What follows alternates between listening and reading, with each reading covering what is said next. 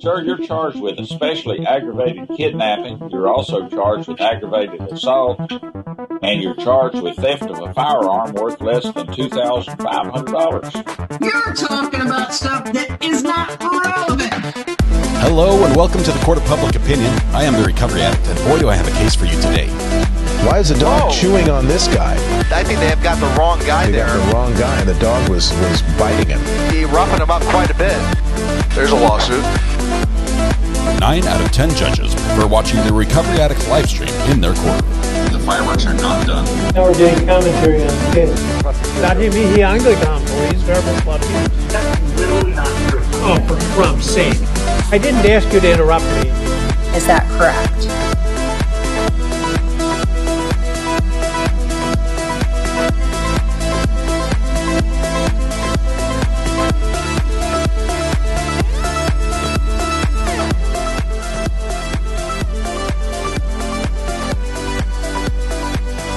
All right, good morning.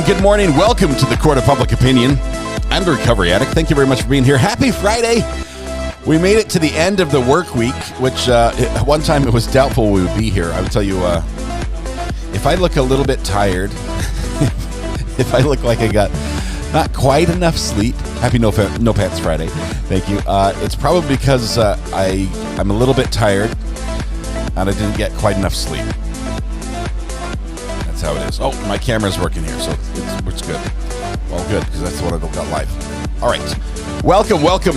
Happy Friday. Happy No Pants Friday. Happy weekend is upon us. It's here.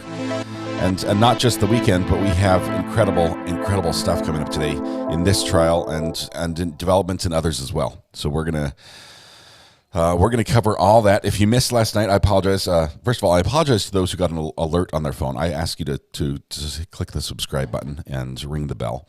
And I apologize to those people who have done both those things. And then at 11:30 at night, I don't know when it was, late at night, you got an alarm because I went live because we had an update after the podcast last night from the Sarah Boone trial. We got a new filing from her lawyer, and her lawyer wants off the case.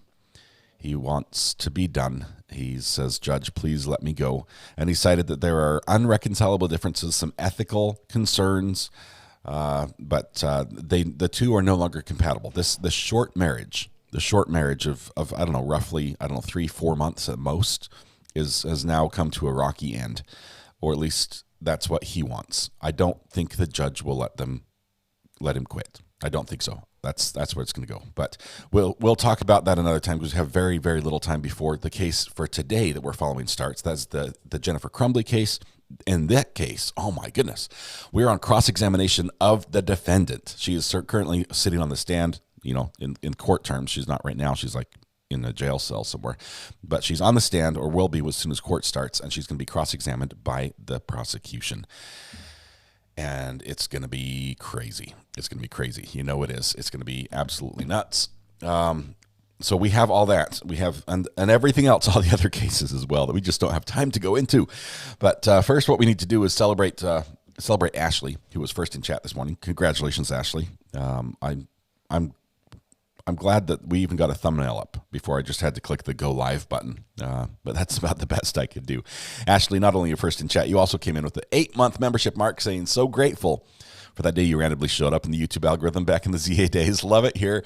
Hit the like button, everyone. Thank you very much, Ashley. Appreciate that. It's been 8 wonderful months. Wouldn't be the same without you here. Also, Regina Crawford says it's been a great 6 months. Thank you for all you do, bringing us great coverage on trials. You're the best. Thank you, Regina Crawford, as well. 6 months, halfway to that orange courthouse by your name. Let's see. Kim R says, "Yay, my 8-month, my favorite place. Love it here. This is the best chat. Mods and RA, you're fab. Here's to being gray soon. Oh no, keep that gift setting on. We might be able to catch you. All right, we do have a couple birthdays to sing to in the next just a few minutes because court's going to start. Let me just make sure. Let me get everything set. Can I do that? I don't have anything up there. That's good. Okay. Full pause for just a minute. Oh, and I don't have my water. I will page a child.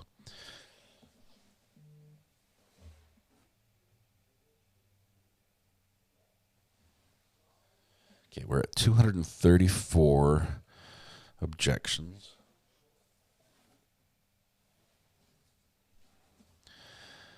Isabella Jones just gifted a membership that went to Jay Stanley. Thank you very much. Purple Haze says, moving on up to the east side. 7 months of support. Thank you as well for that one. We've got Kathy Trout. Is there an AA group for streamers? I wonder. It probably is. It's probably on Reddit. Little old me, 24. Welcome to the gallery. Look at the Blue Courthouse. Thank you for your second month here with us. It's been wonderful. I'm so glad you can be here. I love the picture in your profile as well. It's pretty creative. Okay, paging little RA. Paging little RA. We need a water delivery stat. All right. Where are we at? Need this one over here. That's going to be camera 3. What else were we using? Oh, do we have? Let me do a quick check. Oh, no cat. The cat was here this morning. It's gone now. It'll be back. Well, we've got the cat cam set up right now. So, boom. How about this one? Let's see what else is turned on. Need that off. This one on. I think we're ready. I think so. All right, JHatch counter. I don't have it running on my screen right now because I've disconnected a few things to get the cat cam running. My guess, $750,000 interest, roughly. 750. That's my just off the top of my head. Be Kind Tiger says 9 months. Thanks you for all you do, RA and the mods and chat. Soon to be Gray too. I'm sorry, Be Kind Tiger. Thanks for 9 months. The 10 months. Sorry, you said 9 months. It says 10. It says 10. Let's see. Where's the buffer? Okay, there's the buffer. We need 2 birthdays. This is the complete list, right? We're already people are already singing in chat. So you guys are warming up without me. Let's go ahead and get the song going. Deep breath. Pop that neck muscle. Get your head nice and relaxed. Here we go. Roll back the shoulders. Make sure you're standing in the right section with people who are going to sing with you, so you can support them. Blend your voices with them. Let's do a quick warm up. La la la la la la la. We're going to sing happy birthday to Jessica B, to Greeners, KBF, and Elisa. Here we go. Happy birthday to you. Happy birthday to you. Happy birthday, Jessica B, Greeners, KBF, and Lisa. Happy birthday to you.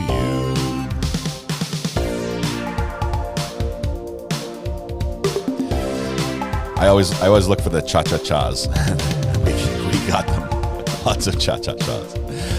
I didn't know cha-cha-cha was a thing on the birthday song until you guys taught me that, which is wonderful. To everyone who is celebrating a birthday here today or over the weekend, even if we accidentally missed you for some reason, which I apologize, blame me, it's not anyone else's fault. But if you're celebrating a birthday, thank you for being here. I realize there are a million places you could be to celebrate your birthday. Places that will celebrate you and recognize you for the greatness which you are. And they'll even give you free pancakes at Denny's, I believe. One day Denny's will contact me and say, stop telling them about the free pancakes.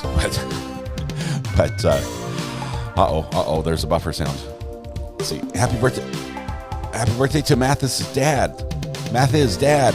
Mathis in Germany, one of our great legal minds from across the pond. Also, happy birthday to your dad, Mathis. That is awesome.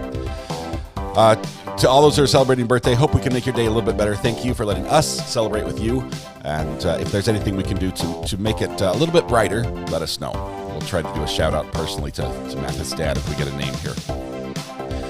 We have a couple other things that happened here this morning before court starts in about 5 minutes. First, we say Denise Feldman Ersland, our internet winner from yesterday, says, Woot, this is the best place to be. Thank you all for all you do, RA and mods, at all hours. 13 months, Denise. That's huge. Thank you so much. I love your support. Thanks for being here for so long. Betsy says to start out a great stream and gives a $10 super chat. Thank you very much, Betsy. That is very generous. What a way to start the day. I appreciate that. I've got an interesting call here. Call from Country Roads House Calls. To accept. Hello? Hello? I don't know who Country Roads House Calls was, but I thought I'd take it in case it was like a spam call. Because it's always good to start a day off with a spam call as well. Debbie Seltman says, I always sing cha-cha-cha. Thank you very much. We love the cha-chas. All right, we have, let's see, where were we? I want to make sure I didn't miss anything in the chat here. No roll call. Rudy, it's been a long time since we've done a roll call. Tell you, let's put a roll call on the schedule. Because, I mean, right now, let's see. We're at 1,400. It takes a long time to say 1,400 names, let alone get you each to only say your name once in the time period that, only comment once in the time period that I would do that. It would be a long roll call. Maybe we'll start off with a roll call with like the early people and like the first 25 in chat get it or something. I don't know. All right, we'll have to do that. I do miss the roll calls. There was a day when I would try to call out everyone's name and welcome them up to a point in chat. You guys made it hard to continue that, which is cool. I love that so many people are here, but I do miss the days when I was able to thank everyone for being here, because I honestly want to do that. I want to thank you for being here. This community, this little corner of the internet where we reside wouldn't exist without you and without the kindness you bring and the perspective you bring. This is you. And I discovered you. I didn't create you. I discovered you, or you discovered me, one of the two. And it's just been amazing for the last 13 months now, according to the membership mark. So thank you for that. We are. Vicky says, Ohio Palm Mom, Valerie. Mathis' father's name is Stephen. Happy birthday to you guys. Ohio Palm Mom, happy birthday. Valerie, happy birthday to you as well.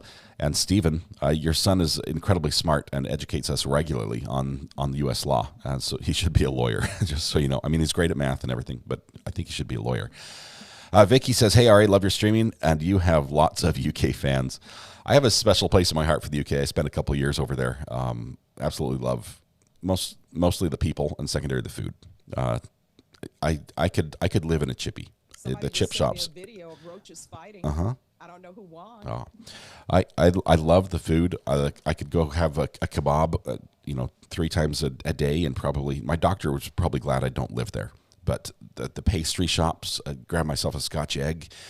Just the food over in England is different than what you have over here. At least what I have over here. I've got like 2 fast food restaurants, and all of them just serve barbecue, which is good. I'm not knocking barbecue. I don't want the North Carolinians to come at me with a little bit of hate. But thank you, Vicky. Appreciate that. We've got a couple more membership marks to go over. Still no court feed. Well, I'm keeping an eye out for that. Let's see. We have this one here. Rona McCuss says, I love all my addict friends, and thanks, Ari, for all you do to keep us informed daily. Thank you very much, Rona, for 6 months. Dusty Den says, I can't believe I have a long day of classes today on cross-examination day. Who do I talk to about an absence note? Mrs. R.A.? I can get you a note, but it might not help your grade. I'm sorry, Dusty Den. Stacy Stevens, welcome to the gallery. The Green Courthouse means you're here for, I believe that's 3 months. Thank you for your support. True Crime 6540 just gifted 10 memberships. What a way to start the morning. Thank you, True Crime. Also, Adapts Training NDIS Experts. I'll have to figure out what the name means. Clearly, I think it's a company name. But comes in and says, thank you so much for your coverage. I'm in Western Australia. I've been watching into the wee hours of the morning. Great community. Love our Australian friends. Thank you so much. Christine says, love being here. Spend my birthday here with everyone. 2 months of support. The Lynn in South Carolina says, thank you, RA, for giving us a great place to watch and chat about true crime. 6 months with Lynn. Thank you, Lynn. Ray Bay gifted 1 membership. Thank you, Ray Bay. I missed who that went to, but congratulations to the recipient, courtesy of Ray Bay. Becky R. says, found RA from a redirect from Kurt, and I've been here ever since. This group is the best. Thank you, Becky. Kurt at Uncivil Law is great. He's a friend of the channel. He has great legal insight, and we work closely together on a lot of cases. So thank you. I appreciate that. Rachel Johnson says, TJF, thanks for an amazing podcast while I'm on the road daily. Have a great weekend. Rachel, you have a great weekend as well. This is going to kick it off here today. It's going to be great. Out and About with Diane. Welcome to the gallery. Green Courthouse, that's at least 3 months as well. Thank you, my friend. We have, I'm Just Saying, says, so glad I found you during my medical leave of absence from work. Appreciate you. The downside is you have to go back to work, Jess. Hopefully you can bring us with you. Greeners. I gifted 20 memberships this morning. Apparently, chat is going to be very, very fast because when you're a member, slow mode does not apply to you, and so you can just talk as much as you want. It's going to get busy here. Thank you, Greeners. Super generous. Gerda K gifted a membership as well. Thank you, Gerda K. And Peeps, homesick today. Oh, I'm sorry, Peeps. So I'm watching on the big screen. Thank you for all you do. Thank you, Peeps. I appreciate. Hopefully, we can make you feel a little bit better. At least take your mind off of all the unpleasantries of being sick. We have a little bit from the courtroom right now. No audio yet, but we'll bring that in as it arrives. Let's see. Oh, the membership marks are flying in. Duchess, good morning, everyone. Hope you have a great day. Can't believe it's been 9 months already. It's time for the gender reveal, right? That's what we do at 9 months. Well, I guess some people do it earlier. We did ours when the child was born. It's surprise. It's a boy. It was like a boy 5 times and a girl once for us. AC's Wildflower says, thankful for those who gift memberships. I came for the Maya coverage and have stayed for the community. AC's Wildflower, the community here is amazing. I love this community. I love how supportive and open and respectful they are, and I'm grateful for what you add to it and bring as well. Wouldn't be the same without you either. Fun and Funky, still lurking, watching this trial so I can shout at my TV and not get into trouble. Shouting is okay, but when you start throwing things, like I see you have a throwing gavel there, make sure it's a soft one. TVs don't like the real gavels. But Fun and Funky, thank you very much. 10 months, 10 huge months. Appreciate that. All right. Oh, I thought we were done, but they're still coming in. Angie, 13 months. Thanks, Ari. Yeah, you're welcome, man. It's been wonderful. I appreciate all that you bring as well. Congratulations on the 13-month mark. Okay, I think I'm all caught up. That was almost like a roll call. It was nearly a roll call. Let's see, Trichomacera. Did I say that right? Trichomy. The words trip me up. I'll need a pronunciation guide. It says today is going to be spicy. It will. It's going to start. I think it's going to start with a bang. I don't think he's going to go easy on them. I think the juror is going to be jolted awake by how this starts and just the bold assertion in the form of a question that we hear from the prosecutors. That's my call if I had to put my money on one specific type of start. Llama Mama Steph says, yes, made it for a live second day in a row. You made it in time. Court is about to start, so you're perfect timing. All right, I need to line up a couple things on this end. Let's see.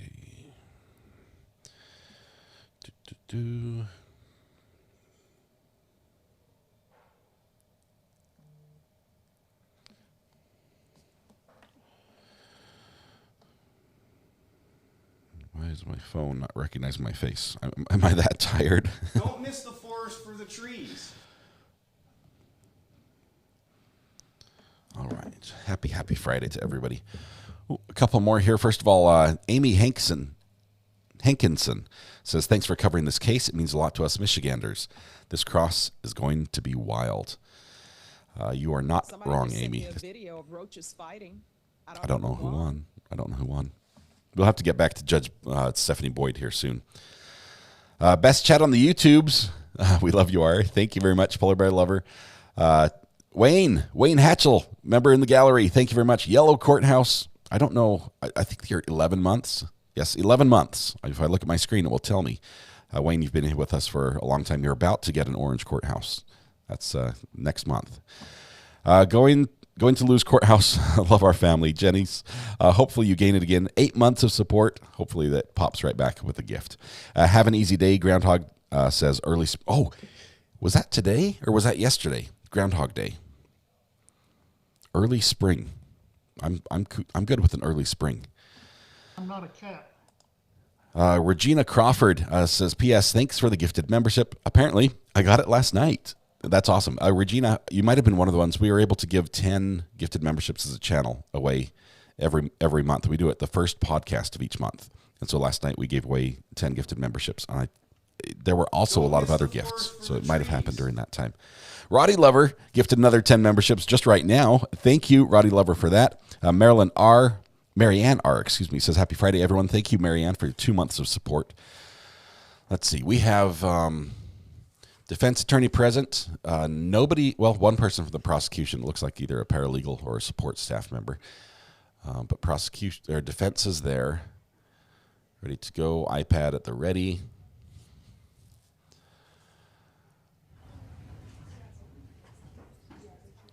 No judge. Can't see any bailiffs yet. Just going to listen, crank the sound a little bit, see if we can hear some courtroom chatter.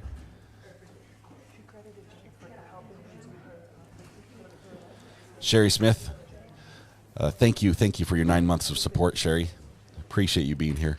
Also, Maggie Carr with their 12-month. You hit the year mark. I think they're sentencing Cavalcante today. I think he has a hearing today. I know Nick the Hat is up there at the courthouse right now. I think it's actually started. But Cavalcante is back in the same area where he was hunted down. I think it's the first time he's been back since all this. But I think Nick the Hat's following that. If you're looking for somebody who's going to cover that, I don't know if he'll have a live stream on that or if he's just going to be tweeting the updates. But either way, he's going to be probably your best go-to person for that. He was great following that during the trial as well. Tamara Curran's gifted 5 memberships. Tamara, thank you. Thank you. And Joan Keener, welcome to the gallery. Appreciate you. Got a blue courthouse now for your 2nd month. Thank you so much. Okay. I have to pause here. We pause now for station identification. Let's see. Let's put this one over here.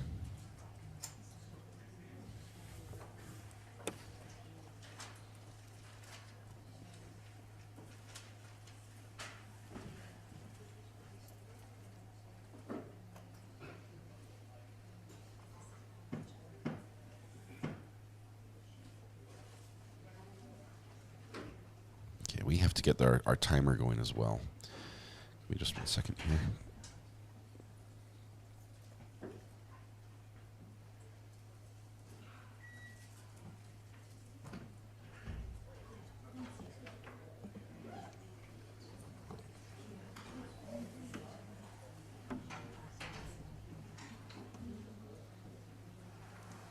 While I do that, Tina just sent in her 3-month membership message saying, hello, everyone, TJF, have a great weekend. Tina, I think this is going to kick off the weekend. Hopefully it makes it great for everybody. All right, and let's see. I think I can dissolve right here. No, we don't have that there. Let's see. There's our sorry, not sorry counter. Here's our numbers. We can put that on top of that with, let's see, do we have audio? I need to boost audio on this one.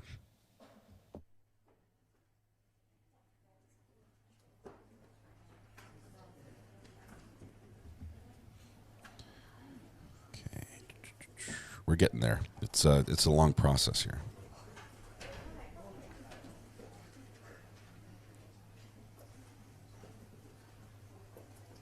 Have them send someone with more experience. There's no such thing. Nobody has experience, right? We all just do this on the fly. Natalie O, welcome to the gallery. Thank you. That looks like at least a 3-month courthouse color there with the green courthouse. Appreciate that.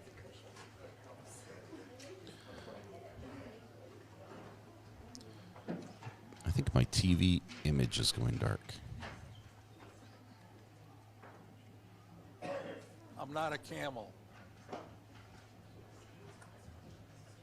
There we go. Oh, somebody just turned the brightness way down. Is that somebody correct? Just sent me a video of roaches fighting. I don't know who won. All right. It's too bright.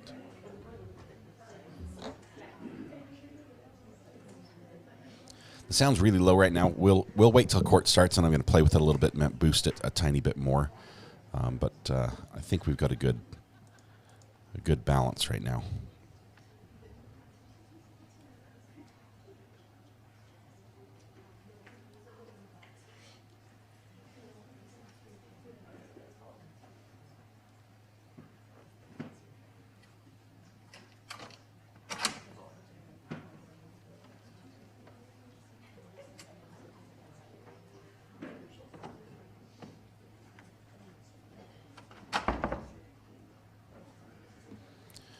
Still waiting for the defendant to be brought up from downstairs. Courtroom policy is that every time there's a break, when the judge is not on the bench, she has to be taken back down out of the courtroom. She can't stay with the lawyer. So it does slow down the process. It makes it a little bit more lengthy.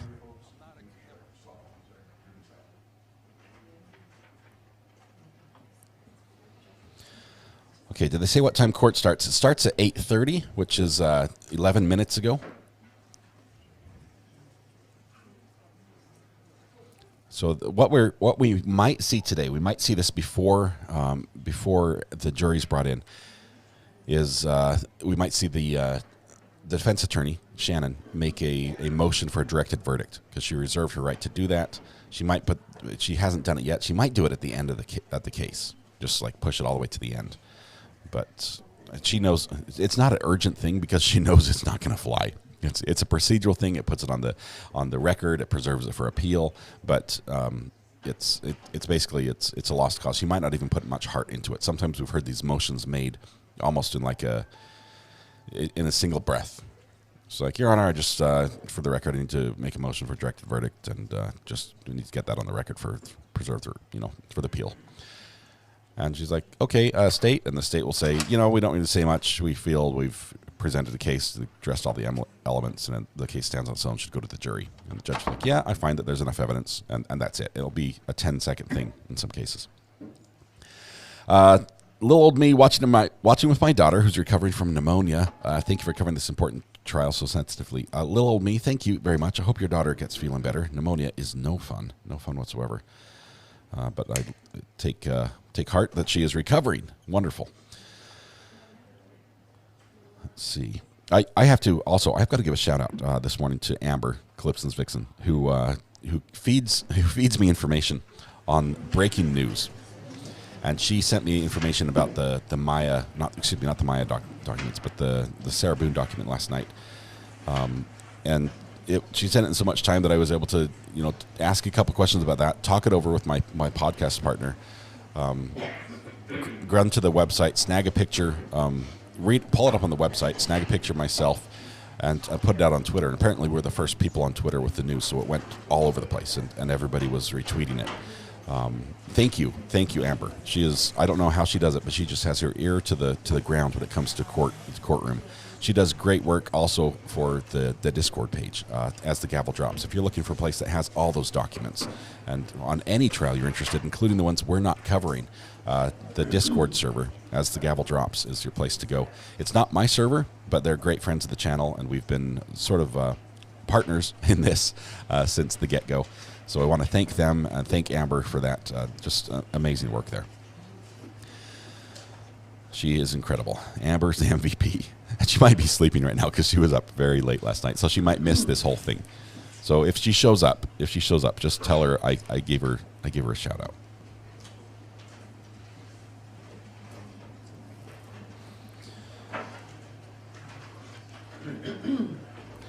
Tamara Curran, I'm not sure if I caught this before. You gifted 5 memberships. Thank you.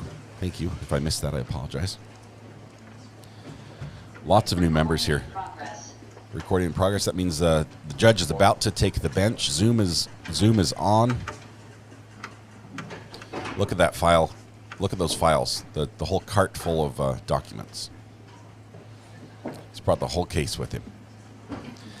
Lady Draconis gifted 5 memberships. Lady Draconis, a great friend of the channel, a moderator over on Law and Lumber as well. Which, if you guys don't know Rob over on Law and Lumber, amazing legal mind as well. I think he's going to be tonight. I can tell you he is tonight. He's going to be doing his Friday Night Frenzy stream, which is a late night stream that he usually brings in a couple, at least one other legal mind. He might be Ian Runkle from Runkle at the Bailey if he's feeling better. I know he's still on the recovery end of a little bug he caught, but he brings people in and talks about the cases that are pertinent at the time. And he's been looking at this case specifically, and might be addressing some of the legal issues in the case as well as the courtroom chess game that's going on. And so we love when a lawyer can give us the feedback and inside scoop, because oftentimes they'll see things in a case, they'll see things happening and the reasons behind what we're observing. in a way that most of us don't understand. And he's able to translate that into our understanding. And he does that in an incredible way. And he's just a genuine, amazing person as well. So if you don't follow Law and Lumber already, you need to. He's one of the pillars of LawTube out there. Great friend of the channel as well. Wayne Hatchell just gifted 5 memberships as well. Thank you. We're running out of non-members quite quickly, the way you guys are gifting things. How does it assign gifts? MJ, I can tell you that as long as you have your gift setting turned on for the channel, which if one of the mods will type the command to put the link up there, you click the link to check your setting on the channel, and you move the slider to the right on your screen. Just move it to the right, and that tells YouTube that you're willing to accept a gift on the channel. And then as far as that, from there, we can't really control it. YouTube is the one that controls it, but they have told us that people who participate regularly on the channel are higher in that process, or selected before other names that aren't as active. So occasional meaningful chats, popping in, popping in, liking, subscribing, all those things can help you win a membership on the channel.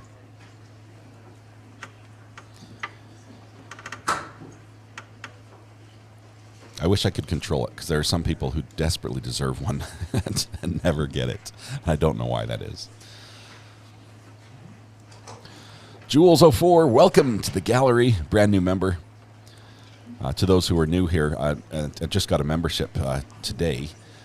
If you type !seat in chat, that is just our way of allowing you to be recognized as a new member. We have reserved virtual seating for all members, and it's front row. So it's wonderful. You get to sit with your friends. We have the largest front row of any courtroom. YR says Law and Lumber sent me here. Rob has been amazing. Rob did a little video of an incident we had with a bug in my studio, and he put that together and did a great job with it. You have to, if you haven't seen that, it was fun. Bravo Chick says, hey, RA, on Replay Crew through the weekend. Appreciate you, this amazing community. Hope everyone has a wonderful weekend. Thank you, Bravo Chick. Have a wonderful weekend yourself. Jackie, member for 1 month. Been here for a month. Woohoo! That's exciting. That woohoo was weak, though. I apologize for that. Ashley, welcome to the gallery, Ashley. Brand new member. Also, for 2 months, we've got Danielle Alexander with a message saying, I love this channel. Thank you, RA, and for all you do for us. You are appreciated. Danielle, I appreciate you. Thank you for saying that. We have amazing community here. I'm glad you're a part of it.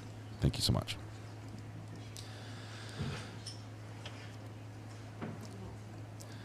Prayers for Brandy today. A lot of you know that Brandy Churchwell is a friend of the channel, a fellow YouTuber, also in the LawTube adjacent category, going through some long-term health issues, and it's been affecting her ability to stream as she normally streams every day. So just keep her in mind.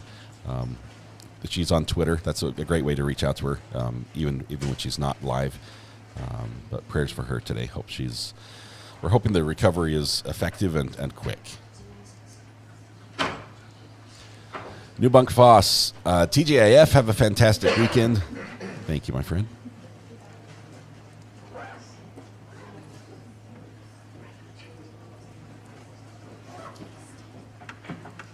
Rob did a mashup with Lawyer You Know's bug incident. Yes, we both had bugs. I will say they're the same type of bug.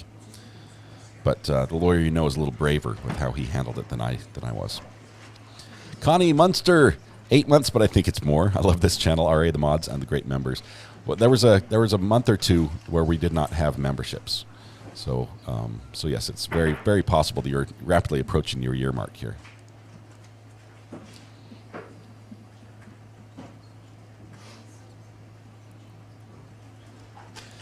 Peter is following this case as well. He's doing takes on this trial, and you can't go wrong watching The Lawyer You Know.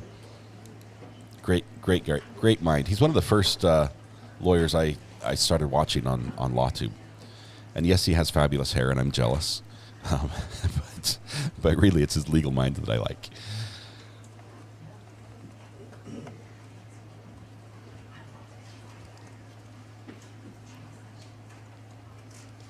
Scribble Moose, welcome to the gallery. I love the profile picture. I'm guessing you drew that. It looks beautiful.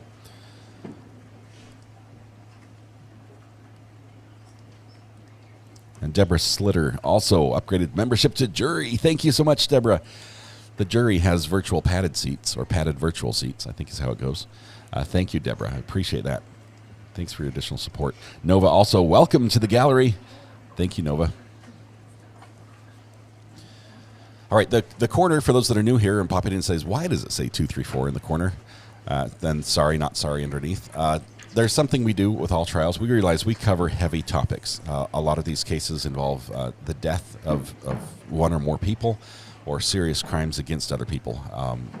We cover topics that oftentimes are very close to home, that are sensitive, that might trigger a lot of emotions and feelings and memories in people. And as one of the ways that we try to relieve a little bit of the stress of that, we try to count something that happens in the trial. Not to make light of the trial in any way or make fun of the situation, but we do count something where we can just watch an occurrence. It's usually something that's unique to the trial, and in this trial, the defense attorney has a unique habit of apologizing frequently. I made comments at the beginning that sometimes it sounds like she's apologizing and possibly is not deep in her heart sincerely apologetic for what happened. It's almost like a I'm sorry, but I'm not sorry thing. And so we started counting the number of times she says I'm sorry or I apologize in the trial, and we are up to 234 so far. We imagine that's going to go a little bit higher. She often does it as an introduction to an objection, where other lawyers would say objection. She might start with I'm sorry, but this, and she'll also do it during argument, during objections. That's the most common way.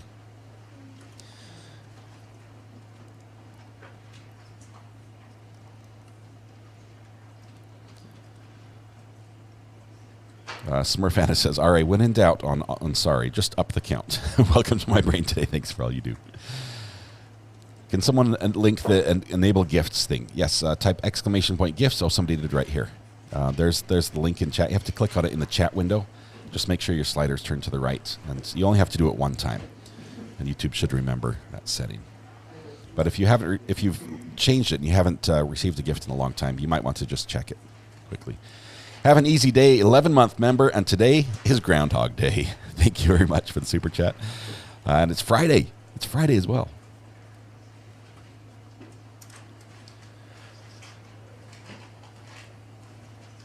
Let's see. Wonderful says, do you think she's guilty of anything so far? This is a great question. And honestly, I want to hear Rob's take on this as he breaks down the law where it comes to manslaughter. And in this case, they have to prove gross negligence to find her guilty of manslaughter. And part of that is that there's a criminal aspect to her negligence. And it strikes me that they didn't charge her with any criminal negligence directly, where in my mind, I think it would have been easier for the jury to make that jump if they first charged her with criminal neglect due to whatever actions, whether it's involving the firearm or failure to get the son help. But they didn't charge her with that first. But if they had, and the jury was able to reach that point and say, yes, we feel she's guilty of criminal neglect, then jumping to the next charge of involuntary manslaughter, it would be easy to check the box for them to say there was criminal neglect for that. So I'm not sure if that was, I don't know what the strategy is. I'd like to hear Rob's take on that tonight, obviously on Friday Night Frenzy. He's going to be talking about this a little bit. And I don't know, he might even talk about Sarah Boone. He was on Twitter last night talking about that case as well. As was Lawyer he's covered that as well. Lynn Britton says, I've been here a while, finally figured out gifts. This community is amazing. Thank you for building it. May all your dreams come true. Thank you, Lynn. 4 months of support. I love it. Holly Mack says, hello from Cape Breton Island, Nova Scotia, where we were waiting for a 3-day snowstorm to begin. 50-plus centimeters for our island. Let's see, that's over a foot, right? So it's 2.5 centimeters to an inch, 12 inches to a foot. It's higher math, and it's still too early to do that, but it's right around there. What a blessing, says Sharon McDonald, one of our great mods. What a blessing I've been around the sun once with I've been once around the sun with our incredible family that RA has created. I'm truly thankful to have become part of it. Sharon, oh my goodness! First of all, thanks for your 12 months of being here as not just a a moderator, but a supporter of the channel. Oftentimes, the first person that interacts with a new person when they find our channel and pop into chat is Sharon, and she's often welcoming them and making them feel comfortable and helping them and letting them know gently how we are here and how we're all friends. And even though we don't all agree, we still have respectful conversations with each other. I credit Sharon with a lot of why our chat is as amazing as it is. So thank you very much, Sharon. Incredible moderator too. I mean, I've got the best mods in the world. Let's see. Minxie says, "Hey, Recovery Addict, what do you think on us? Or around the clock in the courtroom? Spikes so pigeons don't land." Clock in the courtroom. Okay, I'm seeing the clock. Let me take a closer look. It does look like it has spikes. It's a bird guard. Maybe it's tape. Maybe it's just taped to the wall. That's interesting. Yeah, the clock just above the whiteboard there does look like it has little spikes on it, which they don't look the same length. That's the interesting thing. They don't look like they go out the bottom. Maybe it's a clock hung over like a clock that was built onto the wall. You know how they just have the hour markers? Maybe this clock was hung over an existing clock that was non-functional. That's going to be my answer until somebody informs me otherwise. Jenny C., welcome to the gallery. Thank you very much. Aggressive architecture for birds. It's a little much inside. We know these walls are pretty thin. Previously in the case, we had a moment where the lawyer actually stopped because someone was interrupting them from, while they were talking. Someone was talking and interrupting and causing a disturbance, and they stopped. Like, I'm going to wait, and the judge is like, "Oh, that's the courtroom next door. You're just hearing them. The walls are that thin." I think we've got the defendant coming in now.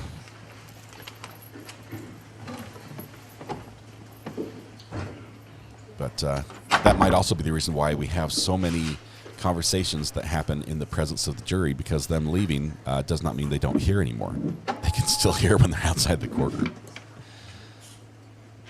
Oh, I like this comment. Maybe people like steal, or they're trying to prevent people from stealing the clock, so they put spikes on it.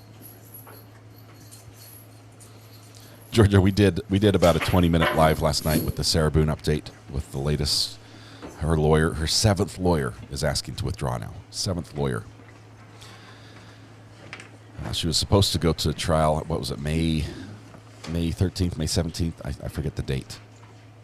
But now that's in question. We'll see what her second judge, because she's gone through 2 judges on her case too. What her second judge says about that.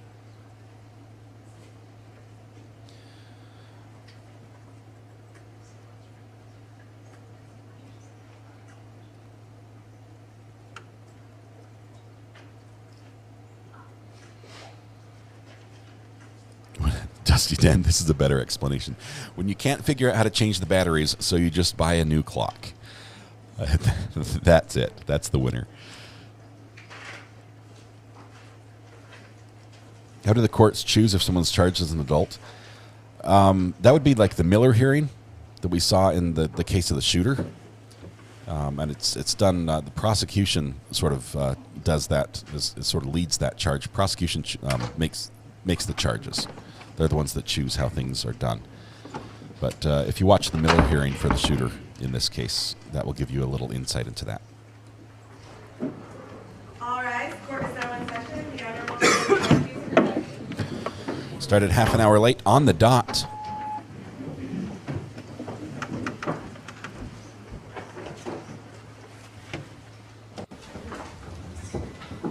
Let's see if we do the directed verdict this morning or if that gets pushed off to another day. Your Honor, calling People v. Jennifer Crumbley, case number 22-279990, FH. Good morning.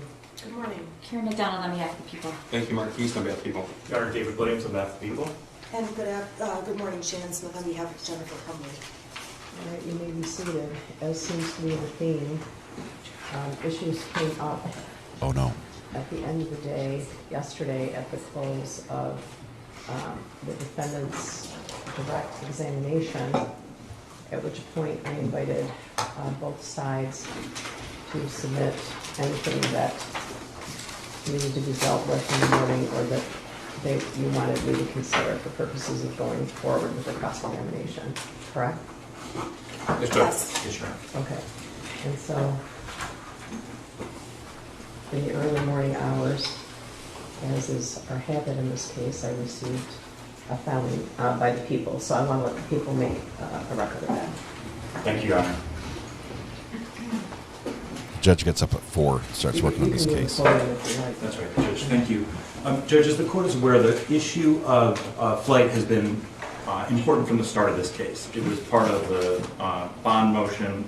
The allegation has always been by the prosecution that the defendant was fleeing from prosecution, that in contrast to the public statements by her attorney, that she was not returning, that she would not turn herself in. We recognize that that made her attorney possibly a witness in her defense regarding flight. We pointed that out. We pointed out repeatedly. We asked the court to include that as part of the waiver. She consistently waived her right to have her attorney act as a witness on her behalf. Yesterday, she testified that essentially her defense to flight is, I was in touch with my attorney. I was taking the advice that we were going to turn ourselves in, and I was just waiting on direction from you. This could be bad for Shannon, personally. Judge, under the case law in Michigan, and particularly I think how is helpful, she's waived the privilege. She cannot use that as a sword to present in her case as a defense to flight and then say, you can't see those messages. We're entitled to see if those messages are in fact consistent with her attorney's public statements and her testimony. What we've done is I had the officer in charge have another member of his team pull out those messages, put them in a sealed envelope, and bring them to court today. And we'd like, they're short, Judge. I think there's a total of 23 messages. And what we'd like the court to do is review those and determine whether the court believes that they are relevant to the issue of flight and whether the defendants were turning themselves in. Okay, well, there's been a number of phones with a number of extractions. I think I'd like Mr. Lawrence to go even further back because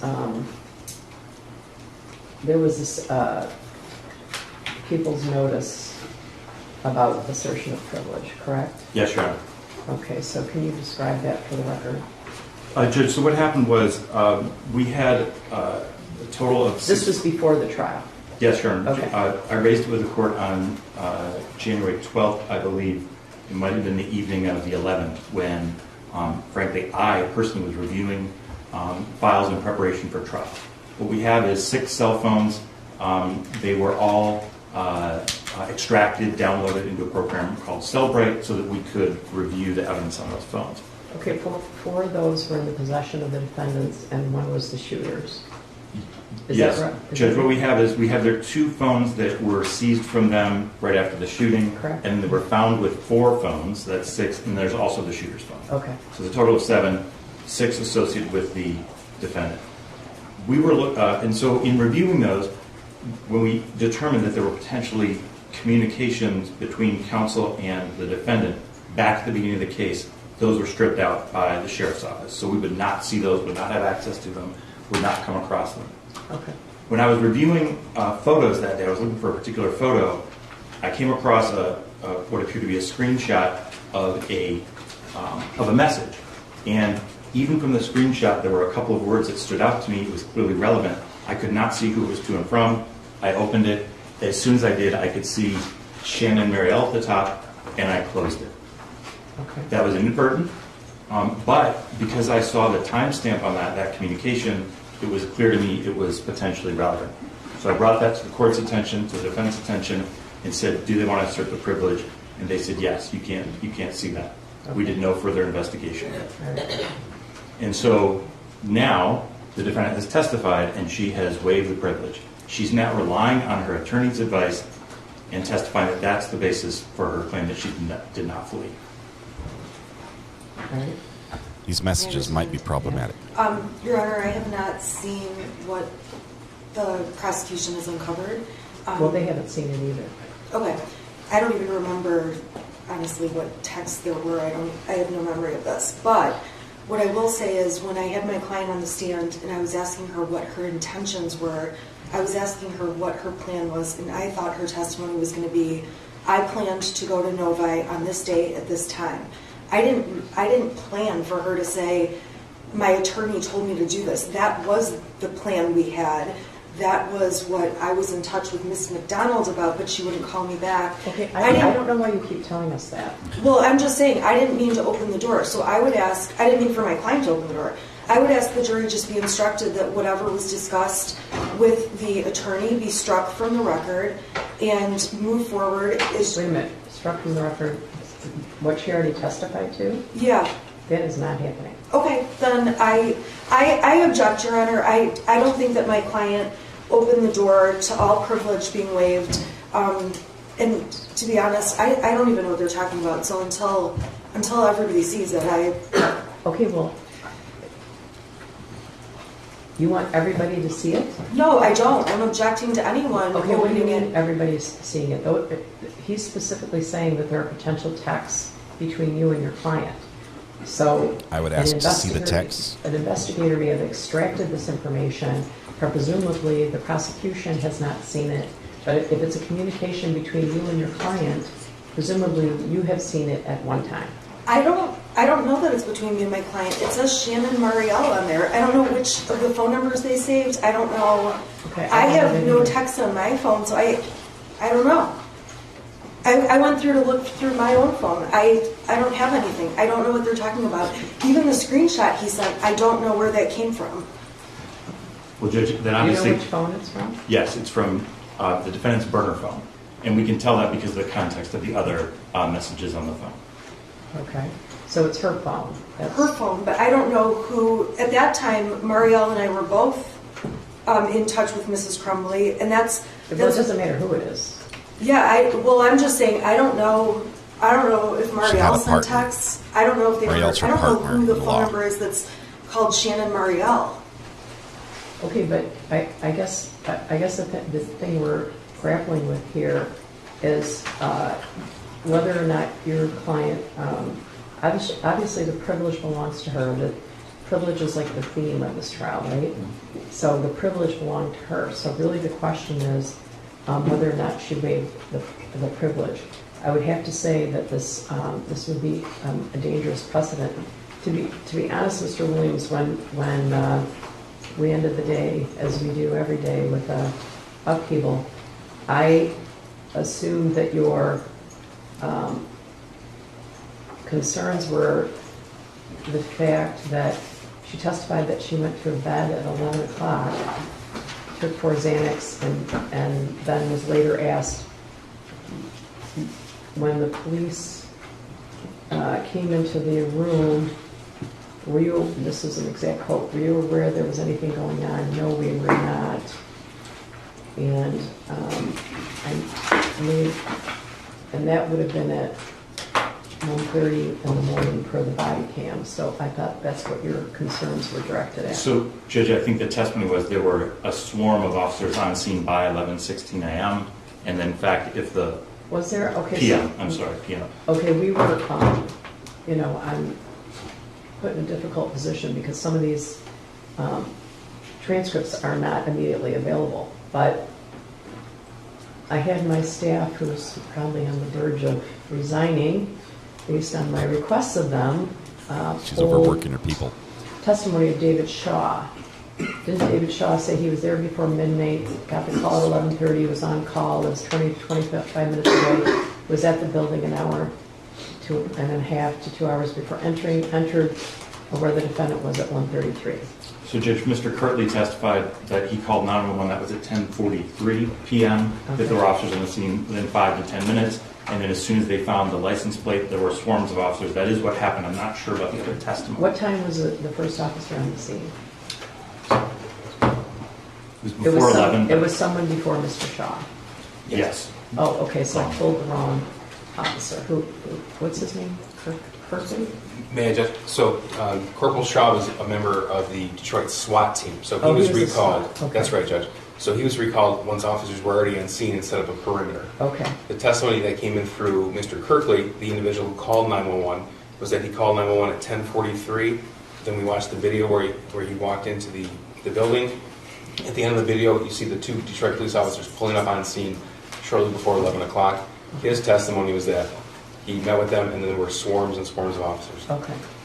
And so, Judge, it's relevant just in the fact that the defendant is texting anyone at 11:16 p.m., but it's especially relevant that she's commenting on her status and now saying, the reason I didn't give myself up was because my attorney told me not to. Well, I already agreed with Mr. Keast last night that he would, I guess the theme is you can't use your shield as a sword. Yes. So I already agreed with Mr. Keast yesterday that he could ask the defendant, you said that you were asleep by 11 o'clock. Yeah. Isn't it true that you were texting your lawyer as of 11:16? So that's already a ruling of this court. The question now is whether or not I'm willing to go farther than that based on the privilege and the dangerous precedent. Judge, I think the case law is clear. The defendant didn't have to testify and she did not have to rely on her attorney. I also think Ms. Smith's argument that she was just going to say she was going to Novi, well, she would not have known that on her own. That was clearly information she got from her attorney. So what she wants to say is, Judge, I didn't know what to do. I was relying on my attorney. I wasn't fleeing. And the question is that in fact what she had been told, or was she doing that on her own?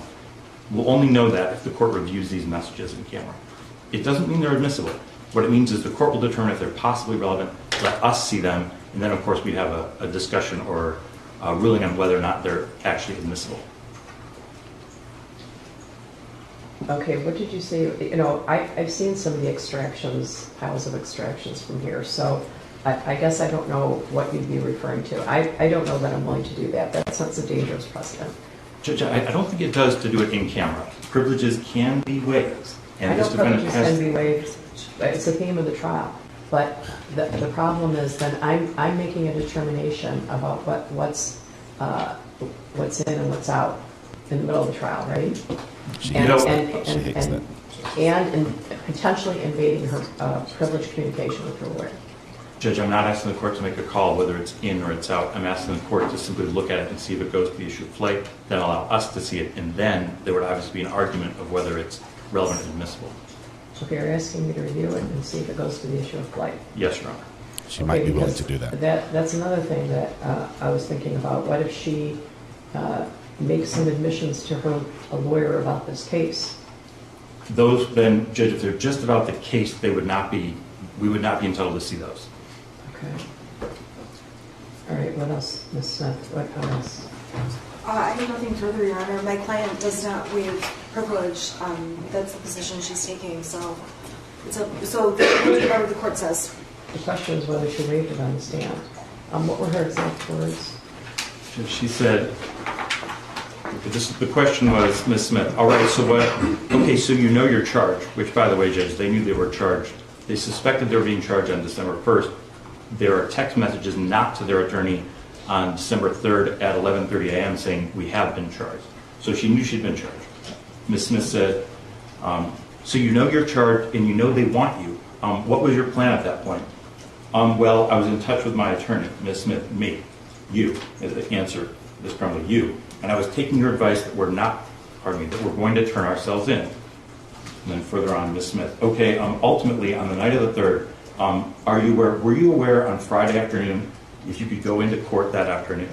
What was your awareness? Defendant, I was not aware that we could go into court that afternoon. I was just waiting on direction from you. That's how I remember it too. That's a pretty good transcript. All right. The judge is now going to go make a decision on this and maybe phone a friend. You may be seated. I think this is the phone a friend moment.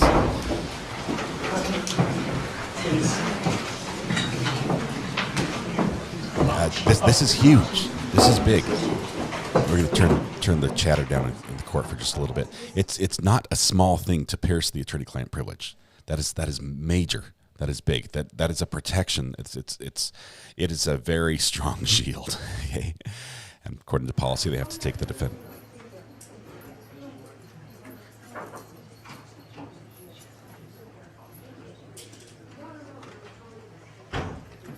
they have to take her. They have to take her downstairs according to policy, even if it's just 5 minutes.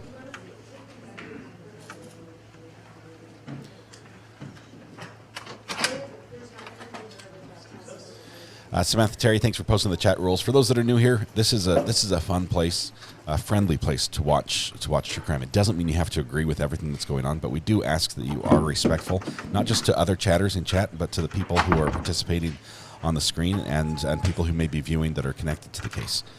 So please remain respectful. Let's no name calls, no excessive emojis. If you've got like more than 5, it's even if it's something good. The problem is it makes chat go faster. Emojis take up a lot of space. The same with all caps, and also with all caps, it's very hard for people to understand. Sometimes the meaning of all caps. You might have just had your caps lock button down, and some people view it as shouting, and it elevates the conversation to an area we don't want to go to. We can all just have regular chat and be okay. And do have fun. So that's it. Finn's Kingdom says, I'm finding it's really hard to hear the judge speak. That's because the judge is not mic'd, and I hate that. We're hearing the judge through the microphone that is set up for for the witness, and she's got a quiet voice anyway. I can boost it, but the other people who are mic'd then come in like super, super loud. I can't raise her voice on its own, but I'll do the best to try to make it audible for you, and also try not to make any noises that might distract when the judge is talking.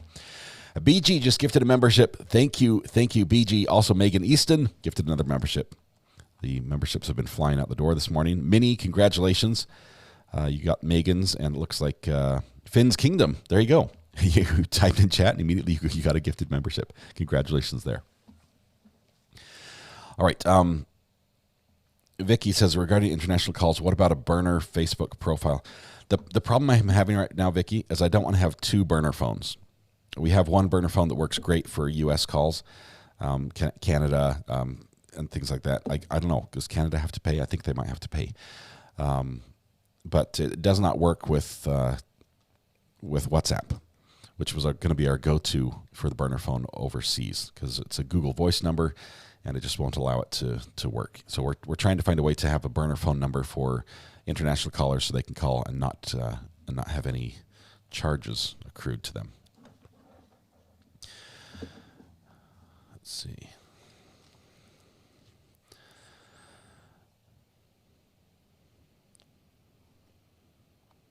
We don't have captions turned on. The problem with captions is the YouTube equipment that builds the captions takes time and causes delay on the feed, and it makes conversations back and forth very difficult. We try to choose cases that have good audio so we can follow everything, and I realize that's not perfect, but I don't have captions turned on so we can have a rapid back and forth discussion without confusion.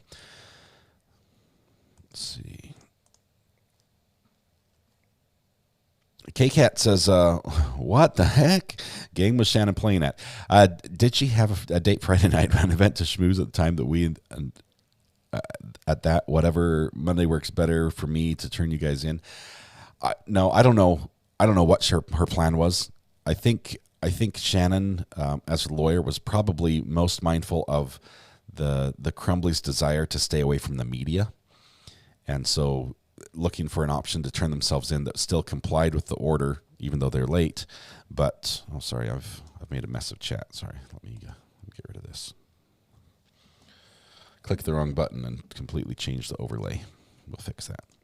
I think that she wanted to have them turn themselves in without all the media present. So they were looking for another option there. Did he miss Spicy? Well, a little bit. We've continued the argument that was sort of settled yesterday. I thought it was done yesterday, honestly. What happened was Jennifer Crumbley on the stand under direct testimony did sort of pierce the attorney-client privilege by discussing some of the stuff that she had discussed with her lawyer. And the state, inadvertently, they say, was made aware that there are text messages that may either corroborate or impeach this witness regarding that testimony. And because Shannon or Shannon's partner was communicating back and forth with them at that time, and it might, if they're able to use these messages, which normally they're not even allowed to see, if they're allowed to use these messages, it might impeach the witness, which would be huge, and and really help them on their charge to show that she was fleeing. I mean, it's not a charge, but it's part of the case. They're trying to show that the Crumbleys were fleeing prosecution. So they really desperately want to see these messages. I'm not convinced that nobody on that team has seen those messages. They say that they opened it up and only saw the timestamp and the name on it, and it was really short. I don't know.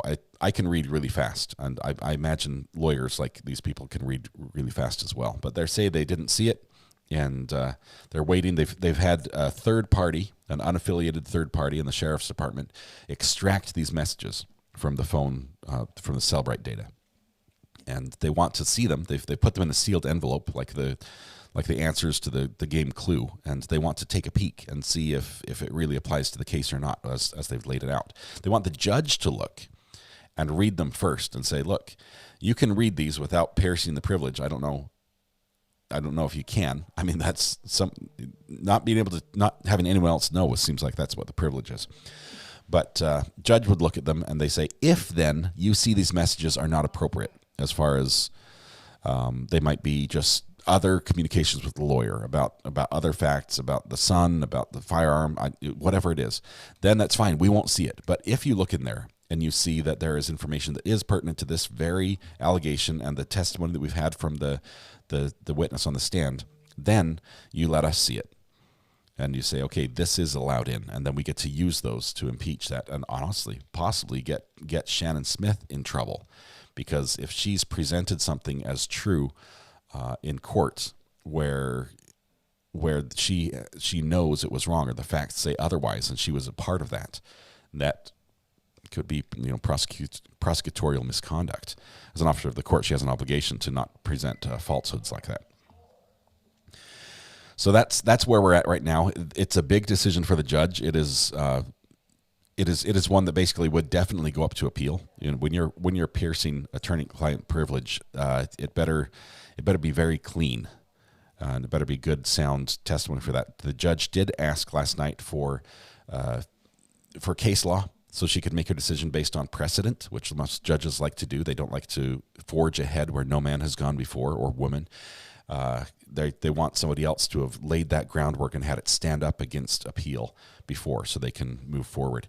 Also, the judge had allowed, as of yesterday, when we ended yesterday, she had allowed that the defense would be able to ask the question and say, wasn't it true that you were talking with your lawyer during that time when you said you were asleep? That would be from Ashley. That would be interesting here.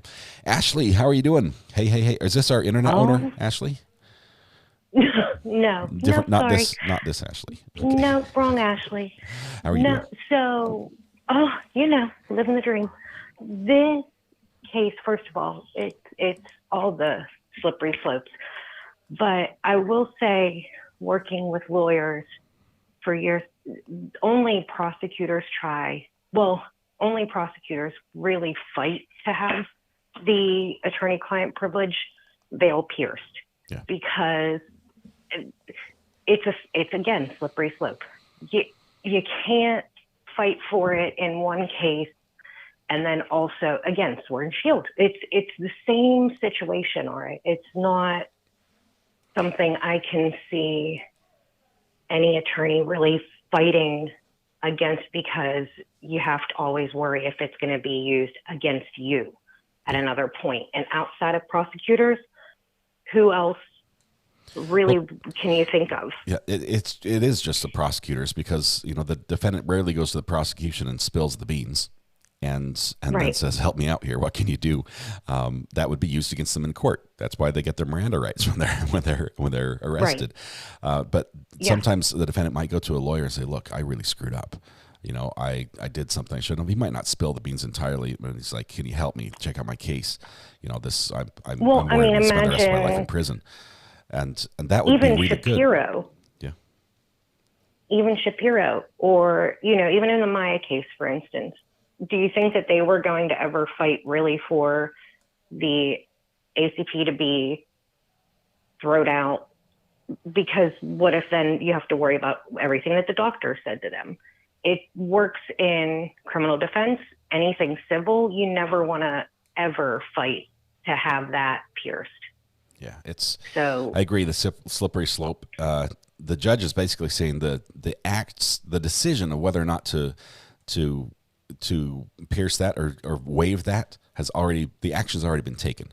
So there's nothing Shannon can say to say, actually, I just talked to my client. She doesn't want it waived. She doesn't want that pierced. It's already out. Okay. You can't put the poop back in the horse, as somebody says more eloquently than me.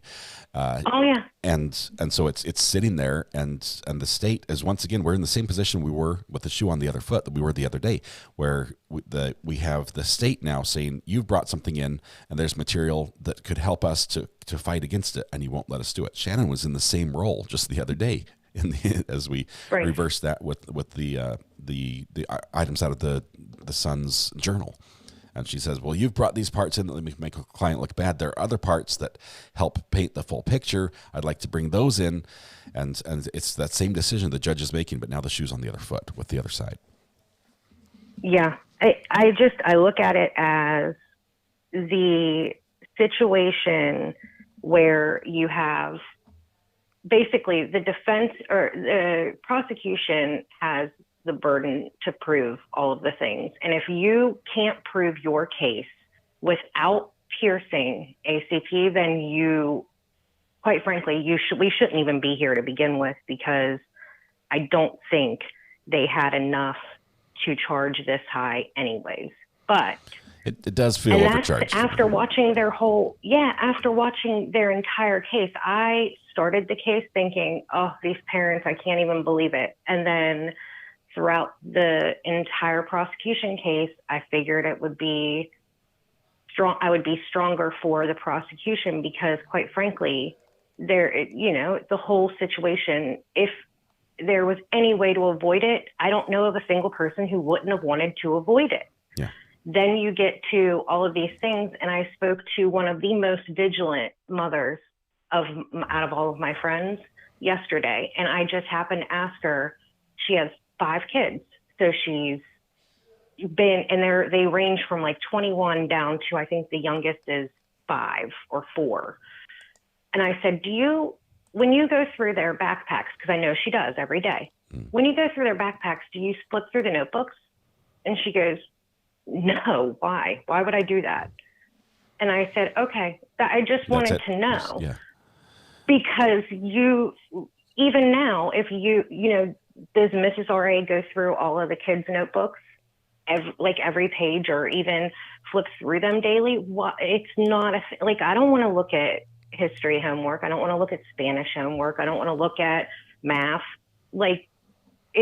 It doesn't even occur to somebody that I can think of other than a planner or something like a folder. Everybody that has kids that go to a public school or even a private school, they have usually a planner or a folder where the teachers or your parents know, hey, this is where permission slips and other stuff goes. Ashley, thank you for the call. It looks like the judge might be coming back here any second. Well, people are fantastic. Standing, so we might find out really quickly what's about to happen.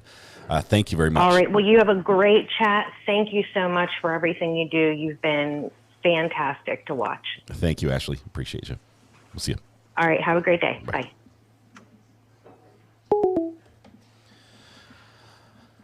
All right. Yes, Mrs. R.A. is my kid's teacher. We do homework differently. Very, very little busy work, more projects. It's more project-based learning in almost every topic. Let's see. I can't read my kid's handwriting, so I have no idea what he's writing. It might as well be Greek, Gypsy Moon.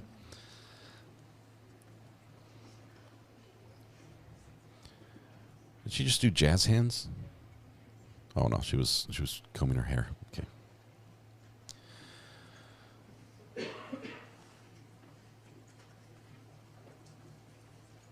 There was a good comment here. I put it up on screen. I wanted to read it briefly. It was let's see, it was from Michael, I think. Michael says, I believe the judge will deny, but on the cross-exam, if the door is opened again by Crumbley, then it is open. I think you're right. The judge is very hesitant to do this because of how dangerous it is, right? This is a protection that they're basically getting rid of. Attorney-client privilege is very, very strong. It's difficult to get rid of. And if she rules that it's gone, that it's out, and you can wade in and check this out and explore the dark corners of this conversation, appeals court will be reviewing this. Oh, this is the defendant again. The jury's not here because we just saw their chairs.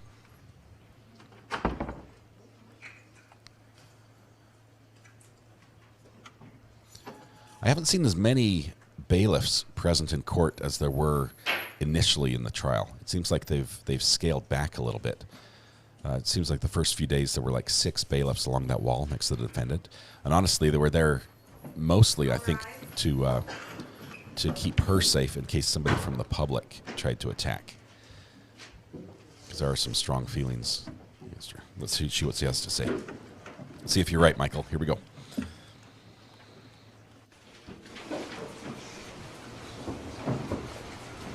Your Honor, calling People v. Jennifer Crumbley, case number 222799990, FH. Good morning again. I want to indicate that I've done some research on this matter.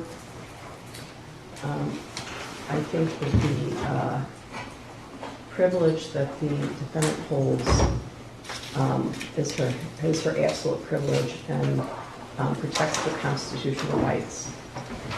So I think this is a very serious issue, and reviewing these records could set a very dangerous precedent.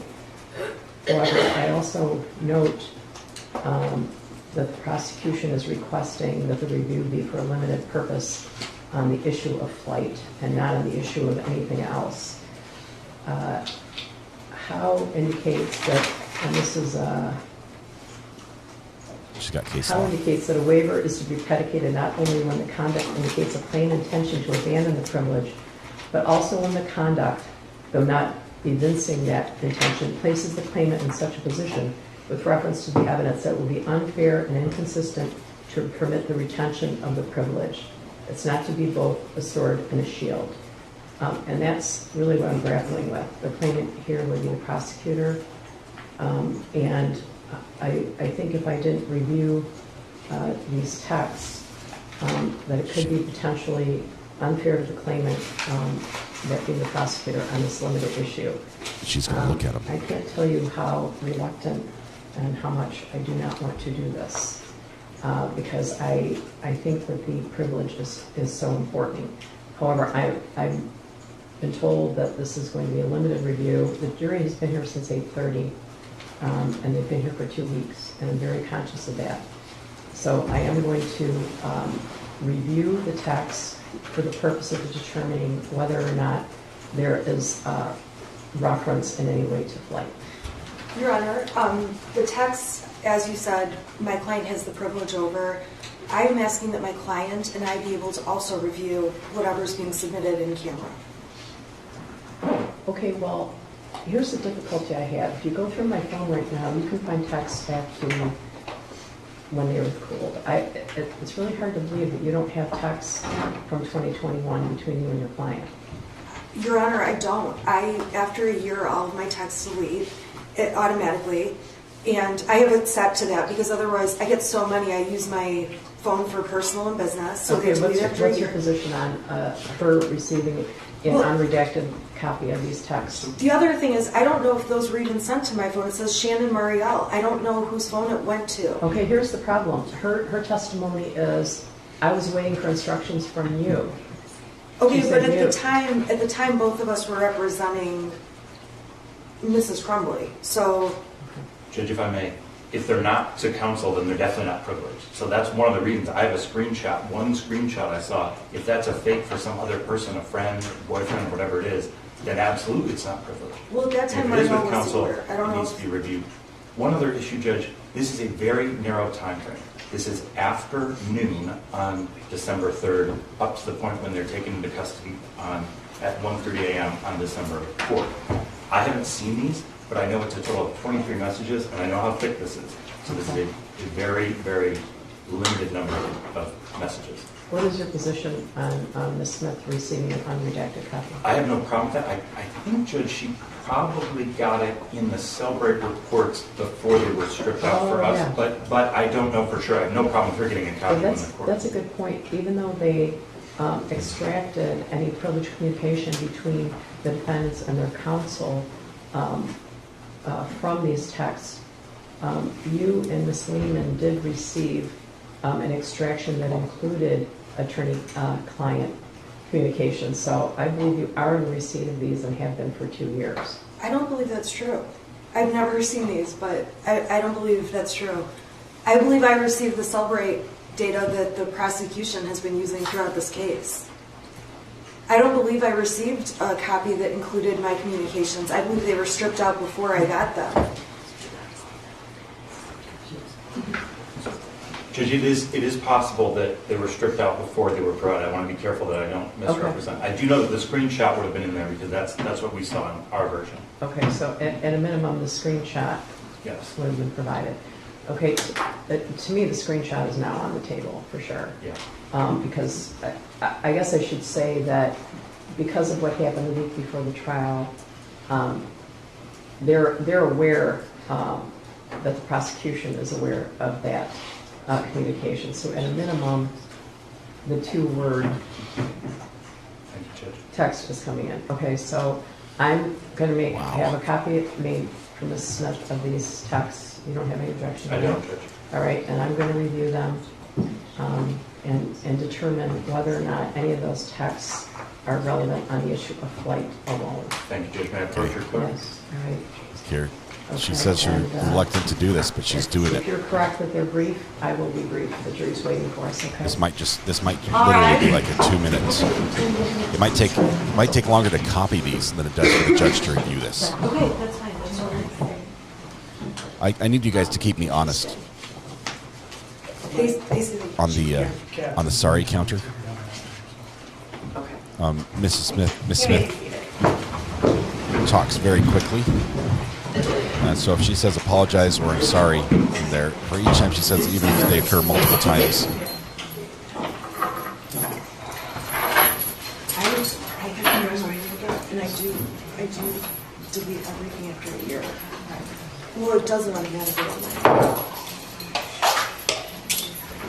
It started deleting like my photos after a year and it flipped out.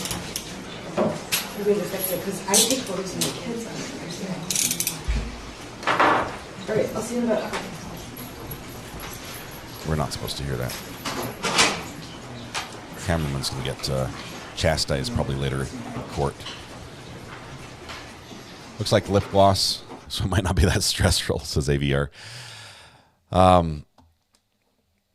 We don't know what's in there. We're waiting for Shannon to get a copy of that. She's going to view that. It's possible.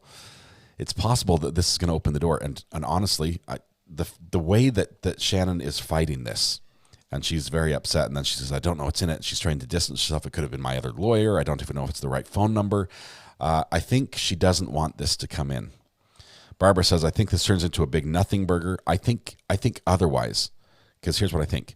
I think there's 0% chance in my head that the gentleman who said, I was looking at this chat and I just saw the attorney's name and the timestamp and I didn't see anything else. I didn't read the little 2-word message. BS. I don't buy it. I've got to think the prosecution knows at least what's in that one message and wants to know what's in the other ones. See, RA, while hearing a case, a judge is allowed to consult another judge on advice for a ruling. It's called phone a friend. It's just like in Who Wants to Be a Millionaire. I've got to think that this happens. I'm waiting for a judge to confirm this. I am. We know that they do their own research and they look for other things. I'm sure they've got like a little WhatsApp group where they're like, hey, this is Judge Schroeder again. I've got a question, She protesteth too much, says Fairchair. I think it's a big bacon cheeseburger, not a nothing burger. You think there's something there. Unveiling says Recovery Addict, I'm behind, but Jennifer said she deletes messages because of Marketplace, but Marketplace has a separate message center. Anyone address that, or was it different in 2021? The messages that are being deleted here at question are literally her lawyer's messages on her lawyer's phone. Because the lawyer says, I don't have a record of this. I don't know what's in it. I haven't seen it. I delete my messages after a year. They auto-delete because I have so many messages and I use my phone for work and for personal stuff. That's why. Bug Dugger, thank you. Just gifted a membership. Thank you, my friend. And Mimi NC says, personally, I think they're weak. Their case is weak. If they feel the flight issue is so critical, they should be able to prove she could have had prevented the shooting. I don't think they're chasing this because of the flight issue. I think they're chasing it to get Shannon. That's just me. I think they're after her personally, the lawyer. A recap again, please. A text from Jennifer saying they intended to flee to Shannon.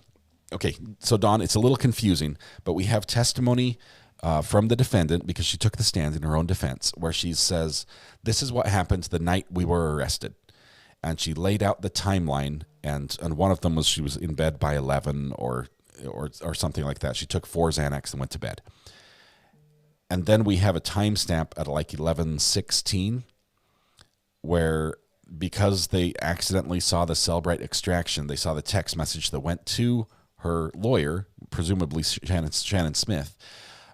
It went out at 11:16 discussing this, and they think that is pertinent. First of all, it shows that, hey, you weren't in bed by 11 because you were up at 11:16 texting your lawyer, and this, so they could sort of use that as impeachment for that. And they also want to see if this shows there was the flight things, if they were trying to run, if they really were planning to turn themselves in. So now the judge is going to look at it. And it's never good when private text messages that people think were private come out in the open. It's always bad. It's always fireworks. So I think there's going to be something there. It could be something that hurts Shannon professionally because of her duty and obligation as an officer of the court to not mislead the jury as to facts that she knows. And if she knows that they're trying to run and they're not trying to turn themselves in and they're just using that story saying it's okay, you can just say you were talking to me, then these text messages might blow that out of the water. It might be huge. I don't have any evidence that she did anything inappropriate. But I think the prosecution is fishing to see if something like that happened. Can we guess what the 2-word message was? Sleep well or run now? I don't know. What would your wrong answers only? What was the 2-word message that we're looking at here? Sienna Bird gifted a membership. Thank you very much. That one. Let's see who it went to. Went to Illusion X13. Let's see that we've got just a moment. We're going to take one more call. We might have to cut it short. Call from Robin Nanny. Hey Robin, how are you doing? Hi, good. I will make this quick because the judge will probably be back. Yeah. Wasn't Jennifer instructed not to discuss the case with anyone because she is still under oath? So how does that work with Shannon, being both her attorney? All the other witnesses were instructed that, but I did not hear that yesterday. I'm not sure if I missed that or if it just didn't happen. But usually a witness, when they're still under oath, and they're not supposed to discuss their testimony with anyone. Now, there might be things that they still are allowed to discuss, just like, hey, I'll get you lunch. Don't worry, we've got the change of clothes you asked for. Those things might still be permissible. But yes, but the case. And clearly that might have been happening. Because yesterday, Shannon had said, I'm going to be meeting with her tonight. Yeah. Because they needed to discuss things about the case and make some decisions about how to proceed forward with, but they still might be able to discuss those things without discussing her testimony. Okay. Right? I wasn't sure. So that there's a very fine line, and really we just have to trust them. That's why the judges will trust the attorneys because they're officers of the court. They're sworn to do this, and they're sworn, they say, we are going to follow these rules. And the judge just says, okay, instruct your client this and follow the rules. So hopefully that occurred. Okay, well, thank you for answering that. Thank you, Robin. We'll see you. All right, bye. Bye. Got another international call here. Vicky McCullum. Hello, Vicky. Welcome. We've just got a moment here. Well, the judge is reading text messages. What's on your mind? Delayed. So I just, they were already fugitives, in inverted commas. Doesn't the attorney have doesn't she have to disclose? Vicky, you're cutting in and out.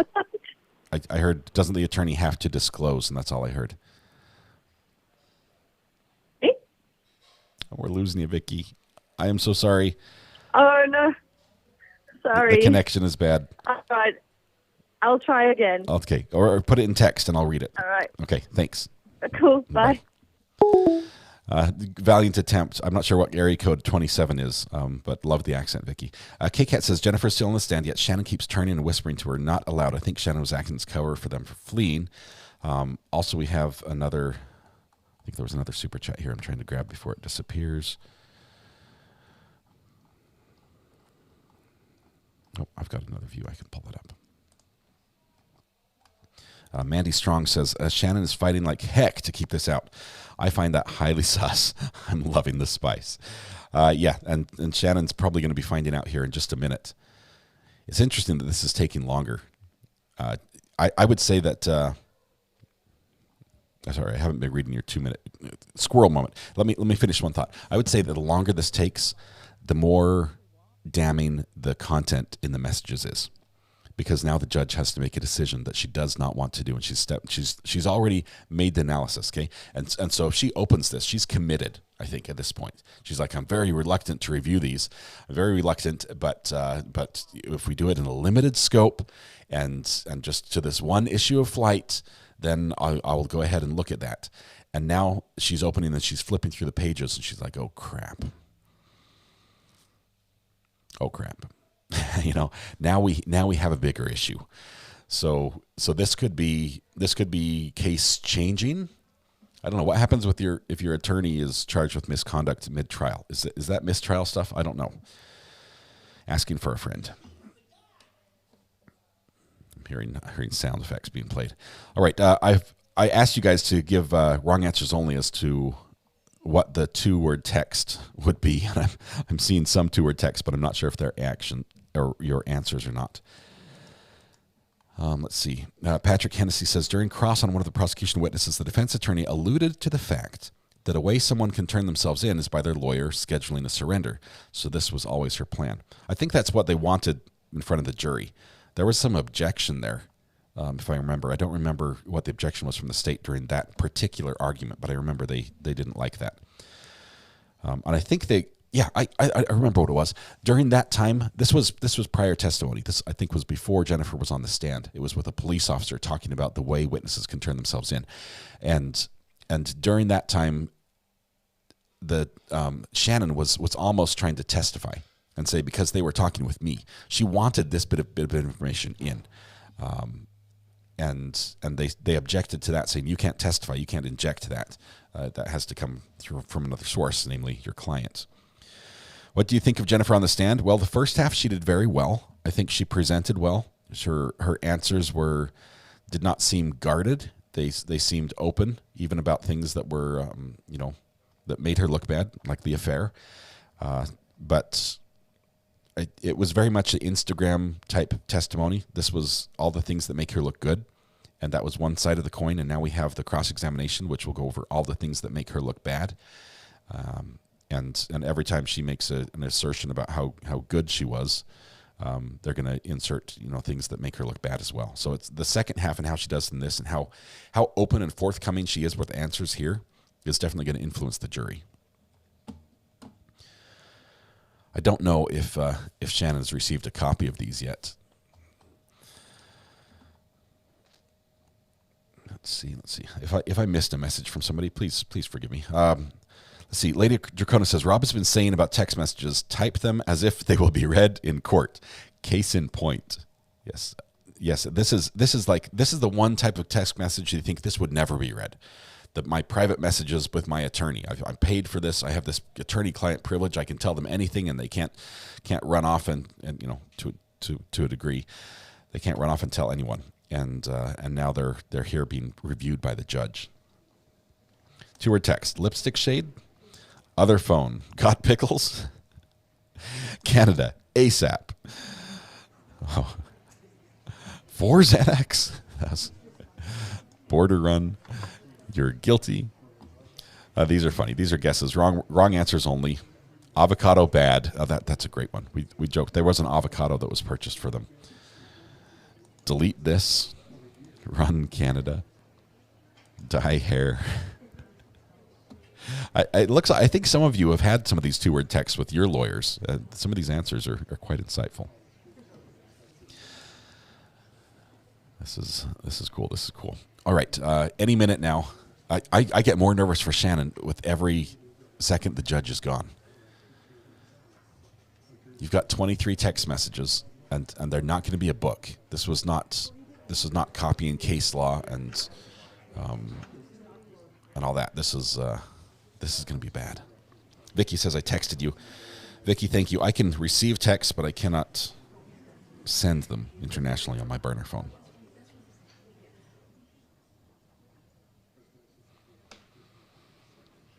Okay, Vicky, I did not get the text. Can you email me, Vicky? Is that a possibility? mdrecoveryaddict@gmail.com.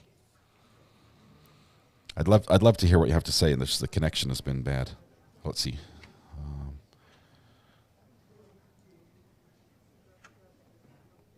I don't know what the if there's a period of time that lawyers are required to maintain records with their client.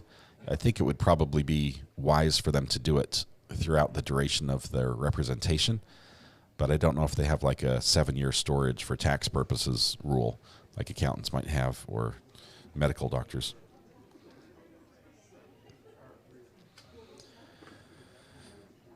Border close. Let's see. Misbehaving, thanks. I got your text on the burner phone as well. Thank you very much.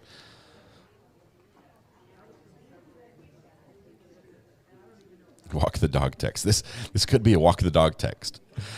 That's a reference to the Corey Richens trial in Utah. If you're not following that one, this is a trial that we have been following. We're on the media pool for that as well, and we hope to be there. And this is the mom who Corey Richens is the mom who's accused of killing her husband and then writing a book about, Are You With Me? A book about grieving for her children. And then going on like a national television tour, selling it. Now she's accused of his murder, and during her period of incarceration, because she's not been let on bond because there's a fear of flight, because she has substantial assets. She was writing letters, and at one point she was taking letters and holding them up to the glass for her mom to read, and then she would take it and. Presumably, I think the allegation was she would tear it up and flush it down the toilet. But they found a letter when they were going through her stuff, which was the walk the dog letter, and it sounds like witness tampering, everything. It's a crazy one. Call from Tiffany. Tiffany, I'm nervous. Talk me through this. What's going on? Thanks for calling. Well, I don't know. It's taking longer than I thought. But Shannon, she keeps pushing boundaries and pushing rulings, and she says she wants everything in. I don't know. I mean, maybe her client was like, okay, well, she wants everything in. I can't see how this would be helpful to Shannon. I can't see any angle where this would be a good thing for her. No, and it feels icky. Like it's not like we're not supposed to be doing this. And so I don't know. I mean, the prosecution has a point though. Like you can't use it as a shield and then say, so I mean, and her saying like to the judge, my client didn't mean to open the door. It's like, that's not how that works. So. Yeah. Well, Leander just posts on here that from the rules, basically the rule book for judges, a judge may consult with court staff and other court officials whose functions are to aid the judge in carrying out the judge's adjudicative responsibilities, or with other judges, and there's more. So she could be phoning a friend right now to help make this decision. It's a big one. It's a big one. Yeah. It's gonna, judges don't make decisions like this lightly. No, this is a big one. And having a ruling reversed by the appeals court. I don't know what's a good example. Let's see, getting written up by your boss. What would that equate to? It's not Right. good. It's not good, and judges often It's not good. they get retained. They're usually not elected, but they get retained Right. by public vote. Mm-hmm. And you might want to not be the one that has lots of black marks by your name. Absolutely. When she testified yesterday, and I know you brought it up about how she wouldn't have changed how she did anything. I get her not wanting to place guilt on herself because she's trying not to do that. But she could have worded it in a certain way, like, I really wish I would have known what he was telling his friends or something, because the way she worded that, just like, I wouldn't have done anything differently. Like, yeah, having the benefit of hindsight, that couldn't have been good for the jury. It was terrible. Did you watch chat when that You happened? could have not placed, huh?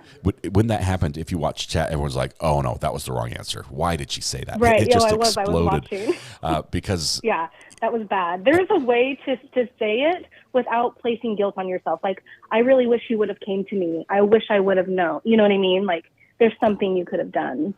Yeah. Or said differently. Yeah, that was weird. But she was yeah, go ahead. I'll let you go first. Oh no, go ahead. The judge might be. No, mine's not related. It's something different. Okay. I was going to say she was in a tight spot because she couldn't say, "I wish I had seen the signs," right? Because that would sort of implicate her saying there were signs and she was neglectful and not getting them. But she has to say something. It's like, I wish, like you said, put it on him. I wish he would have talked to us first. I wish there would have been, something to let us know.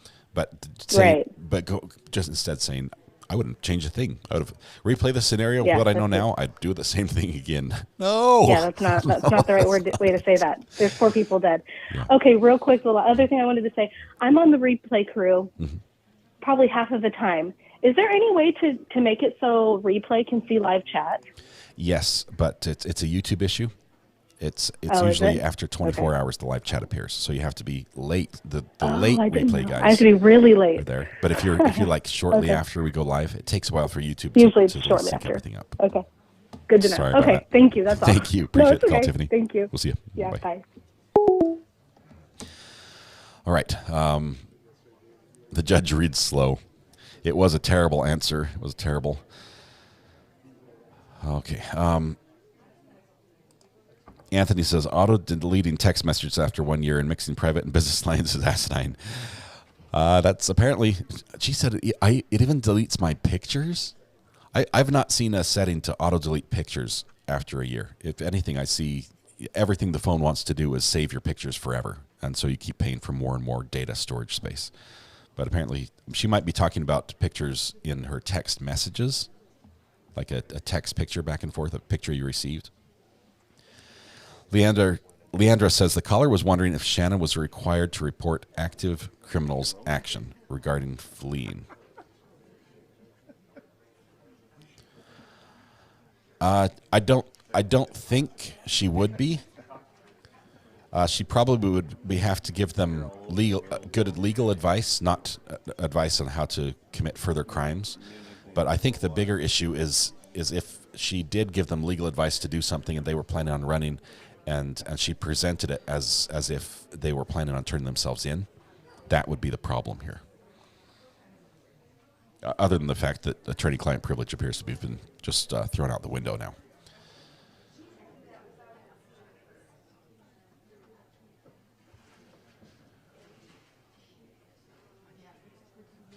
Shannon just left after waving a stack of papers which looked like text messages in the air. I don't know what's happening here. I don't know if she left the court, but she left in a with a speed of a walk that I would predict she was actually headed out the exit door there. Wayne Hatchell says, Sarah Boone, I'm not your defense lawyer. Wayne, thank you very much. And Wayne, that was your first super chat on a live stream. I mean, I know you know that, but I thought I'd share that with everyone else. Thank you for doing that. From Maddie. Hey, Maddie, Shannon's back. What's on your mind here? Oh, well, I was just wondering, or I was just thinking about, I was on with listening to Kurt last night about their replay and like his reaction. Mm-hmm. And they had said that prosecution had an expert that stated that there's like a 35% chance to know whether or not a child would commit something like this. And they've like done a lot of research and stuff like that. So the judge told the prosecution, like, you can't use this expert because of whatever. And so I'm wondering, and he was like, well, I wonder if Shannon called that expert and was like, you know, will you be my expert? Well, so it makes me wonder. There has been some discussion between two sides that might be about that, because Shannon has said, look, I've got a couple witnesses that the prosecution called that now they might be releasing, and I want to keep them, and I need to know. So there are a couple people that Shannon was eyeing on the prosecution's list that may not have testified that Shannon is interested in. Oh, so maybe that's who she's interested in. Yeah. I hope so. I mean, I don't know. I'm still on the fence, but you know, that might be why Miss Crumbley, she testified that she wouldn't have changed anything, because expert might say, hey, you know, like there wasn't any way, you know, there's a 35% chance of even catching this. I don't know. That's just a theory I popped in my head. That evidence, that testimony, that's hard to quantify. I mean, it's hard for me as a member of the jury. If an expert comes in and says, I can predict that there was a 35% chance that she should have known that this was going to happen, I'm like, how do I measure that? How do I make a decision? I mean, do I roll the dice, and if it's, you know, a 1 or a 2, then I say she's guilty. If it's any other number, then she's not. Where do I put that into my brain for deliberation? Exactly, because I mean, when you're a juror, you're looking at humanity. You're thinking about the person who she is, who, you know, and she just didn't come across very heartfelt, you know, and maybe that was her nerves. Maybe that's what it was. I don't know, but I think it is going to bite them a little bit. So we'll see. Thank you for that. I appreciate that. I can tell you, I think what we see today, just regardless of how this, well, I think this could end very badly for Shannon and Jennifer on this issue alone. But if this weren't happening today, I think today by itself, just the cross-examination of Jennifer on the stand will make us be sitting there shaking our heads saying, why did you want to do this? Why did you want to testify? Why put yourself through this? It makes it so much worse. Unless the state just completely fails on this, it looks like I don't see that happening. Jennifer's coming back. We might have the judge in a minute. Thank you very much for the call. All right. Appreciate it. We'll see you. Yeah, thanks for having me. Anytime. Bye. Okay, phone's off for now. Joni says it's been much longer than 3 months, but officially on the books. Thank you very much, Joni. Appreciate your support. Okay, so we assume she's got the text messages in her hand. She's reviewing with her client now, these messages back and forth, which is quite interesting because Jennifer Crumbley is still under oath talking about, I mean, she's still on the stand. She's going to take the stand as soon as the jury's there and start answering questions, maybe even about these text messages. How do you, I guess she can talk to her attorney because she's the defendant. Does she have a different rule than all the other witnesses?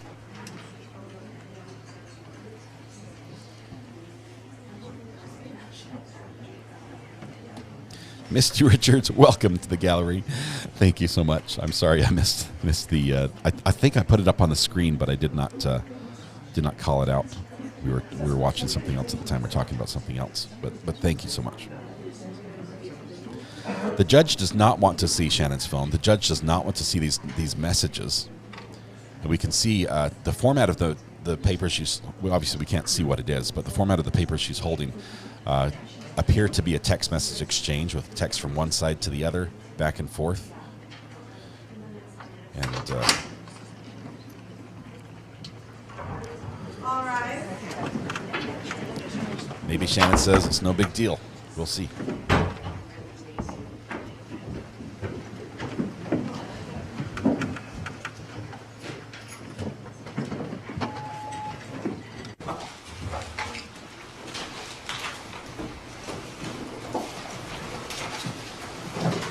Your Honor, calling People v. Jennifer Crumbley, case number 222799990, F8. Good morning again. Morning. Good morning. I have reviewed the extraction provided by, I believe, the County Sheriff's Department and the sealed envelope to the prosecutor. I reviewed all the text. I made a copy for Ms. Smith.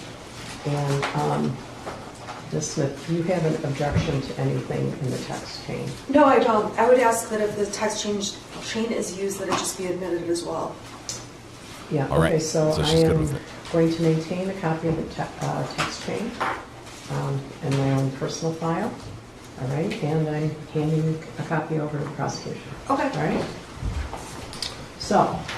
Now they're going to want Can we a couple continue the minutes. trial? Absolutely. Can we have just a minute to look at it? Okay, yeah, it won't take you more than a minute, but yes.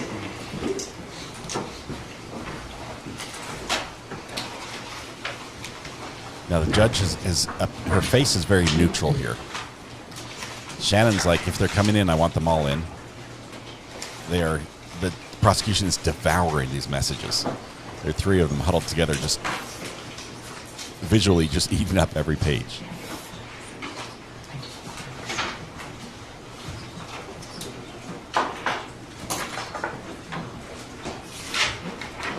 I'm looking for a body language reaction here, even though we're watching from behind, to see if there's something. There's a point. Well, the prosecution gets it in color. Shannon got it in black and white.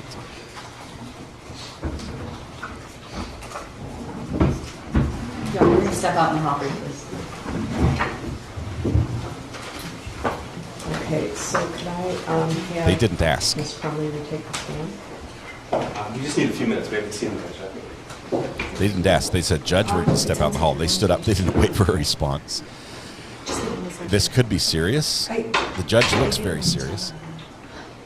Us, we didn't object, now they have. But they're pretty sure, so. They're reviewing them. It should not take long. It should not take long. It doesn't mean there's nothing in it, but it shouldn't take long to go over them. Shannon did show the defendant messages. These are messages from the defendant's phone, presumably to Shannon or Shannon's co-counsel at the time, who was representing them. Co-counsel is currently they're as far as Shannon goes. Shannon's now on her own. She's not in a legal law firm with that same partner. They've separated. Her partner is still representing James Crumbley, but separately.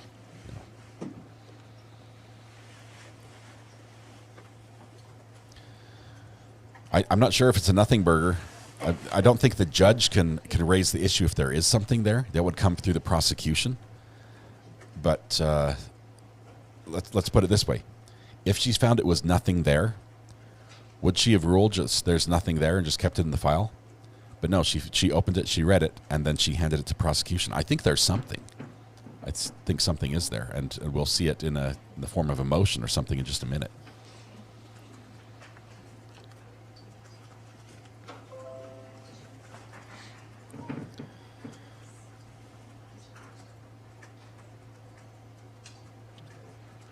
Steve N saying that at least from Apple, there are options to automatically remove after a selected time period. If you're trying to auto delete texts, I probably need to do that with my email. Let's see. Let's do a quick check on my email and see how many I have. 39,995 unread emails right now. I'll get right on those, guys. If you're waiting for something from me, just be patient. I'll get to it. James' trial won't start until this one is over. I believe they're not running concurrently. We have a prosecution huddle underway, and there's got to be something. Okay. I know we're not supposed to hear what happens between the defense attorney or client, but every other time they've had a conversation, it's been at full volume. It doesn't matter who's in the room. They just talk. And now we have whispers. Martha has 43,307 unread emails. KRH with over 100,000. My phone won't tell me anymore. That's the limit, apparently. Judge turns on the white noise.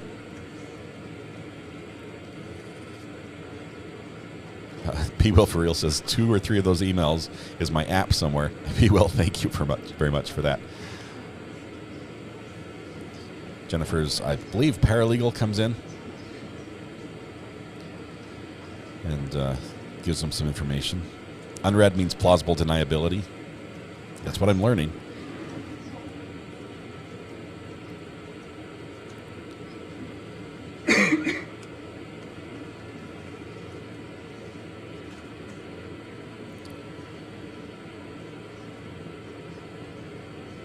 Blackbird Squeak says the fastest way to get through those emails is to sort by sender and trash all the ones from me. There's actually a mark all read option, but usually when you select all and mark all read, my phone just crashes. The memory's not big enough to hold all the messages in it.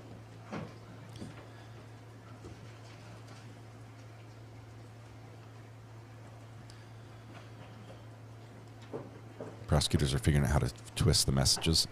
I'm telling you, there's something there. If there was nothing, they would just move on. There would be nothing. I think we're going to see. Some, at least an attempt at fireworks this morning. Maybe it's trying to make something out of nothing, but I think we're going to see an attempt by the prosecution. Celestial Force says no. I think the state messed up. Well, they're back here. Let's see.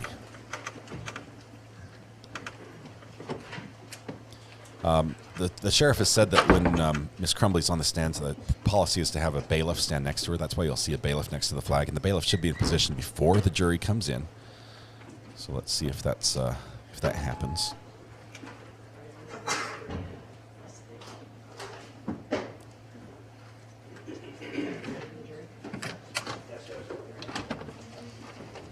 It is the same one, but we're not talking about that case. We take each case as a standalone.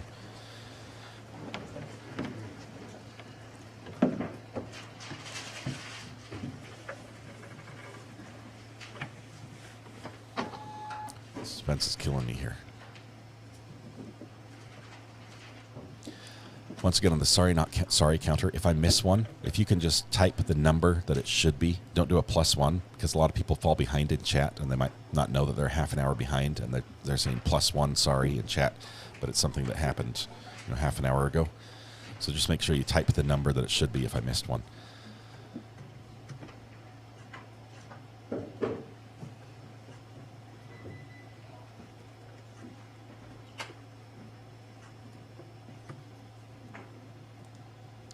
I like the sports reference. Thank you, Nikki.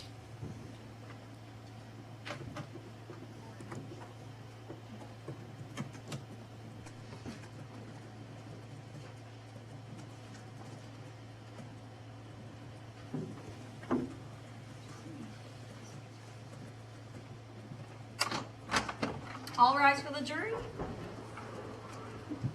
We're just proceeding. There's nothing by the state. Maybe it'll be in the questioning with the defendant. Maybe there's nothing against Shannon, but we'll see how this goes. Good morning, you may be seated. All right, so I know you think that we all went out to breakfast this morning. We did not. As I described for you in the beginning of the trial, sometimes things come up. If you need to take care of legal issues, I usually try to do that when you're not waiting for us, but that's not always possible. So I appreciate your patience. And we are going to continue with cross-examination. All right, Ms. Crumbley, could you raise your hand? Do you swear or affirm the testimony you're about to give as a true self of God? I do. Right, you can put your hand down, and could you state your name again for the record and spell your first and last name? My name is Jennifer Crumbley, JENNIFER CRUMBLEY. Go ahead, Pastor. Thank you. Mrs. Crumbley, I'd like to talk to you about your vigilance as a parent. But before I do, I want to make sure that you understood the oath that you just took. I do. Okay, you understand that you took the stand under oath and you have to tell the truth? I do. You understand that was the rules yesterday as well? Correct. All right, we're going to come back to that. Now, you have been described by your attorney as a hyper-vigilant parent. Correct. Okay, do you agree with that? I do. In fact, you called yourself a helicopter parent before. Yes, I was. So you told us that you've spent a lot of family time together. We did. Now, I'd like to talk to you about what your digital footprint shows. Okay. What the evidence on your phone shows. Okay. Now, it's true, you agree with me that having horses is quite a time-consuming hobby. It can be. Okay. It was for you. It can be. And that's what you said yesterday? Yes. Okay. And you were at the barn for between 3 and 5 times a week? More like 3 times a week. 3 times a week Yeah. for a couple hours a trip? Correct. Okay. It's also an expensive hobby. It is.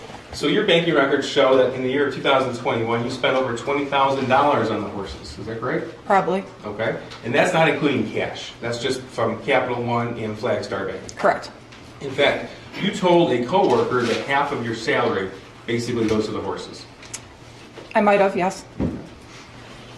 Her answers are very snappy. They're Now, curt. They're except short. on rare occasion, you didn't bring your son with you to the barn.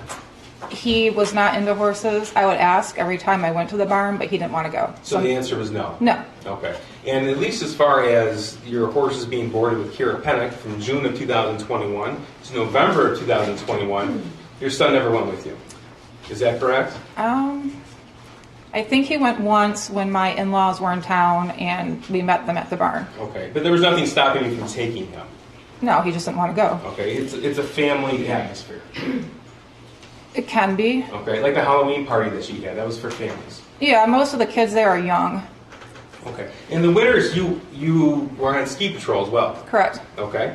And that can be a bit of a time-consuming hobby. It can be. All right. And you would be on ski patrol between 1 and 2 times a week? It's a total of 10 hours a week. 10 hours a week. Okay. So how many days? I did doubles on Saturdays, so 1 day a week for me. Okay. So you told this jury yesterday, you depicted your affair with Mr. Malash as a one time a week meet up at a Costco parking lot. Is that your testimony? Correct. Okay. But it wasn't just that, was it? Nope. Okay. In fact, there are numerous photographs sent to Mr. Malash. Okay. Yes or no? I'm sure there was. Okay. Numerous messages exchanged with him. Correct. And it wasn't just during the week, Monday through Friday, was it? No. No. In fact, that's what you said yesterday. But in fact, it included trips. There were actual business trips that he met me on. Okay. And it included other individuals. Yes. What's Adult Friend Finder? So where you can go on and meet people who meet certain tastes that you're looking for. This is 429. And you had the app, Adult Friend Finder, on your phone. I do not believe I had the app. On my phone. It was found on your phone. Okay, well, I guess it was on my phone. Okay, and there were messages from you to other individuals. Correct. Your Honor, I would object that this is going outside of the scope of the affair with Brian, but... I don't think the court's ruling on opening the door was confined to just her extramarital affair with Brian Walsh. Well, I guess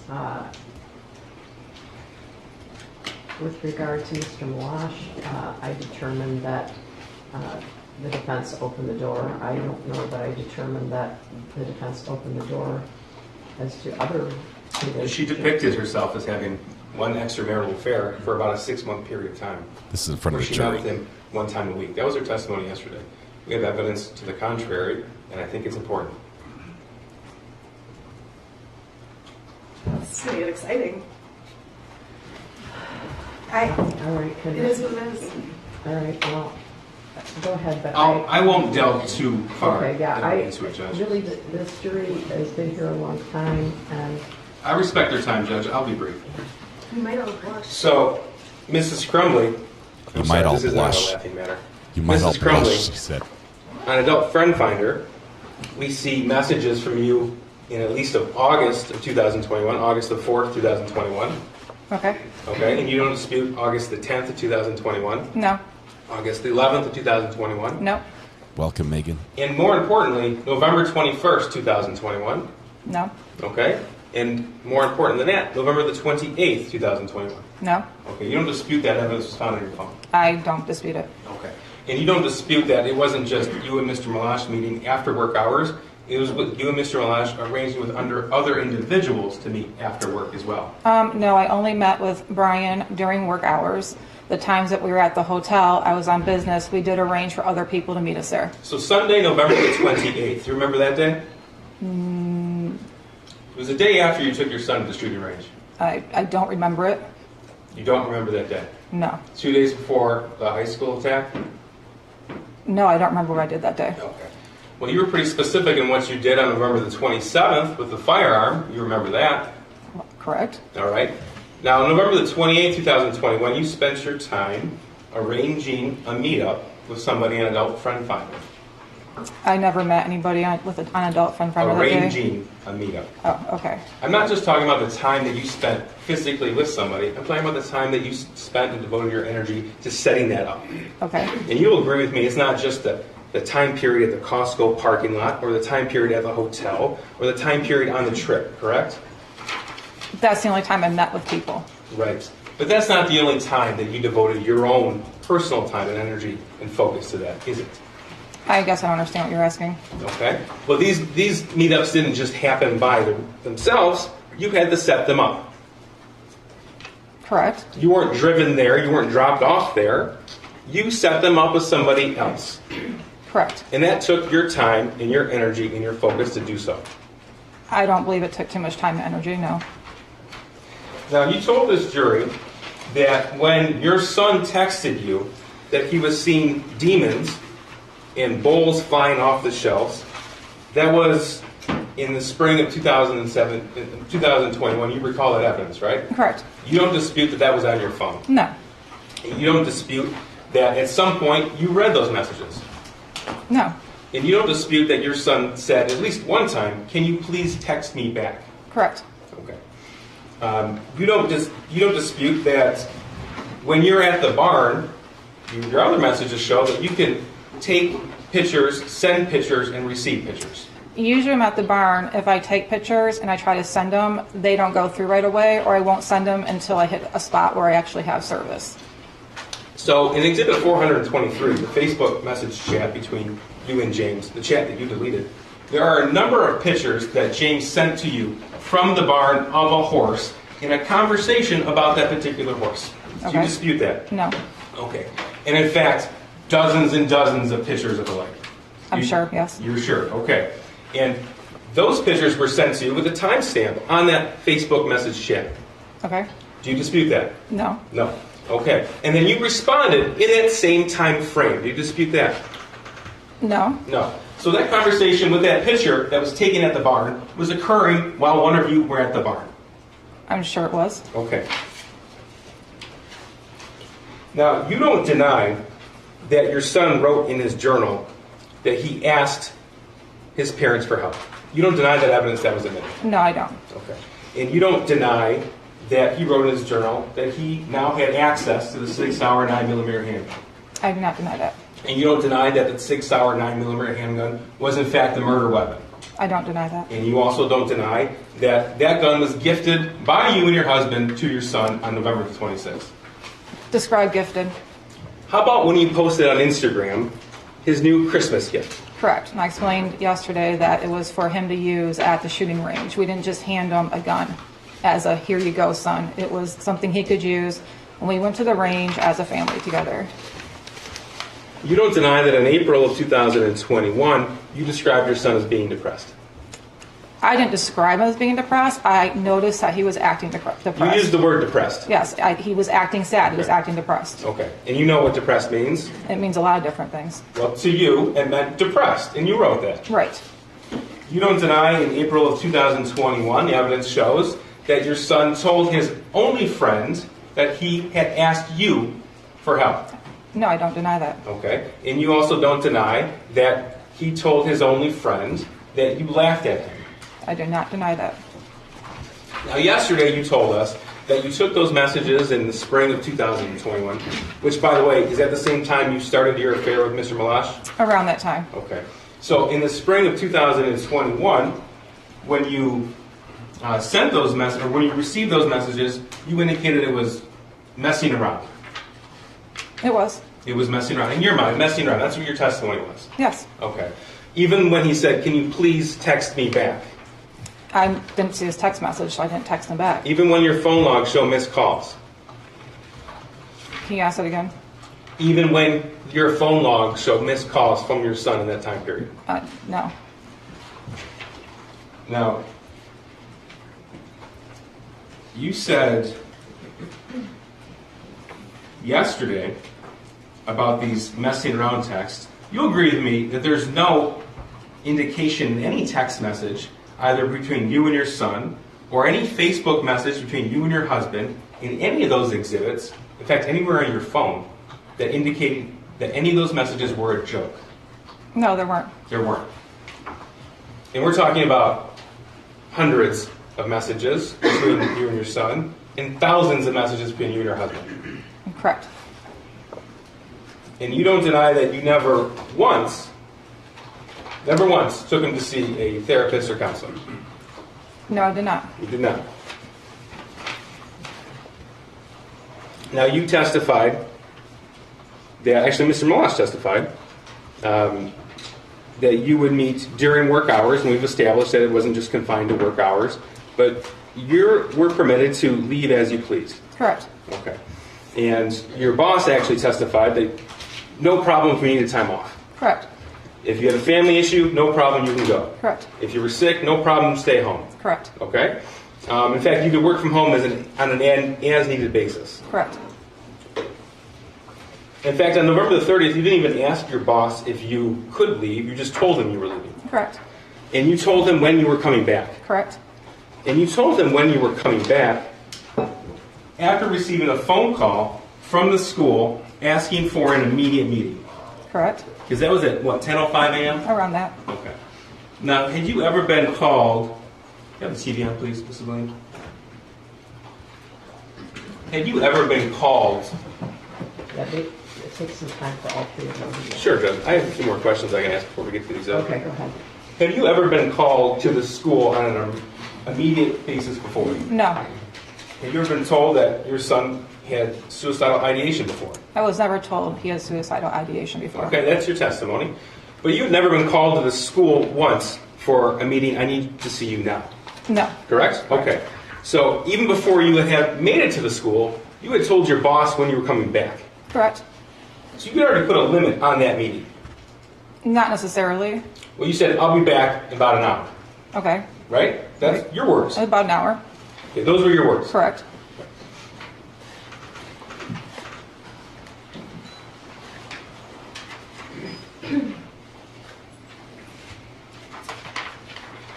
This is Exhibit 74. Do you see it? No, she doesn't. Oh. It's not on here. That's what the judge was saying when it takes a while for things to be turned on. Okay, that's the math assignment. Yeah. Okay. We've seen this one a lot. This was sent to you. So Sean Hawkins called you at 9:24 in the morning, correct? Correct. Okay. You called him back at 9:27. Correct. You had a 5-minute phone call. Correct. And then in that phone call, he texted you the picture with it was drawn out, and he emailed you this original picture. Yeah, he texted me the modified one, and then later emailed me this one. Later is at 9:32. Yeah, like after I asked him for it. You looked at it. I did. Okay. You told us yesterday you found it, I think your quote was, a little concerning. What struck you about this? Originally, when I saw the modified one, I was kind of angry at my son because we just talked about his missing assignments in geometry and his E the night before. Then when I got this one and opened it, it was concerning. I honestly thought the guy on there was a poor drawing of Batman, the way the thing in the cat. I thought it was a cape. I didn't know. You thought that was a cape? I did. I didn't look at it that closely. What did you think of the gun? I thought it was a gun. Yeah. What about the fact that it is identical to the gun that you got him for Christmas a couple days before? I mean, honestly, it looks like a gun to me. I didn't even notice. Well, you took a picture of the gun. You posted it on Instagram. You know what it looks like. I do, but I didn't analyze it. You saw Special Agent Brandon's testimony. He described how it's identical. And you told us yesterday how your son was a good drawer. He's a very good drawer. Okay. What about the thoughts won't stop, help me? Did that ring out to you? Yes, that was what was concerning to me. Blood everywhere, and there's a bullet. And actually, you were the one who bought the bullets on November the 27th. Correct. You later came to learn that those bullets were used in the shooting. I did. Okay. So you said yesterday it was a little concerning, yet you told your husband, emergency in all caps. Correct. That's why I left to go to the school, and I texted him. And he wrote back, my God, WTF. Correct. And then you told him he was distraught about last night. Correct. Distraught's an intentional word you chose. Correct. Not sad. It's not a little anxious about school or his future. It's not talking about a video game. Distraught has a meaning. Correct. And you chose that word to send to him. Correct. So you went to that meeting. And this was November the 30th of 2021. And at that point, you'll agree with me that you knew prior to that day, the November 26th purchase day, that your son was wanting to get a 9mm. That's what you said yesterday. Yes, I knew that they were talking about getting one because they had rented it in the past. And you knew that he had shot one in the past. Yeah. Okay, and you knew that a 9mm is significantly more powerful than a 22. I did not know that until I actually shot it. Okay, well, your dad took your son with James to the shooting range when they visited in July of 2021. Correct. And they talked about how powerful the 9mm was because they rented one then. Okay. I don't know. Yes or no? I don't know if I was part of that conversation, but if it was, it didn't register to me. It didn't register. Okay. You knew at the November 30, 2021 date that your son's friend had been taken without notice to your son. Correct. You said, I'm sorry, incorrect or correct? I said correct. Correct. And you knew that when your son's friend was taken, your son was extremely upset. He was upset, yes. He didn't go to school for a few days. I don't remember that. Okay. Well, if the school records show that he was absent for a few days after that, would you deny that? I wouldn't. Okay. And would you deny that he missed school because he was so upset? I don't know if he missed school because he was so upset or maybe he was sick. I don't know. Now, you told us yesterday and you acknowledged that that individual, that child, was like a second son to you. Correct. So he was the only one that your son hung out with? Outside of school, correct. Okay. Well, who did he hang out with inside of school? He named some names to me. I've never met them before, but he told me some group of kids that he sits and eats lunch with and he talks to in class. Did he ever visit their houses? No. Did they ever visit your house? No. The only other peer to visit your house was this student who left the state around Halloween 2021. At that time, correct. We're talking about that time in October, in September, in at least August, July, June, May, all of 2021, correct. 2021, thank you. Now, he left on Halloween, and you knew that your son was planning to hang out with him on Halloween. Yes. Okay? But his friend didn't show. I had texted his friend's mom the day before trying to confirm if he was still coming over, and that's when we found out that he was driven to Wisconsin and taken to that school. Okay, so you're telling us you found out the day before Halloween? Yeah. Okay. But that didn't stop you and James from going to a Halloween party at the barn. I don't believe it was on Halloween. Oh, that's what Kira testified to. It was the Friday before If Halloween. there was a picture with a date stamp on it, would you deny it? No. Okay. And it didn't stop you from after you left that party without your son, you went to another Halloween party. We did. And your son was home alone at that point. Yes. So you talked to us a little bit about your son's hobbies in 2021. But in November of 2021, so we'll start with November the 1st, 2021, you know that those hobbies were non-existent. And I'll go one by one. Okay. So you told us about bowling. Correct. Bowling the team wasn't in session at that point in time, was it? No, I think actually at that time he decided he didn't want to do bowling that year. Okay, so he stopped bowling the sophomore year. He did. And it wouldn't have been bowling season anyway. I guess not, no. So one hobby you talked about yesterday, that was not in existence in November 2021. Correct, but we did still go to the bowling alley with him. Okay. And you said that he worked, but would you be surprised to learn that he only worked a few shifts post-COVID? No, not surprised at all. Okay.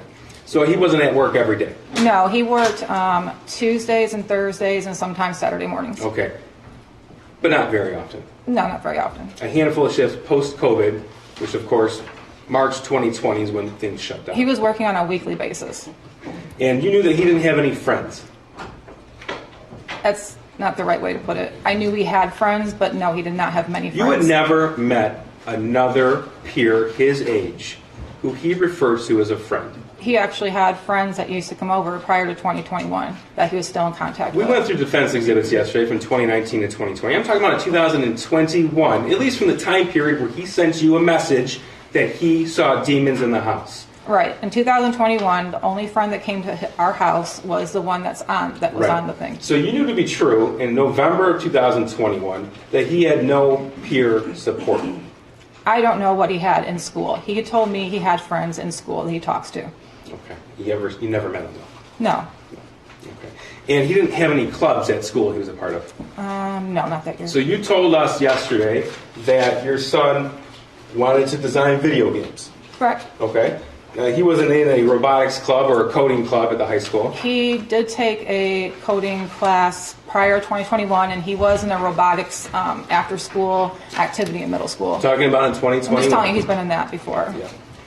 Now, despite what you have called yourself as a vigilant parent and a helicopter mom, you never decided in at least November of 2021 to look at his phone. No. No. Okay. That's despite what happened in the spring of 2021, right? What happened in the spring of 2021 did not concern me. Okay. Now, the one thing that seemed consistent with your son, to you at least, is his desire to obtain a weapon. Is that right? I wouldn't say that, no. He had a consistent desire to obtain a weapon. Not to me, he did not. Okay. You didn't know about the 9mm? Oh, I knew about it. Okay. You didn't know about the 22s? I knew about them. And in fact, you posted on Instagram that he got himself a 22. Correct. In June of 2021. Correct. And from that time up until the November 26, 21 purchase, he was wanting to get a 9mm. I know him and my husband had discussed getting a 9mm. I'm not part of those conversations. But you knew about it. I knew, but not that he was so, however you described it. I said he consistently had a desire to obtain a weapon. I know they consistently talked about it, correct. Okay. They didn't just talk about this is a gun, he talked about how he wanted the gun. You don't deny that. Oh, no. In November 26, you said you weren't there for the gun purchase. No, it's not. Okay. But are you telling us you didn't know it was going to happen? I did not know they were going to the gun store that day, no. Okay. But you knew that you were going to eventually get him a 9mm.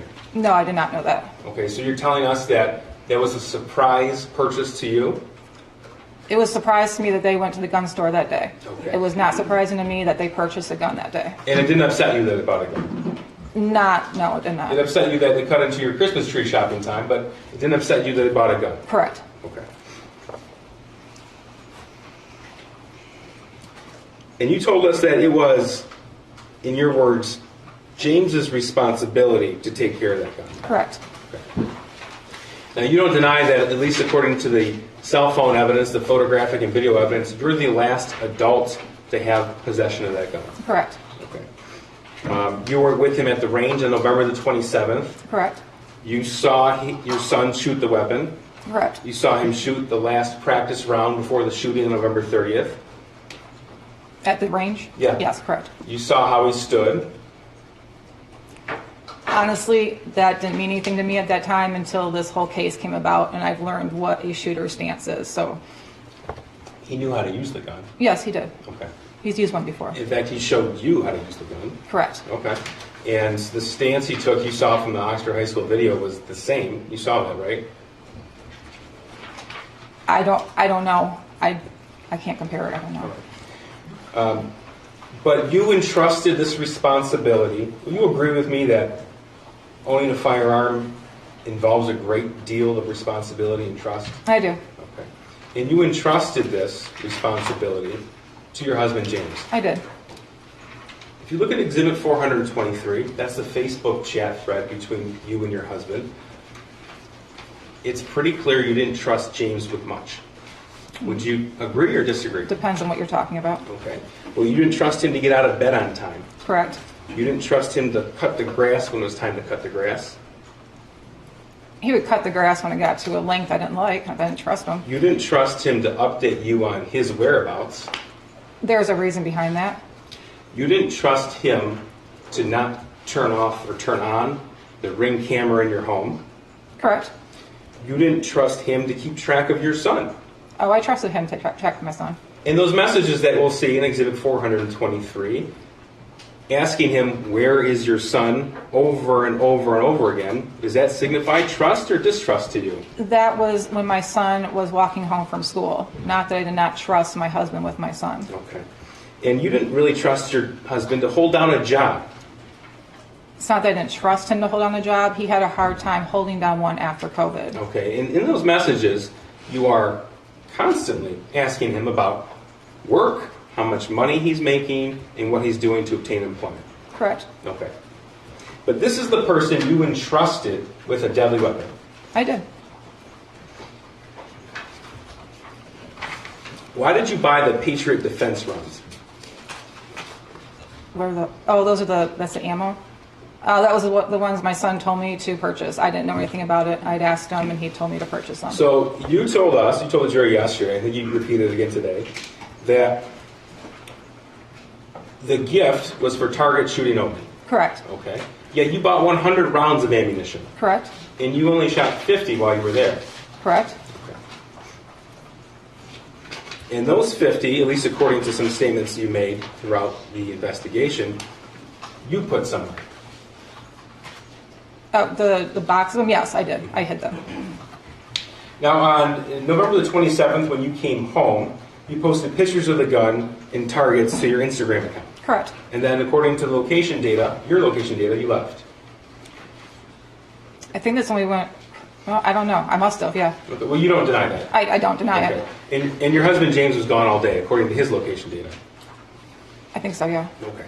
And you saw in the evidence that in the picture you posted, there's an ATF pamphlet on handgun safety for children. Correct. Did you read that? I looked it over, correct.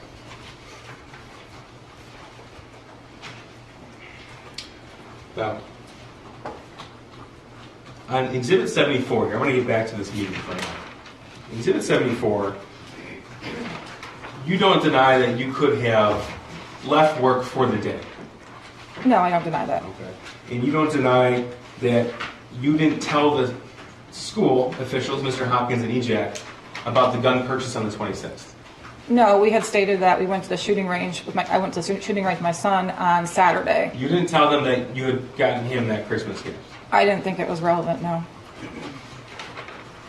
You acknowledge that you never told Mr. Hopkins and EJAC that it wasn't just a friend, but it was the only peer that you had ever met that left? I probably said his best friend.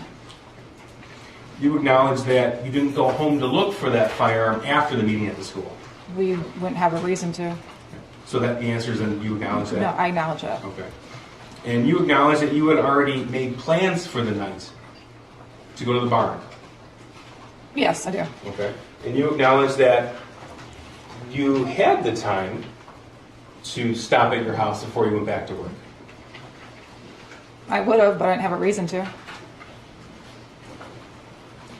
Now, you had told us that you had never taken your son to any sort of mental health professional. No. Okay. But you know how to obtain that help. Correct. In fact, you have prescriptions related to that. I do. So it's not that you didn't know who to call or how to call. You didn't. Correct. She's doing okay on the stand. That's why the lawyer's not objecting. If she starts getting flustered, yesterday you talked a little bit about she'll object more to give her a break. How you express emotion. Correct. And in fact, and then counsel asked you about your nerves when you testify. But you're capable of emotion.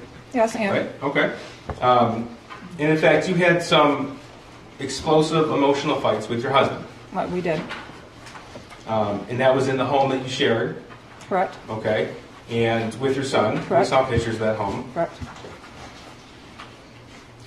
And you told us that your son was at an age where he wouldn't text you back, I love you. It wasn't a text me back, I love you. It's like in passing, like, hey, Ethan, good night, I love you. Well, yesterday you told us that your son was at the age where he wouldn't text you back, I love you.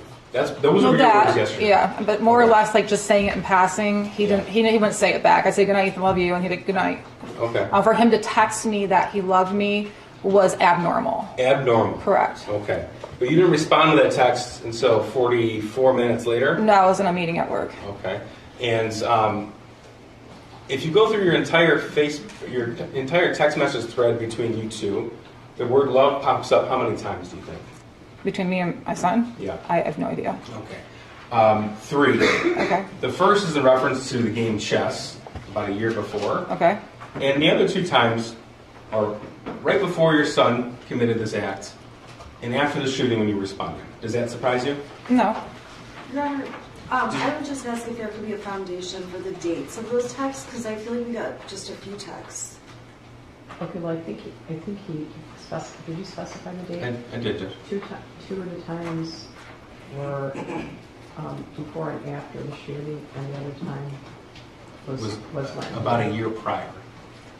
I could pull the data if counsel would like it. And I'm also wondering if what the data he's relying on is coming from Jennifer's phone where she deletes all her texts, or if it's coming from the shooter's phone. Because the prosecution's asking questions, I just want to know the foundation. Oh, sure. Let me clear that one up. It's from your son's phone. So all the messages would be contained there. You don't deny that information would be accurate? No, I don't deny it. Okay. Now, what time you told us that he asked if the chess one was a year earlier. And we might be getting into a sticky situation here. The day of. I don't understand why the objections are. Those have been The state's questions are good. What's the question? Okay, but he's asking about the text overall, which have not been admitted into evidence, and I don't know that the text chain has all the texts. There is no foundation that what Mr. Heese is looking at. Judge, in cross-examination, if he's asked is that wrong, would you argue with that? That's what he's asking. I mean, there are people. I know she just doesn't know what. Hold on, counsel can't testify. Yeah, she can't testify.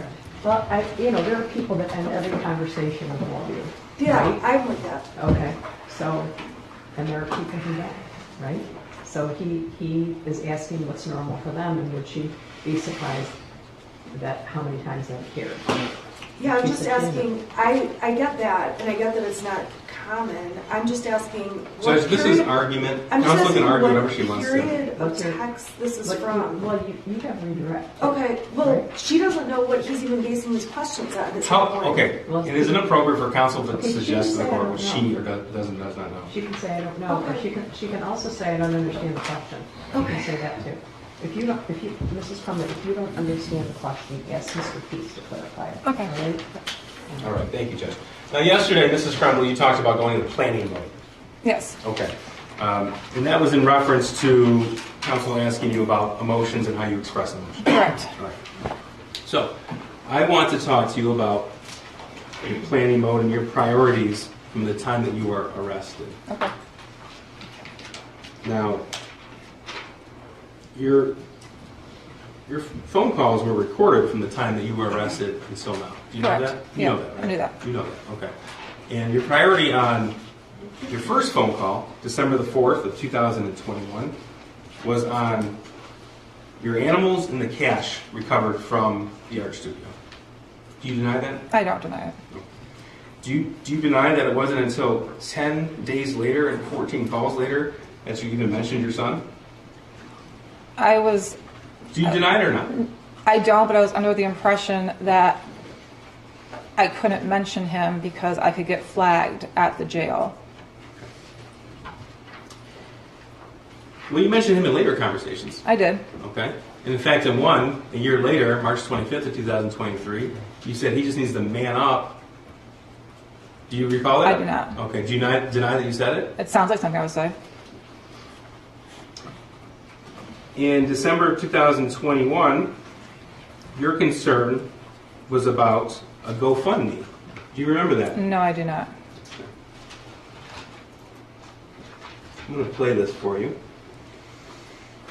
Ms. Williams, can you have the volume up, please? Is this submitted as an exhibit? This is impeachment, Judge. If you're not asking for change.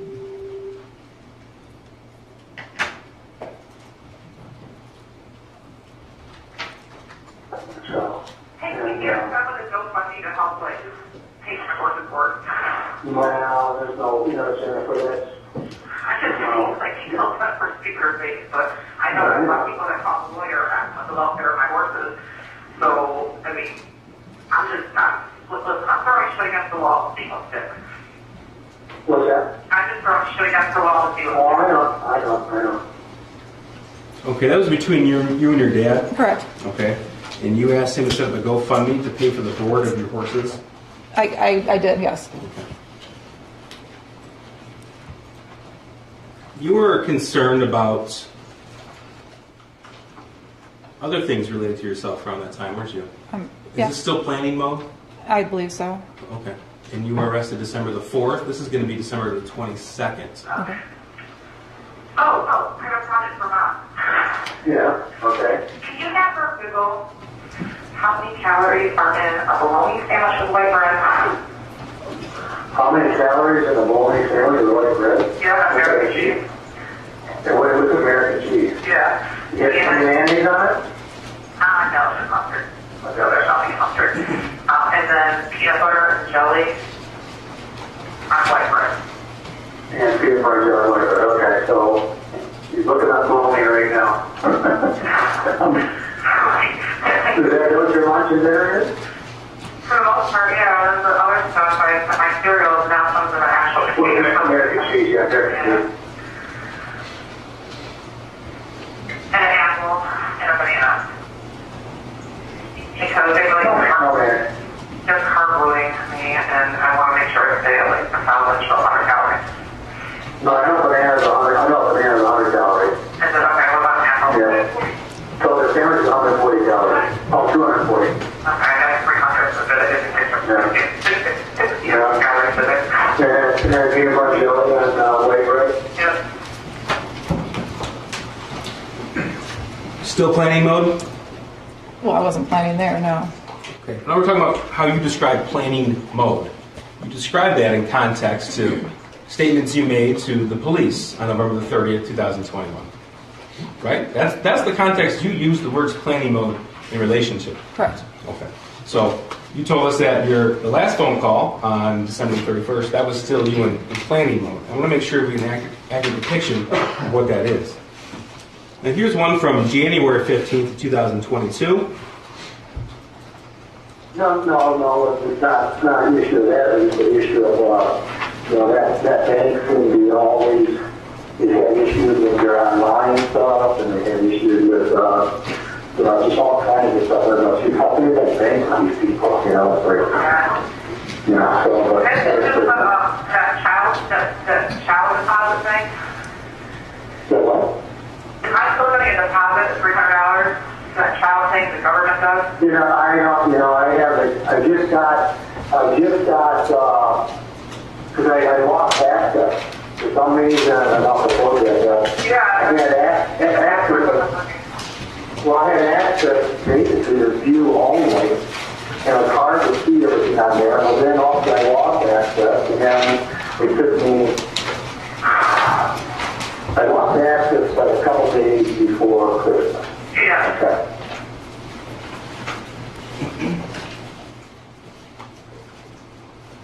Okay. Is that still planning mode? We were talking about filing my taxes if you played the whole thing. You were asking about your child tax credit. If you're still going to get that $300. My dad was doing my income taxes for me.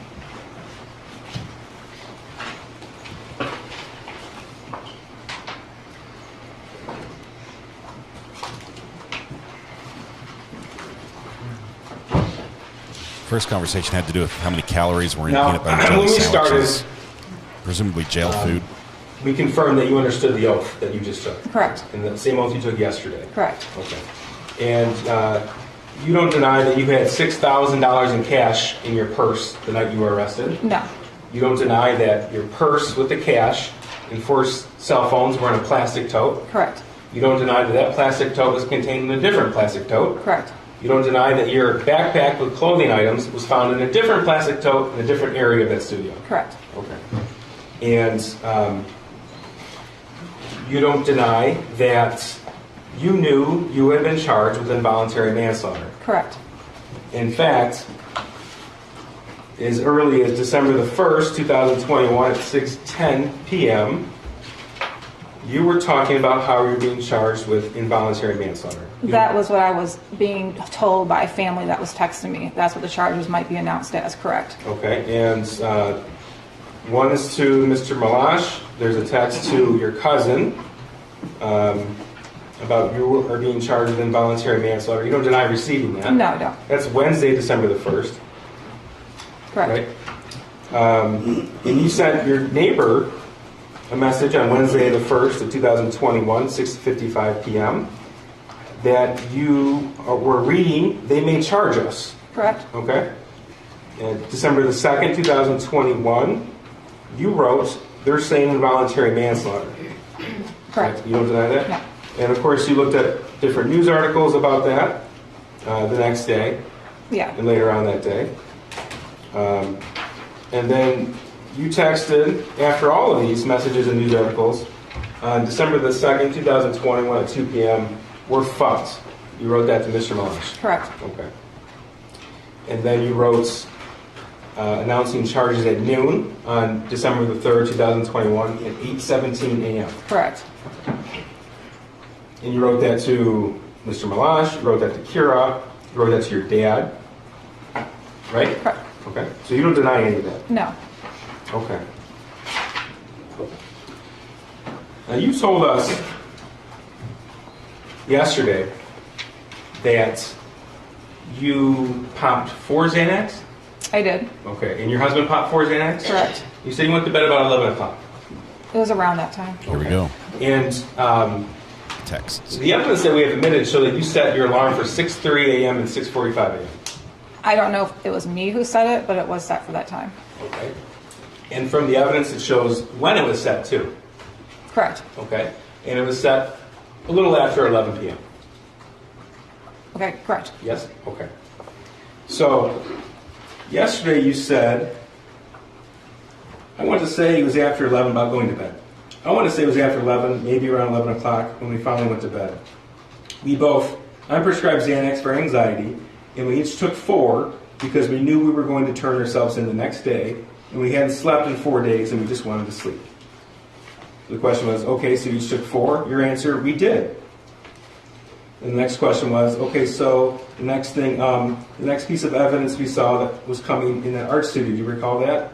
Your answer? I recall my husband screaming, "There's people with guns against interface officers." Question, what were you doing prior to hearing your husband screaming? Answer, we were sleeping. Question, okay, were you aware that there was anything going on? Answer, I was not.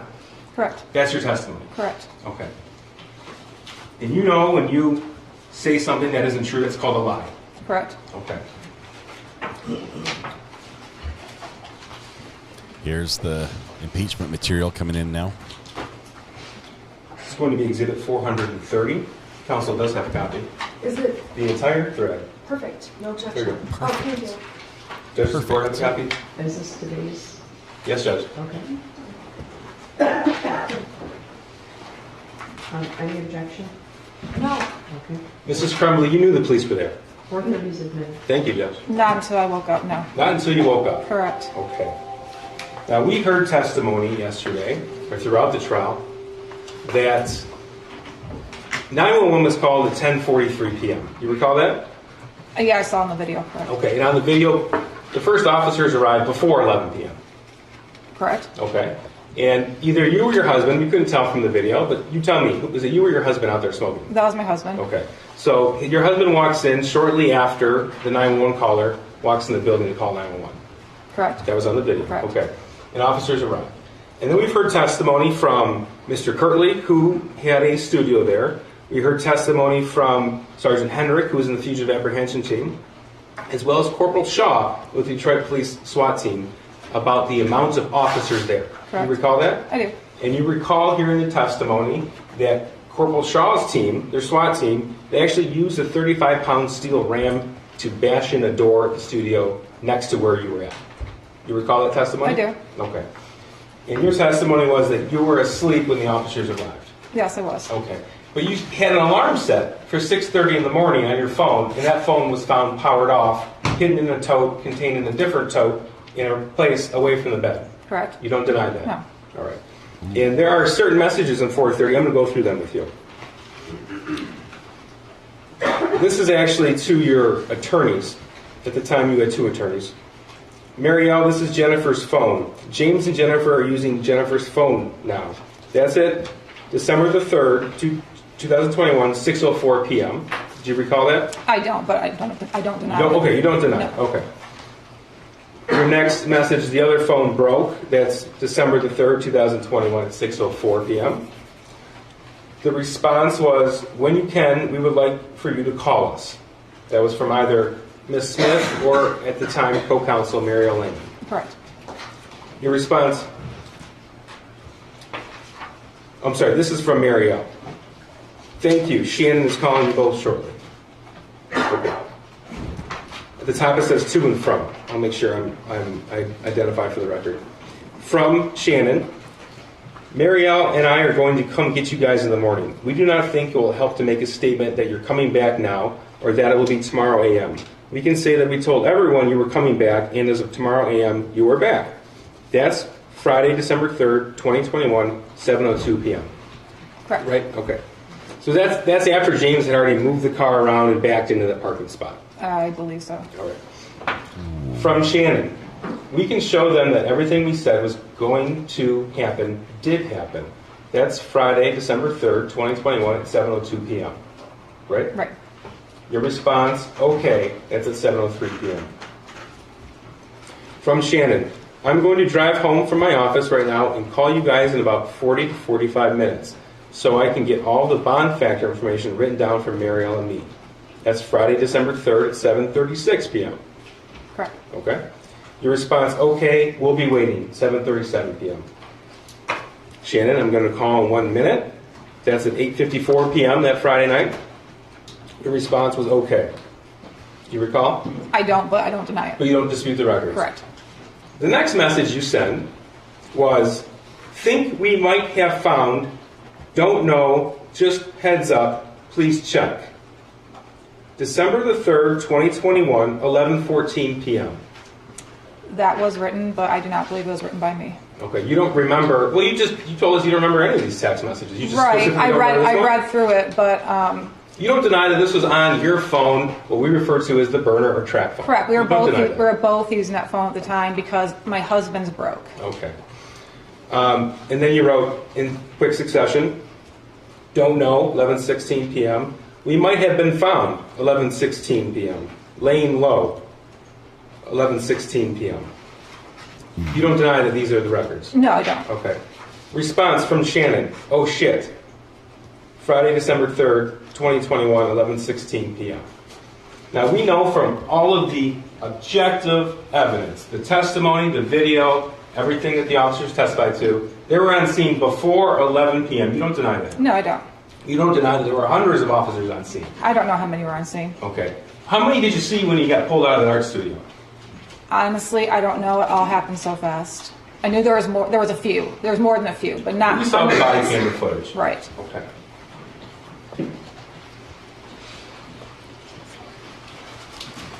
I do want to make a point so everyone's aware. This exhibit was just made admissible this morning. Correct. Okay.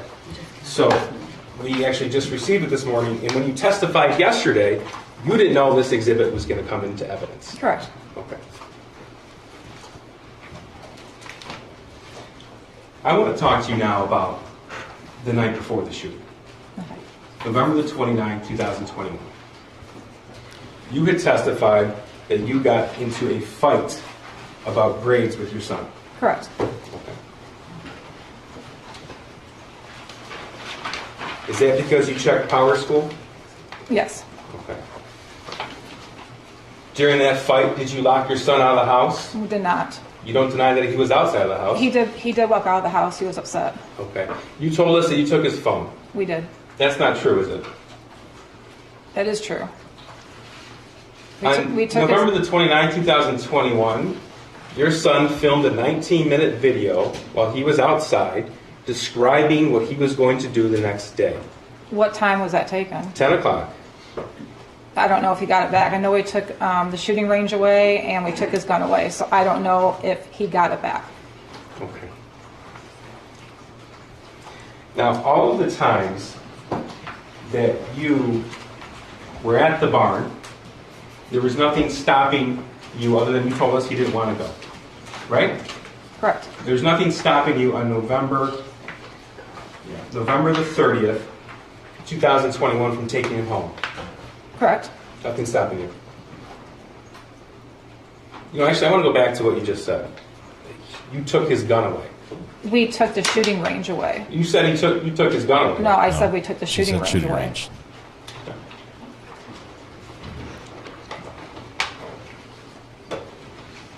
Your son could have been with you those 3, 4, 5 times a week when you were at the bar. He could have, yes. Your son could have been with you on those times when you were with either Mr. Malash or somebody else. No. In the weeknights, he could have been with you after school, after work. I wasn't with Mr. Malash at those times. Okay, the other individuals then. I wasn't with them either at those times. According to the I might have messaged people at those times, but I was not with anybody at those times. He could have been with you on the Halloween party. He did not want to go. It was a bunch of little kids. It sounds like she said And you too. I November missed the it. 30th of 2021 at 12:51 p.m., you could have been with him. I could have, yes. And you didn't. Nope. Nothing further. Redirect. Thank you. Mrs. Crumbley, I just have two areas of questions for you. Mr. Keys played some recordings. Who were you on the phone with in those recordings? And my dad. Okay, so you asked a couple of questions about calories, and then what was the other one? I guess the child tax credit. Okay. How often did you speak with your dad? During the summer, it was every day. They went back to work. It was just on the weekends. They're both teachers. And how many hours a day do you spend with other people?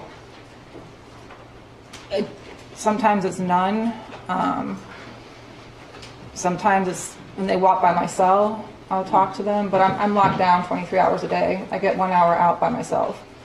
I talk to my clergy lady weekly, so I see her. Sometimes I talk to the church priest, or I'll talk to my attorney. But it's about the most human contact I get. So I guess one of my questions is, when you do talk to people, you talk about, are there more conversations than just those? Right, there are. Okay. And then that night on December 3rd, going into the 4th,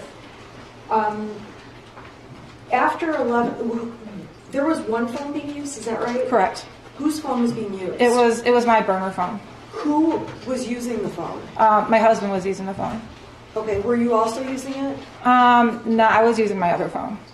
So he started using my burner phone. I used the one with our regular phone number to do anything on.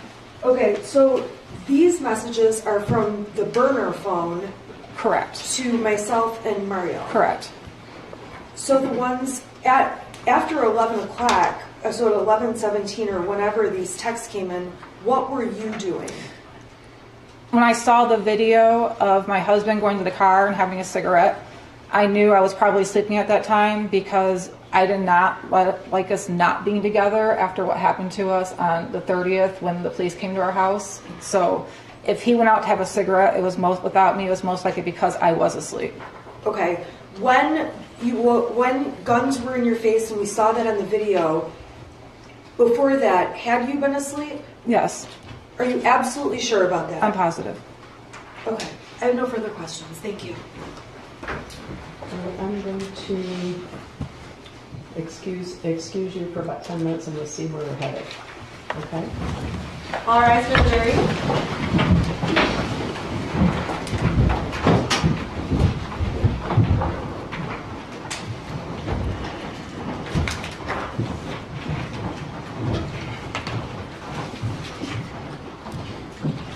I think we're up to 237. I think I missed one in there.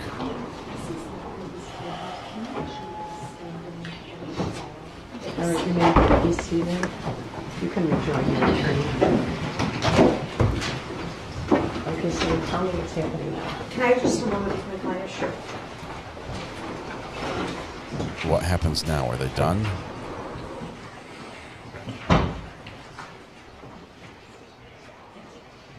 Your Honor, at this time the defense rests. Oh, We're ready for closing. They're done. They're done. They have no other evidence. Great. We are not at this point. We would need at least a 30-minute. Counsel said she had 2 other witnesses today, but we can be ready in 30 minutes. It was Miss It was Mrs. Crumbley's parents. And those were very short witnesses, so. Well, that's fine, but I wouldn't know how long they are. I just.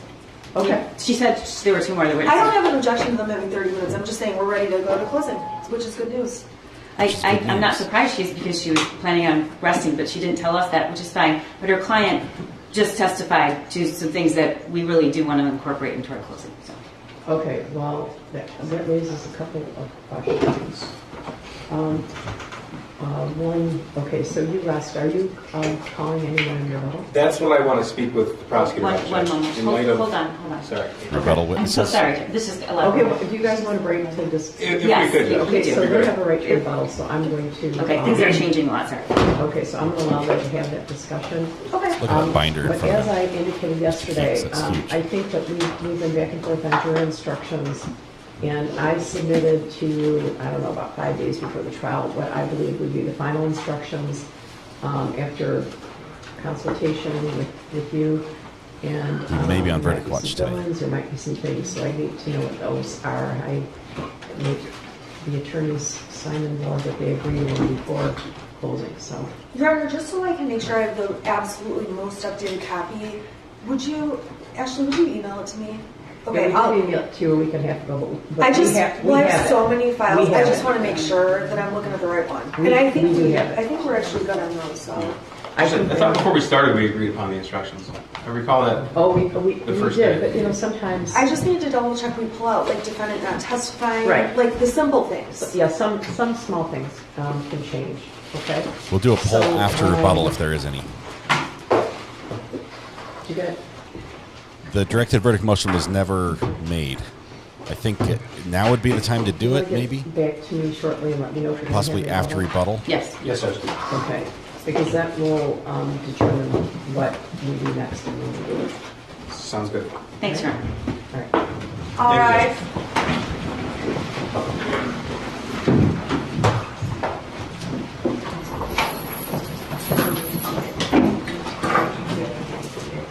Okay, so the prosecution has a right to rebuttal. I'm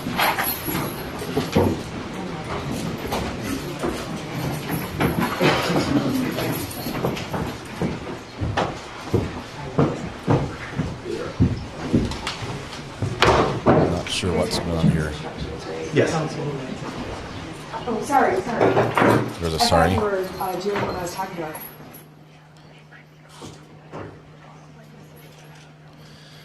Okay, so we have a little bit of a break here. The prosecution asked for a break for 2 reasons. First, they have to prepare their closing arguments because they go first. So they're next. They're next up. They're saying, hey, we weren't ready to be at bat. Give us a minute. There was some stuff that came up in closing that we want to incorporate into our argument. And so we need to give us a minute to copy and paste and insert and put all that together. And then also they offer the right to rebuttal, which is also the prosecution being up next. And so they say we need a little bit more time to decide if we want to call a witness. Could be an expert, could be somebody who can usually refute some of the testimony that was brought up in the defense's case. That's what rebuttal is. They're rebutting that evidence. This isn't like, oh, and here's something else that's unrelated we haven't brought to you yet. So they're going to rebut something that came up. So it could be most likely something that would show, that would further the impeachment efforts they made, which a lot of people are saying it was weak. This is what I saw. I saw that the prosecution was very loud with their arguments because they didn't have a lot there, and I think they wanted to make it look bigger than it was. In the messages that came from Shannon, the biggest thing that I saw was that it was impeachment of Jennifer. Hang on, I've got a call coming in. I'm going to put them on hold here. Call from Magical Mary. Magical Mary. To accept, press 1. Magical Mary, can you hold on for just a second while I sort of finish the synopsis? Yes. All right, thanks. The biggest thing I saw with the text messages was that this was impeachment of Jennifer's testimony, the saying that she was asleep and they didn't know the police were out there until basically the door flew open and they were woken up so rudely in bed. The text messages seemed to say that they were aware, but the way Jennifer answered this it's not a gotcha. She's not got. Instead, it says, hey, this could have been my husband, James. I would have been asleep. He was out in the video by himself smoking. We normally go out together. I'm not sure how that works with the previous testimony about Well, I guess it does fit with the garage, the guy who owns the place saying he saw one person out by the car. But either way, it's not the gotcha the state wanted. There is a little bit in there that they might. Shannon's basically put out that they were asleep and had no idea what was going on. Yet she knew she was texting at least one of them. So that seemed to be the most close to a gotcha. It's interesting. It seemed weird hearing those messages that as we listened to text messages with her attorney, and everyone's like, "What about attorney-client privilege? ACP here, guys, ACP." And I imagine the jury is also like scratching their heads, like, "Why are we hearing this?" But all right, let's see. I already forgot your name on the phone. I apologize. Who's Magical Mary? Magical Mary. Sorry about that, Magical Mary. Thank you very much. What's on your mind right now? Well, I just, I made the mistake, I'll say, while during watching this trial that I went and watched the Miller hearings. Oh my goodness, those are tough. I just that has everything. I want to encourage everyone to watch them after this trial is over, maybe after James's trial is over. And because I've seen a lot of comments in the chat about people being upset with the prosecutor and people,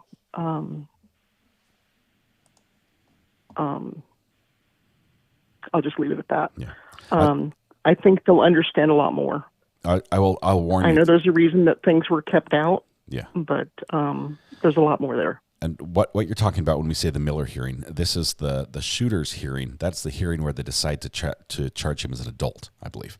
And, correct. And so they go through the seriousness of the crimes and the premeditation and the planning and basically say, based on all the evidence, this was not a kid doing some impulsive, stupid thing. You know, kids being kids and making a terrible decision. This is somebody who's using adult level skills to plan a crime. And there's a lot of information about the parents in there. Yes, and I'll also this is not something you want to. If this trial is hard for you, if the facts you've heard in this trial already are very difficult, it gets much worse and much more detailed. We're not going into that for that reason, but it is right. And do not have children around if you're watching it. Yeah, it is terrible. It is awful. It's the stuff nightmares are made of. So, but it is worth watching if you want to understand. Yeah, I can understand how the prosecutor is so angry. All right. I could not be a jury on this case after watching that. Yeah, it's terrible. I'm having a hard time in chat, so I've disqualified myself. All right. Well, thank you very much, Magical Mary. Appreciate the call. Okay. All right. Bye. See you. Bye. All right. So we have a break here. I'm not sure if they're going to give them a half-hour break or what, but right now the prosecution's deciding whether they call the rebuttal witness. Rebuttal will probably be short. There's not a lot. Usually it's about 1 or 2 points. And so we do anticipate that we'll probably have closings after lunch. And then we'll probably go into verdict watch this afternoon. And wow, anything can happen with a jury. You know, we've had some juries that come back very quickly and some that come back after a long deliberation. Could be over the weekend. To my understanding, the jury is not sequestered.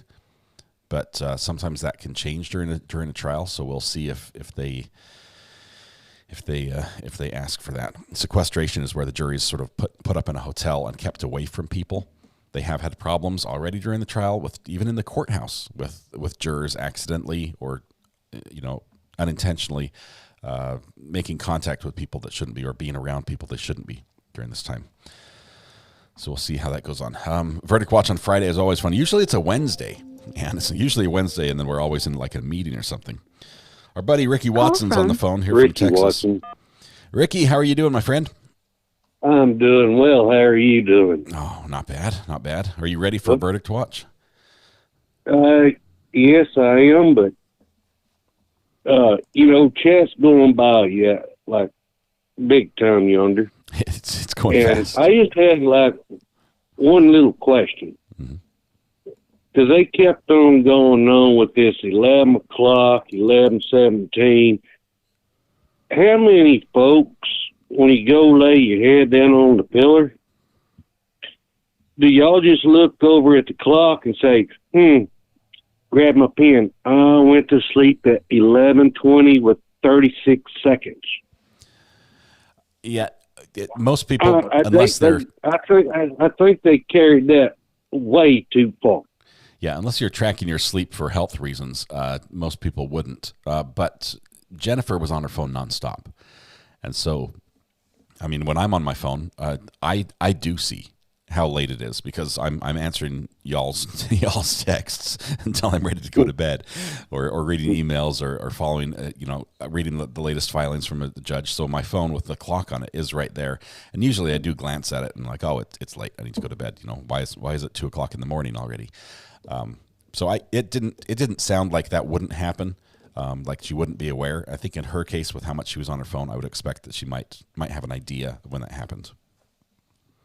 Well, okay, like you might take your phone to the bedroom with you, but as far as me, mine's in my living room. Because if it goes off, I don't want to hear it when I'm trying to crashed sleep. out. Yeah. Well, in Jennifer's case, her phone with the alarm set was turned off and locked in a bin. So it sounds like they had plans to wake up in the morning, and then somebody, whether it's Jennifer or James, was like, "Oh, great, they found us. Let's secure everything, put everything away because we're about to get caught. We're about to get pulled in." I think that's a pretty clear picture the prosecution painted using those messages. Well, I think that prosecution fella went just a little too far. That's just my opinion. He was pretty aggressive in his style, and I think that has two purposes. First, it might go to prove to the jury. It might sound like you're making an argument when you aren't. Right, you're and then it sounds like you're scoring points with the jury, right, with all these questions, and it might get the witness on edge and get them to say something that they're not meaning to say, like when they say, "Yeah, we took our son's gun and the shooting range privileges away." I didn't hear the gun; it happened very quickly, but that would be one of those things that you try to push them to get them off and get them to say something that might be true, but they don't want to share on the stand. Well, I know that Mr. Ayden called me yesterday, and he says, "You following the trial?" And I'm like, "Yeah, I am." He says, "What do you think?" I said, "I'm still riding fence on this one." I said, "Let's just take, for instance, because I'm not saying guilty, not guilty as of yesterday, but let's just say you got 5 miles of fence to ride, and the next day you get a call from your neighbor and say you still got cows coming out. I mean, did you actually ride that fence properly, or did you miss it? Like everybody, we all make mistakes. Ricky, I love that you're using the fence analogy. It rings a bell with you. Maybe a couple of people in chat have ridden some fence looking for holes where the cows are getting through. Interesting. Unfortunately, we like to sit on the fence and not make a decision and commit ourselves one way or another. But if there's no rebuttal, at this point, the jury has heard all the evidence that they would be hearing in this case, because the closings are not evidence, and they basically have to make a decision right now based on that evidence. There might be some rebuttal. That would be considered evidence as well. Once that's over, it's decision time, and the lawyers are going to do their best to try to lay it out and sort of rehash it for them, spell it out in the light that's most favorable to their viewpoint. But 12 people are going to have to vote here in just a little bit. We will as well, just to get a feel for where everyone stands. But Ricky, thank you so much for your call. Appreciate the analogy, and always like hearing you. Oh, you bet. And just another quick shout out. Howdy, Welch lady. There you go. She's going to love it. Thank you. Thank you, Ricky. All right. Catch you Y'all later. have a good one. You too. Bye. Hey, Amber. How are you doing? Good morning. You just woke up. I saw in Mod Chat you took a long nap. I did a huge shout out to you this morning. Thank you for the heads up on the Sarah Boone thing last night, and then you slept in because we were up late last night with that document and doing a late night live stream. But you have to rewind. I gave you mad props. Well, thank you. I appreciate that. it's definitely a team effort here when we have breaking news and such. It helps a ton. I think I was saying that you sent me that. Actually, Tom, I think you sent it to Mod Chat. Thomas read it to me. We were reviewing it. You texted me. I asked you questions. I went to the site, pulled up the document, got a copy of it, posted on Twitter, and we were still the first people on Twitter with the news. So it was. I don't know how you got it that quickly, but it was impressive. Well, I couldn't believe it because, I mean, not running the Discord, but helping to run the Discord, we each follow certain cases based off of, what categories we're covering. So I was something told me just to go look to see if there's been anything. And it was there. Since the letter. That is awesome. I was like, ooh, something new. And I went, no way. If you're in chat and don't know what we're talking about, there's another case that we're following. We're very interested in that should be coming up soon. It's the Sarah Boone case. It's the woman who's accused of zipping her husband or her boyfriend in a suitcase and leaving him there. She says it was unintentional. He died, obviously, from asphyxiation, everything else. And the only problem is that the prosecution's star witness is actually the defendant because she filmed her husband begging for air while he was in the suitcase, while she was berating him, saying, save your breath, everything else. This is how I feel when you cheat on me. That is evidence against that's going to come in. And so she's had a bear of a time trying to get and keep lawyers who will represent her. And her seventh lawyer just yesterday asked to withdraw from the case. So we're watching that one. Back to this one, though, however, back to the case at hand. What are your thoughts, Amber, on this trial? Well, see, because I overslept, I'm late, so I don't know. Okay, I'm giving you homework. You can't call in until you caught up. Watch it on 2x speed if you have to, but you need to get caught up before verdict watch, and we're almost to closings. Well, that's why I was calling in because I hate trying to catch up when we're live because the chat distracts me so much. So this is why I called in. I was catching up, and then something apparently happened, and defense rested. Yeah, defense put on one witness, and it was their clients. And then they're done. And yeah, it's crazy. There was attorney-client privilege that got blown out of the water. That's what I wanted to We're reading find text out. messages with the attorney, and it just seems wrong in front of the jury. It's crazy. So you have to go back and watch that. I'm not going to spoil it for you because as it unfolds. Well, no, don't spoil it. Don't spoil it for me. But if I'm going to go back and catch up now before verdict, so you think we're going to be in verdict watch today? I think so. I think we've got. Rebuttal, if there is any, will probably be 30 minutes or less, and then we're. So what you're telling me is I have no choice but to do it right now. Who decided to sleep in, Amber? I mean, out of the two of us, who decided to sleep in? I mean, it wasn't a conscious. Yeah, it wasn't intentional. Amber, thanks for the call. I'm going to let you go. I've got another one coming in. Thanks a lot. Right. We'll see you. Bye. And I missed the other call just like that. The Sarah Boone letter, we attached it to the latest playlist. If you want to follow that, we read that document. It's out on our live stream. It was last night about, I don't know, like 11 o'clock at night or something. It was super late. But if you want to watch that video and hear that letter, I read that on the live stream as it was breaking news last night. We will do a poll in this one. For those that are asking, we are going to do a poll in this case with your opinion. Oh, it's Mr. Upper Torso. Love these ones. Call from Mr. Upper Torso. To accept, press. Hey, Mr. Upper Torso. Let me just finish my thought about the poll, and then we can talk, because I can't wait to hear what you have to say. Absolutely. Take your time. We're going to do a poll after either we go to if we go straight to closings, we'll put the poll up immediately. But if there's rebuttal technically is still testimony. So we would wait until after the rebuttal's over. As tradition on the channel, we don't do any polls as far as guilt or innocence until all the evidence is in, just like the jury. They're not supposed to deliberate until they have all the evidence. So that's what we're going to do there. So we will have a poll. Just wait for it until that moment. Mr. Upper Torso, enlighten us today. Hi there. The big thing is I'll be quick, but I just wanted to clarify and maybe elaborate on what we talked about yesterday about the appeals.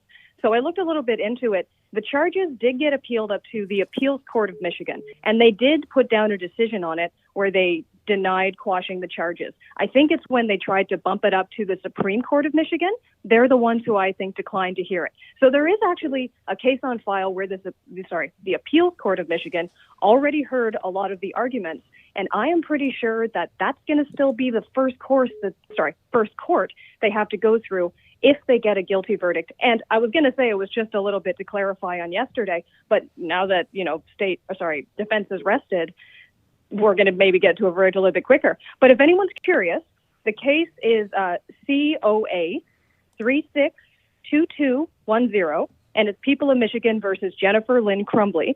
And there's a lot of arguments in there. The first bit is just all the evidence we heard, but then the appeals court goes into a lot of detail about why they're declining to quash the charges, and they make some arguments about the causality of the parents' actions to the shooter's eventual actions. So if defense has to bring some appeal arguments, they can't make those appeal arguments again because they don't want to put the DA into a position they don't want to, where the DA can point to the judge's decisions and say, hey, you guys already answered this. You never want to give the opponent that.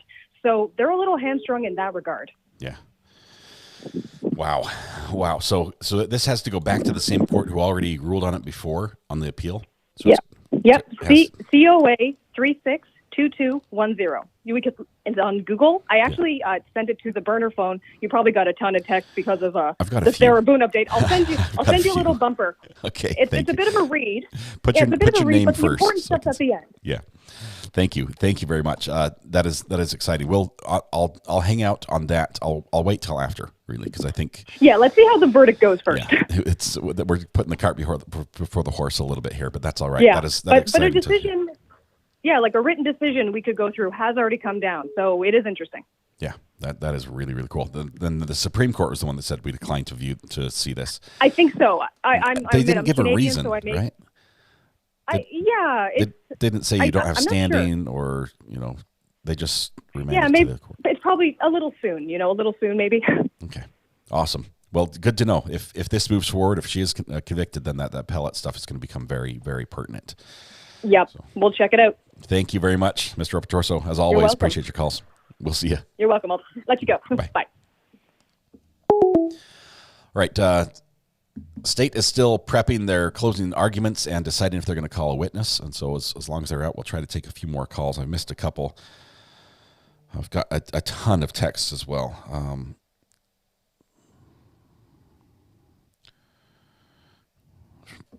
Good stuff. Okay, let's see. We've got, I think, Crazy Cat Queen on the phone here. Call from Crazy Cat Queen.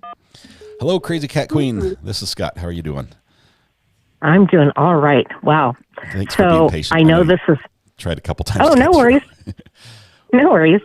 I was also waiting to see if anybody else was going to mention what I was going to mention, because then I would have just deleted my call. So two things for me. So Shannon brought up that the phone was in the bin. Oh, no, wait. The prosecution asked where the phone was. The phone was found in a bin inside of another bin. So we're supposed to believe that they set the alarm and they're going to be able to hear it from the bin, but not hear the cops breaking down the door of the studio next door. Yeah. But they didn't follow up on that, so it's a wash. Yeah. But this one was interesting. I hope the prosecution noticed that, and I transcribed this earlier. Mm-hmm. So Shannon asked Jennifer, there was one phone being used. Is that right? Correct. Whose phone was being used? It was my burner phone. Shannon says, who was using the phone? Jennifer goes, my husband was using the phone. Shannon, were you also using it? She replies, no, I was using my other phone. So he was using the burner phone.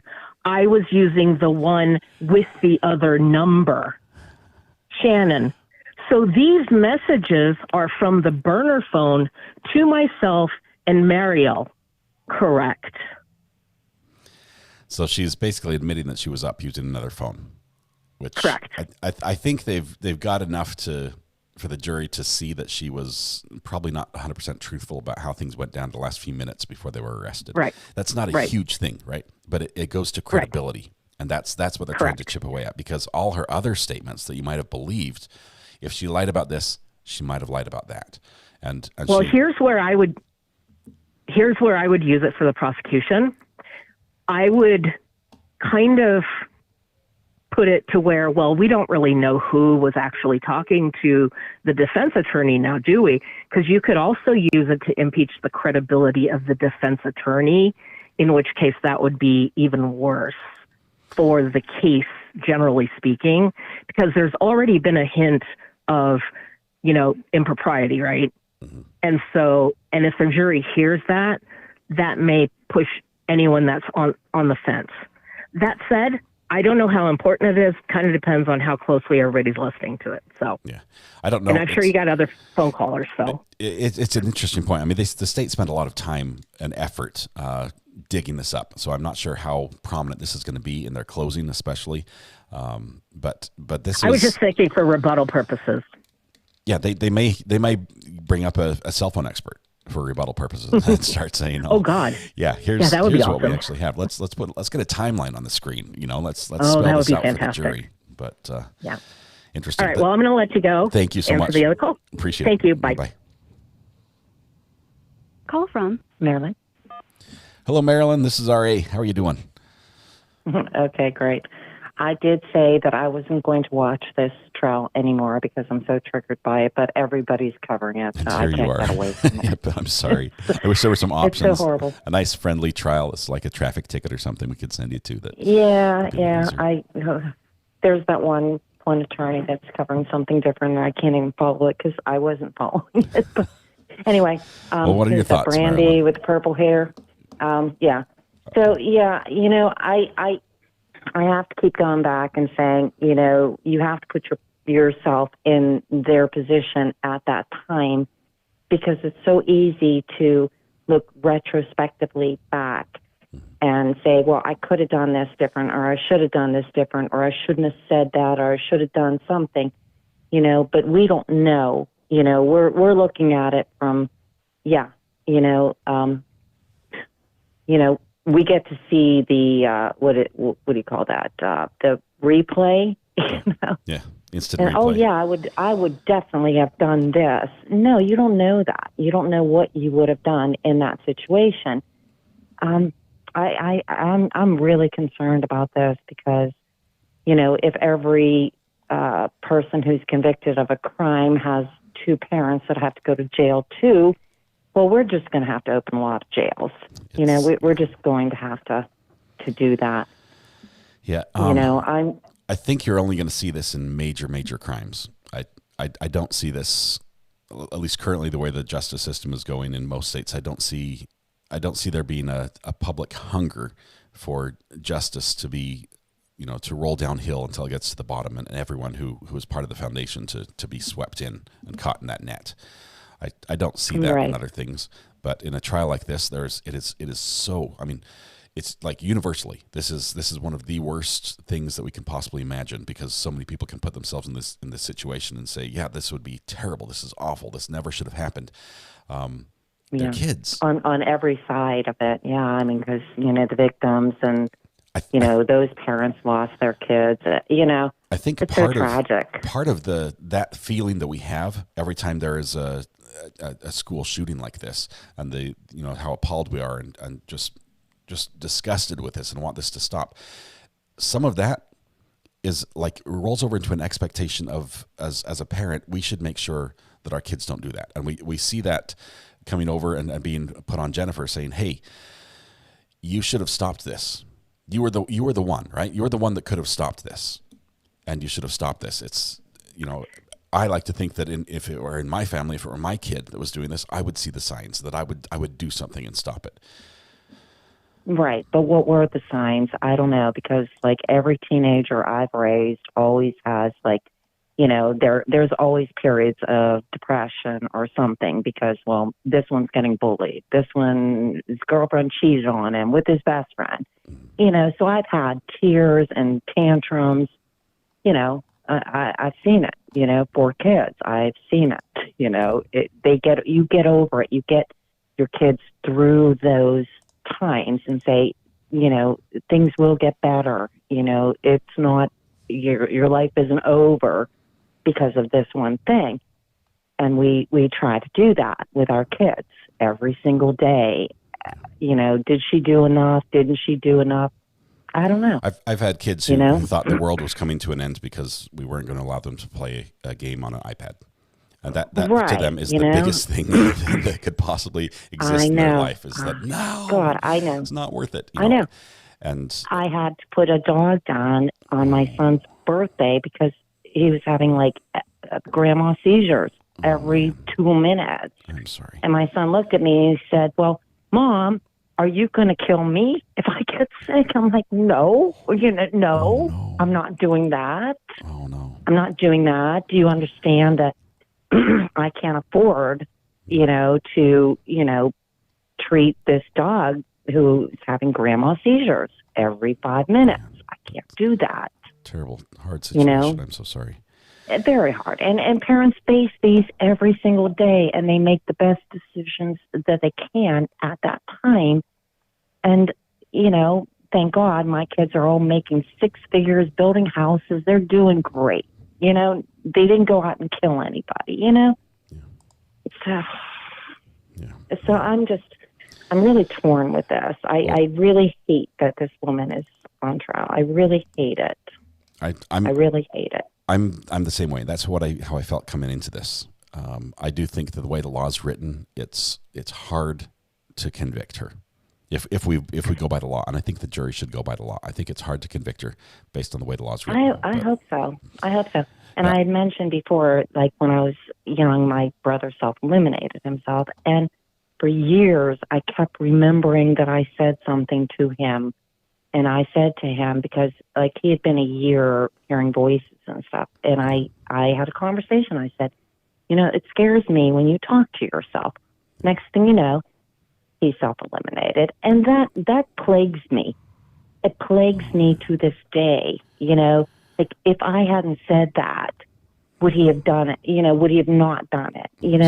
Like it's like you look retrospectively and you blame yourself, you blame everybody. Everybody gets blamed because we should have known. Everybody should have known, and we don't know what we don't know. I will say, I appreciate you being here. Make sure you're taking care of yourself. Make sure, that your mental health is good. I love that you're here, but make sure when you're here, it's good for you. But I appreciate the call. Thanks for sharing. Thank you very, very much. Okay. You're amazing. Appreciate you being with us. All right, thank you. Thank you so much. Bye. Bye. I want to shout out Brandy Churchwell, who's in chat right now. Brandy Churchwell, amazing friend of the channel. For those that know, if you don't know, you should be following her on YouTube. She's amazing, true crime fan. She's LawTube adjacent, like I am. Discovered her during the Murdaugh trial, and her affinity for being able to take data and crunch it down into something that is just really, really easy to ingest and make sense, especially like cell phone pings and things like that. Some complex data. Brandy has a channel over there. She's going through some health stuff. Obviously, she's shared a little bit here in chat. Just ask that you show her some love, and definitely, if you're, I would say you should subscribe to her channel and check it out. She has a fun community. A lot of the same things you see here in the community, and a lot of the same people you see here are over there on that channel as well. And I'd encourage that.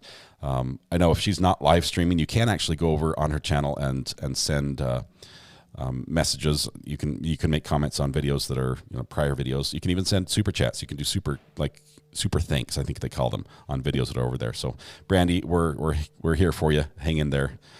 Thank you so much for being here. Call from Purple Haze. To accept, press Purple Haze. This is RA. How are you doing today? Wow, I didn't think you'd pick up. Though. What? I try to pick up all the calls if we can, as long as court's not in session. I like to hear everyone's opinion. You've gained so many subscribers and members. It's just. But now it's just you and me on the phone. So let's just talk like we're buds. What's on your mind? Well, I was a former juvenile delinquent counselor, corrections, and this case,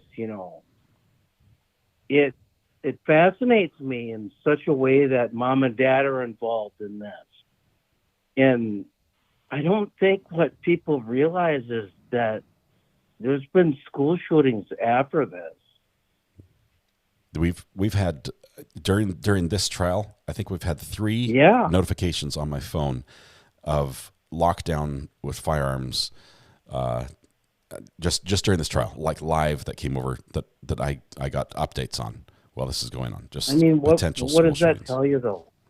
We've got a problem. Tell you? It tells me we've got a problem. Yeah. And I'm not going either way on the politics, Yeah, we do pickles, not politics here. It's hard to have political discussions. How's my little on buddy doing though?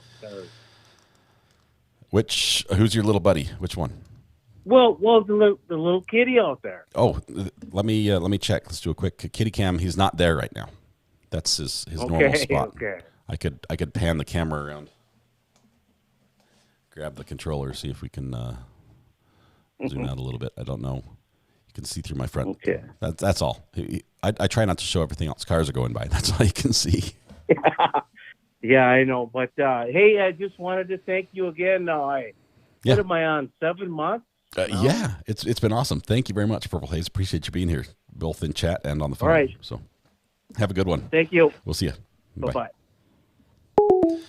It's cold. He's in his warm house. He's got a, I don't know who sent, I wish I could remember who sent this. And please out yourself in chat. But somebody sent us a cat house. When I first discovered I had a cat, because I didn't get a cat, the cat got us. But when I first discovered we had a cat, somebody sent a heated cat house, and he loves it. He absolutely loves it. It's got like little flaps on both sides, and he lives in there. And the kids will run out there, and he will just look out the door and just sit there. And when I go outside, he just darts out the door to me. So it is truly my cat.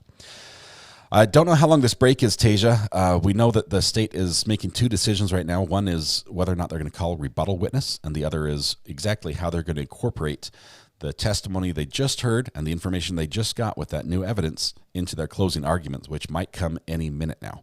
So that is up right now. I would be surprised if it's more than half an hour, but I think they'd come back and announce they're going to go to lunch. Call from Amanda H. Amanda H., welcome. How are you doing today? Oh, I'm good. Sitting out tennis course watching my kiddo play tennis for her senior year. Awesome. But that's not what I called for. Well, that is awesome. I hope she wins. Yeah, well, first match wasn't so good, but we're going to chalk it up to being chilly, and she hadn't warmed up yet. But we're having fun, and that's what matters.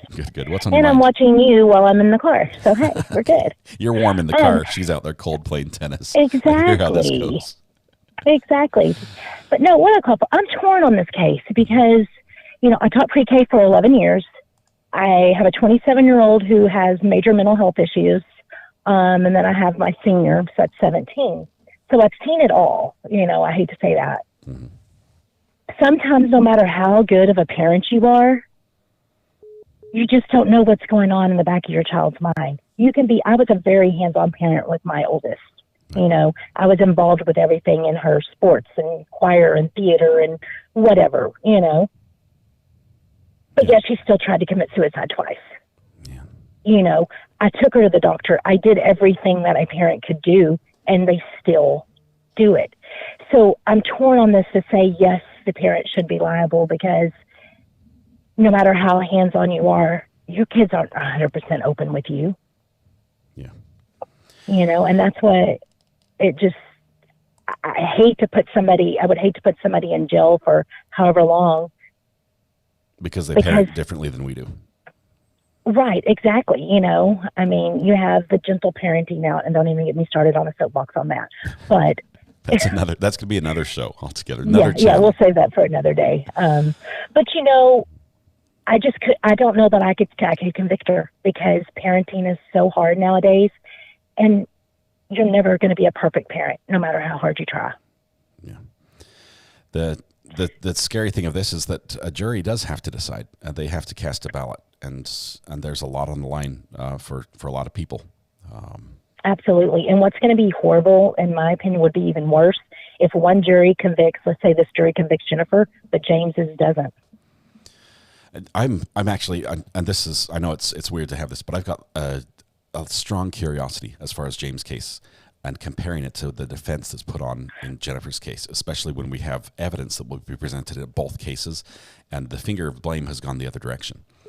And I wonder if it's going to be. It was theirs. It was theirs. That wasn't mine.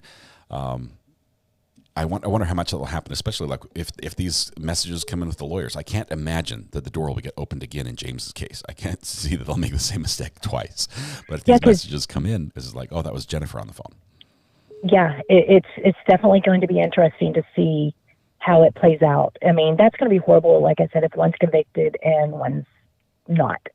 Because it's either, in my opinion, it's all or none, you know? Because I think both parents are at home. It's not like it's a single parent household and one parent's partially involved, you know. Yeah. This comment, Amanda, this comment that just came up on the screen, present, not perfect. Absolutely. It rings true. Most of us, if we here in the U.S., we've seen a commercial for Adopt U.S. kids. There's the whole premise of the commercial is that you don't have to be a perfect parent to adopt a child. Like a teenager, adopt a teenager. And they say, you just have to try. You just got to be there. And that's basically what we're saying and what this comment is saying. Just be present. You don't have to be perfect. And as you described, you're present in your daughter's life. It doesn't mean you're perfect, and things still happen. But we're not demanding perfect parenthood. Right. And there is no perfect parenthood. Nobody, I don't care who you are, you're not going to be a perfect parent, But what is the perfect parent? What makes the perfect parent? Because you give your child everything or because you make your child work for everything? Which way makes you perfect? Yeah. And so one parent, I'm they're like opinions. We all have different ones, and ours is definitely right, and the other person's right. wrong. Absolutely right. Always, mine's always right. Well, and again, I think y'all. I'm going to real quick. I'm going to let you move on, but I want to thank y'all for checking up the other day when that craziness went on with my daughter's school. I think I was doubly triggered because I was watching this case. As this was going on, so I think it triggered me even more. But I do appreciate everybody for checking up and all y'all support during that, because that was the first real one that we've been through, and it was scary. And there had been several pictures of pew-pews going on social media with the school's name on it and saying so-and-so school, watch out. So it was a very triggering day that day. I am sorry. I'm sorry, Amanda. But anyways, thank y'all all for your support, and thank you for everything that you do. And I'll let you move on to somebody else. All right. Thanks a lot. We'll see you. Thank you. Have a great day. Bye. Bye-bye. Call from The Brown Barn. Is this the Brown Barn? Hey, how are you, RN? I'm doing well. How about yourself? I'm doing well. Where are we going? Where are you driving us to? Well, I'm going home back to Raleigh. I'm coming from South Carolina. My dad had a heart attack. Oh, I'm sorry. But he's doing amazing. Oh, that's great. That's great. Yep. What are your thoughts on the I've been case? with him for a few days. What are your thoughts on the case today? Well, I missed a few days.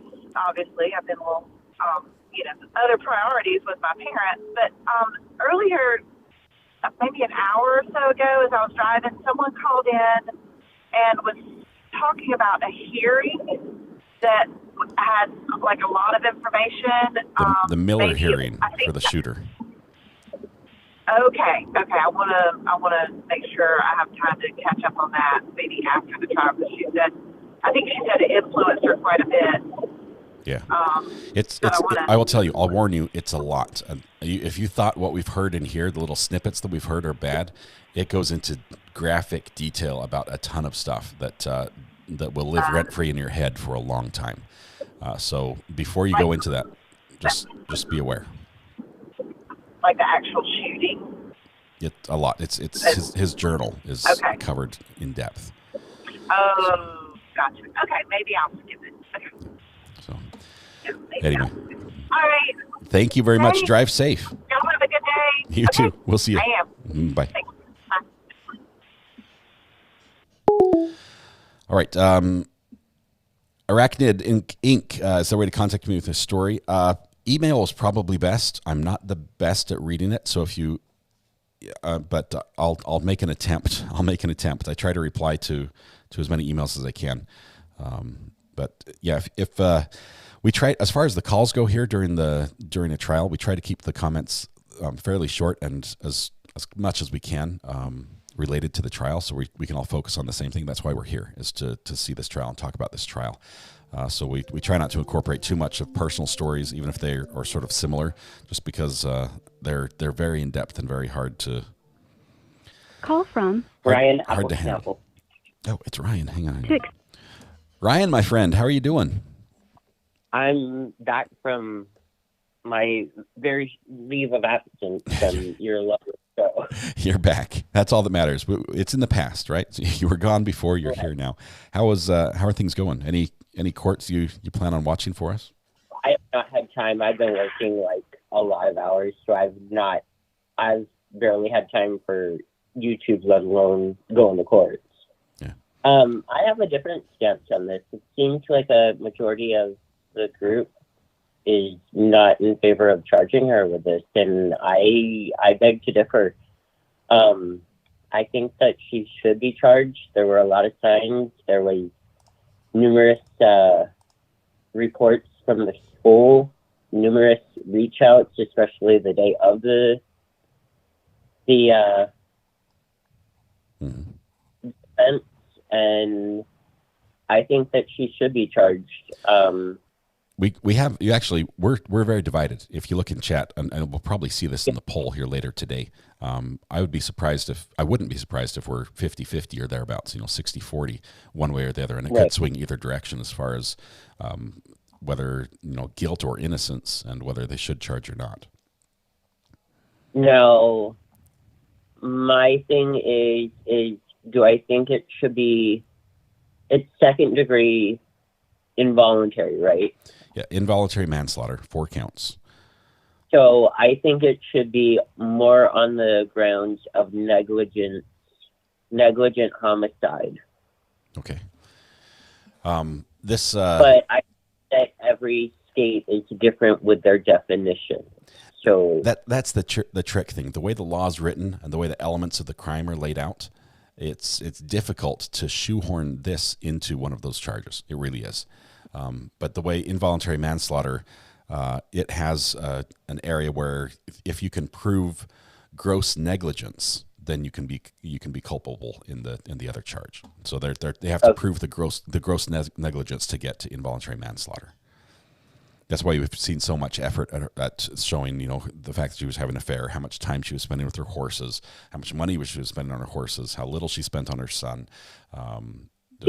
Even counting the stuff with the horses. Like, I'm not even really paying attention to that. I'm paying attention to how the time span between them getting the gift for him. And there is nothing, I want to say this, there is nothing wrong with getting a child a firearm. It was legal. It was legal. I've been a firearm owner since I was like 8. My parents let me own them. Now, I believe that you should have respect and there should be a lock on them, and should a child under the age of 18 be able to access it? No.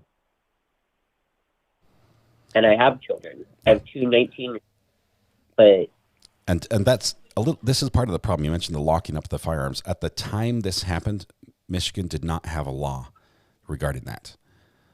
Law or not, they should be, when you take up firearms. I agree. There's like a moral obligation. There's like a duty. Just a human duty that you have. But when you're trying to prove a crime, there has to be criminal negligence, and without a law, it's not criminal. And so that's where I think they're going to have trouble if the jury is, a stickler on how the law is written, which I think they should be. Correct. And I live in a Gold Star state. So yeah, I have 2 19-year-olds. I'll be 39 tomorrow. I wouldn't have put you a day over 20. Everybody thinks I'm way young. I'm like, no. Chats with me. They're like, 19. I thought he was 19.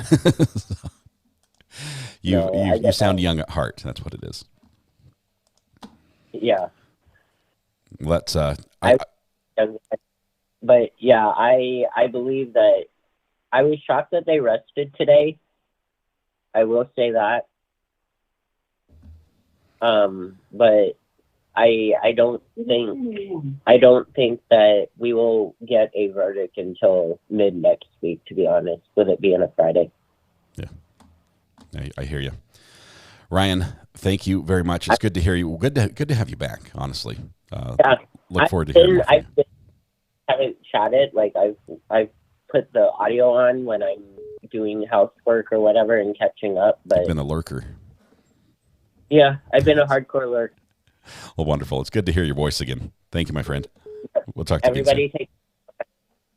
Thank you. Bye-bye. Call from Welsh Lady. Welsh Lady, welcome. And we need to think of what you need to say for Ricky Watson. But how are you doing today? Hello, Scott.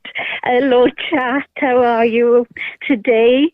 Ricky, I would just say you're a very kind gentleman, sir, and thank you. You shouted me out. That was very kind, bless him. That was very, very nice. Scott, I'm coming to you now, right?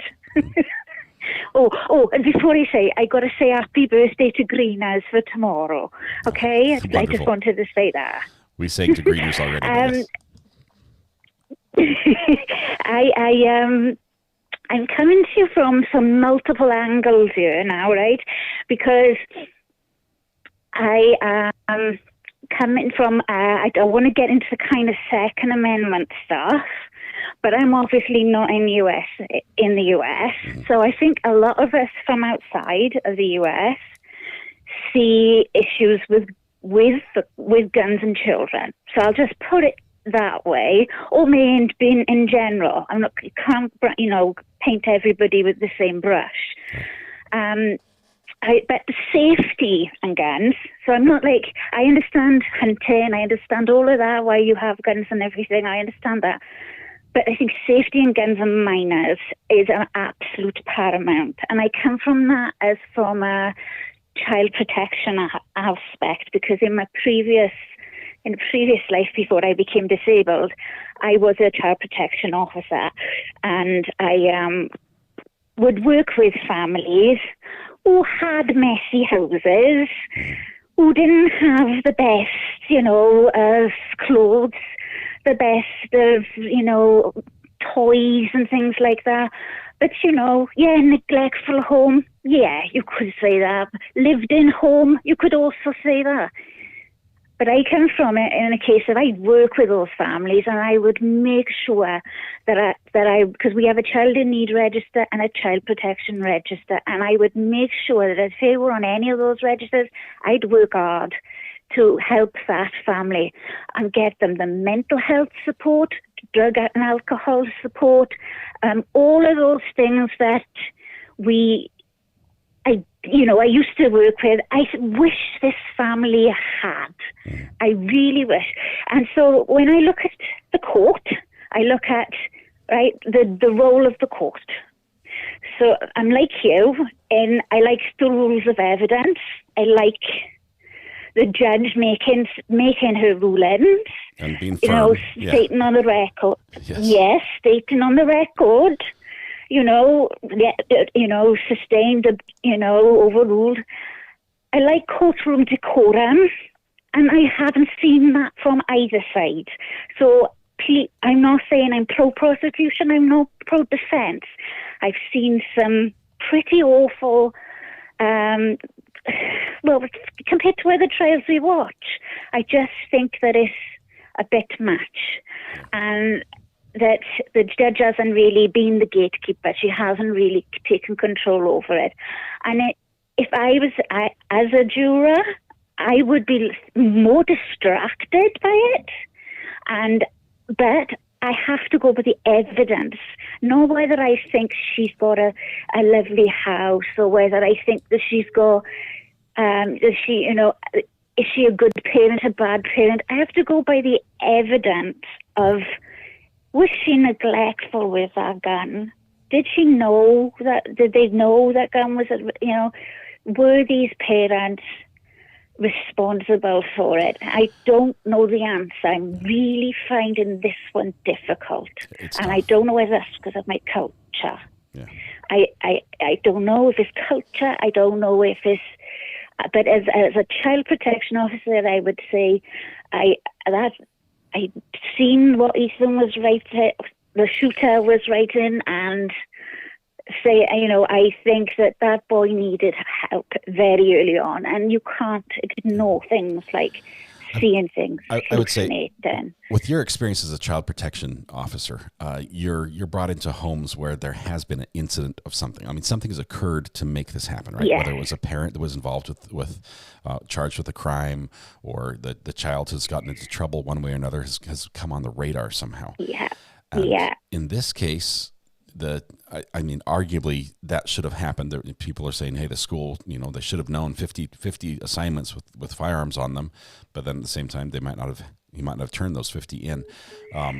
It never got to that point. True. But the parent you would think that the parent would know before the school calls, right? You would hope that the parent knows before the school calls and says, yeah, there is something wrong. You'd hope. We should do something. And that's what the jury is going to have to deliberate on, is did they know? Did they know enough that they could have guessed that this was going to happen? Yeah, because, when people over here, like I said, this is maybe it's a culture thing as well, trying to wrap my head around it.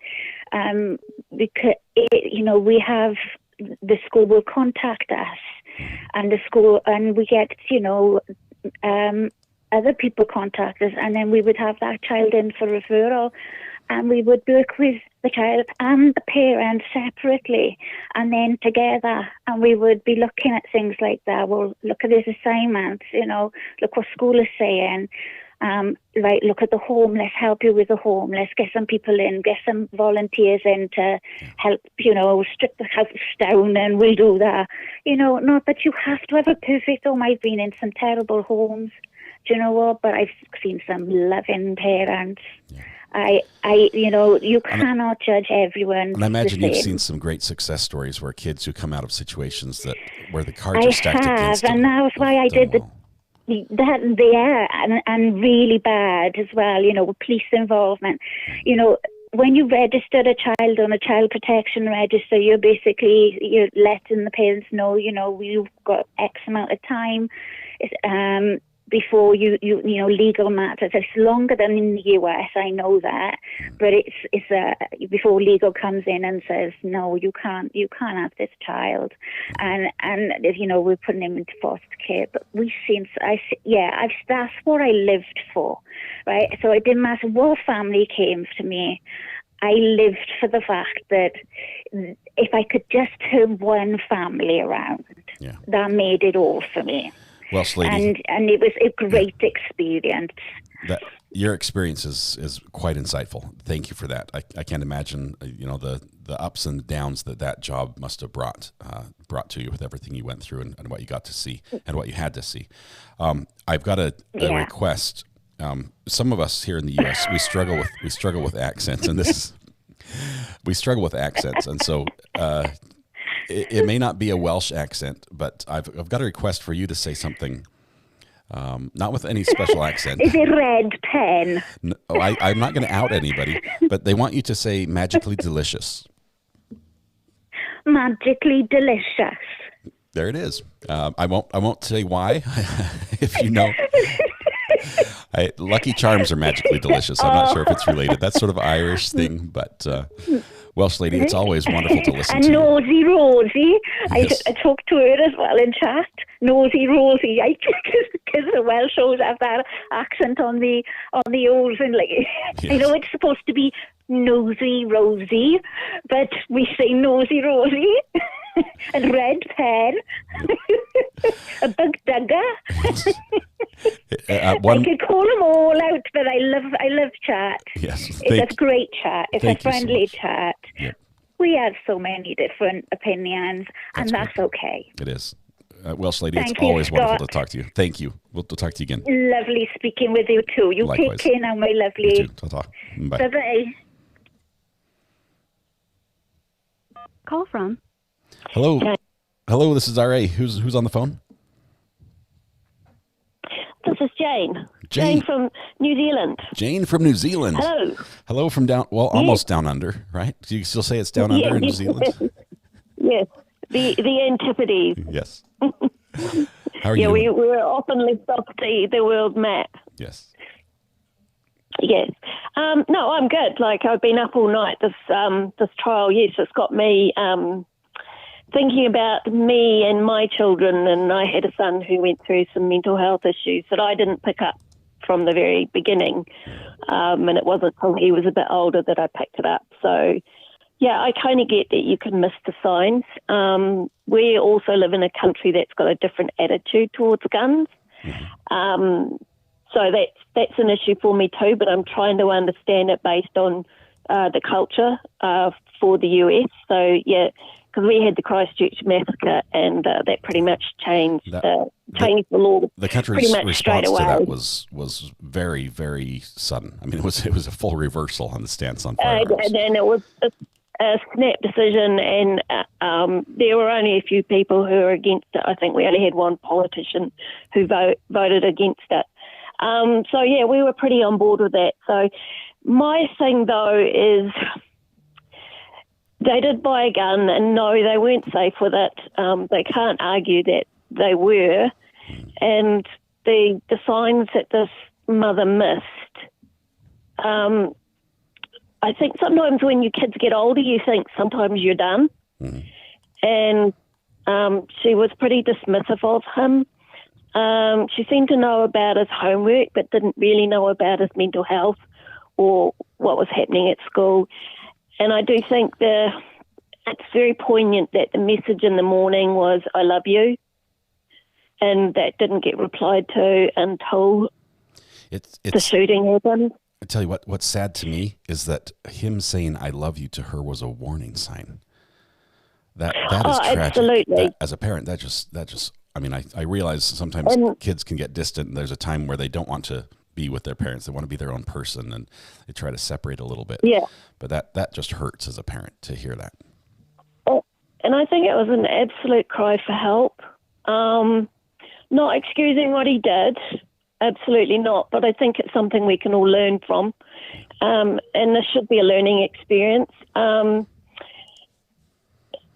It might be a backdoor way of doing some gun legislation, I'm afraid. That might be a bit scary for people. The other thing is that when the shooting happened and she did reply, "I love you," and it was Ethan, don't do it, and it seemed like he'd stopped his rampage when that happened. And it seemed like finally I got the attention that I wanted. And then it's also very sad that when you see them go into the police station and she sees him and she's very dismissive, and you hear his cries of "I love you," and Dad's the only one that responds. And then you see that he had an absolute mental breakdown after that, and they had to tie him down. And he was saying, "They should have stopped me. So, yeah, I think we can learn about the warning signs. I don't know if I think that she deserves to go to jail. I think she's had punishment enough. I think she's lost everything. Yeah, so I'm on the fence on this one because I think it's a way. I think there needs to be better gun legislation about storing guns, quite frankly. Yeah, and more education around. Yeah, signs. and it's hard. I just don't know. Jane, it's hard to have that conversation here. First of all, our channel, I've said this. I know I'm probably starting a stir up. I've said we do pickles, not politics on the channel. There's a couple hot issues that just the platform that we have right here, where you and I are talking. I would love to talk to you all day about this and debate this, but with a lot of listeners in one voice, people feel stepped on. And that's why I try to take as many calls as I can. No, and I'm trying not to do that. I'm trying not to do that. You're doing great. You're not doing anything wrong. I'm just saying it's hard to have. It's an important conversation. I'm not American. Yeah, only because I'm not American, and I cannot put myself into your shoes on this one. And that's kind of where I'm coming from. So that's why I'm actually making a different judgment call than I would have if this was like a New Zealand thing. If you see what I mean. Yeah, I hear So you. yeah. Anyway, I love watching you. I've got a half and aunt, you. a step aunt. I think I don't know what you call that. That's my mom's half sister that lives in New Zealand. So I feel like we're almost family. I'll call you Cuzzy Bro. There we go. Jane, it's wonderful to talk to you. Cool. Thank you so much. Yeah, you too. Hey, look, you're doing a fabulous job, and I love watching you, and your voice just so mellifluous is the word that I would use. Thanks for the kind words. I appreciate that. Anyway. We'll see you, Jane. I'll let you go. Mm-hmm. Okay. Cheers. All right. All right, here's what we're going to do. We're going to do a quick break. I don't know. It seems like the court might be going to lunch. We're going to do a very, very, very short break. I'm going to set up a new stream just for a second here. We're going to label this, and this is for technical reasons. We're getting this changed here. We've got one call. Let me take this call while I'm setting that up. Call from Lonnie. Hello, Lonnie. This is RA. How are you doing? Hi, RA. I am super nervous, so I'll try not to take up too much. You shouldn't be. At the end of the call, you're going to admit just how easy this was. Okay, good. I hope so. Go ahead. Share your thoughts with us, though. First of all, I want to talk about the Taylor Swift lyrics because I think the state should use them against the defense. Okay, so you're going all the way back to the opening statement by the defense attorney. All the way back. You want to? Yes. You want to? This is the reference to Band-Aids Don't Fix Bullet Holes song, right? Exactly. Okay, what are your thoughts there? My thoughts are the state should use that against the defense because they're right. Band-Aids don't fix bullet holes. The Band-Aid is always putting the shooter in jail, the mentally ill person, and that doesn't fix it. And I think maybe we need a scalpel because the mentally ill person who was the shooter didn't get help, and so we need to fix the bullet holes by holding accountable people who should have helped. Yeah. Everyone who should have helped. So the defense attorney, when she used that line, she says, I remember her argument. She says, I was driving into court today, basically thinking about what I'm going to say, and I'm a Swiftie fan, so I was listening to Taylor Swift and jamming out, and the song goes, Band-Aids Don't Fix Bullet Holes. I think she was trying to say that that putting Jennifer in prison doesn't solve the problem. Right. That was her side, but you're saying this isn't a Band-Aid. We need, hand me the scalpel. We need to cut out the whole problem, and the parent is part of it. And the Band-Aid is putting the shooter in jail. Yeah. It's not fixing the problem before the shooter became the shooter. So that's what we're facing here, I think. And then the next line in the Taylor Swift thing, and this is why I think the prosecution should use it against the defense, is Band-Aids don't fix bullet holes. You say sorry just for show. Jennifer's not even saying sorry. And here we have a sorry counter on the screen. So sorry. I didn't even draw that connection until you said that.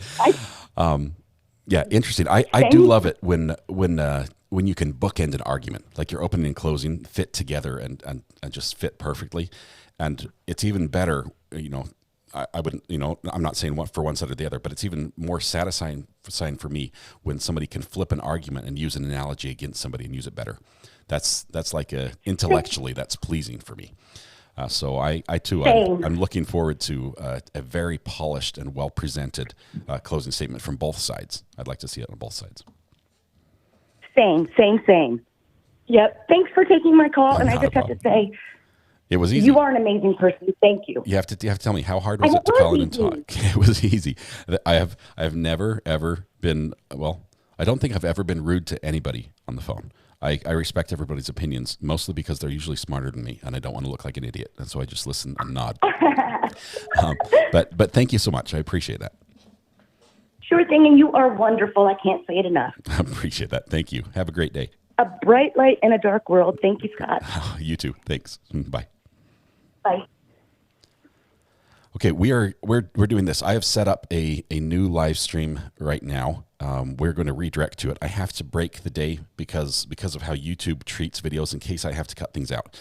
And sometimes when we're live streaming court, things get shown that have to get cut out. Like for legal reasons, things will be shown. Maybe say if a jury member's face is shown, that's something that I have to be able to snip out of the live stream. If we live stream for too long, YouTube takes that away from me and they say you can't edit the video. It's over 6 hours. So I have to stop the live stream and restart. I've opened the new one. It's already open right now, and we have people over there chatting already. The community is going to switch over. I've also opened up a portal that will redirect from this live stream to the other. I'm going to give us a little bit of a break. I think we're on lunch. I'm going to be watching the live stream. If they jump back, we're going to start whenever it is. I've said we're going to start in about 35 minutes, I think, or 25 minutes. But if they come back in 2 minutes, we'll start then. So we're going to take a brief technical break for that reason. And we're going to be back for what we think is going to be rebuttal evidence, probably about cell phone usage and timestamps and things like that, that will go to discredit Jennifer Crumbley on the stand, from what she said on the stand, and then we go into closings. And I believe it's very, very possible that we could be in deliberation at the end of the day. It's verdict watch is right around the corner. Both sides have rested, but the state obviously gets a rebuttal argument in, and it's exciting. We're almost there. Poll will be following soon after that.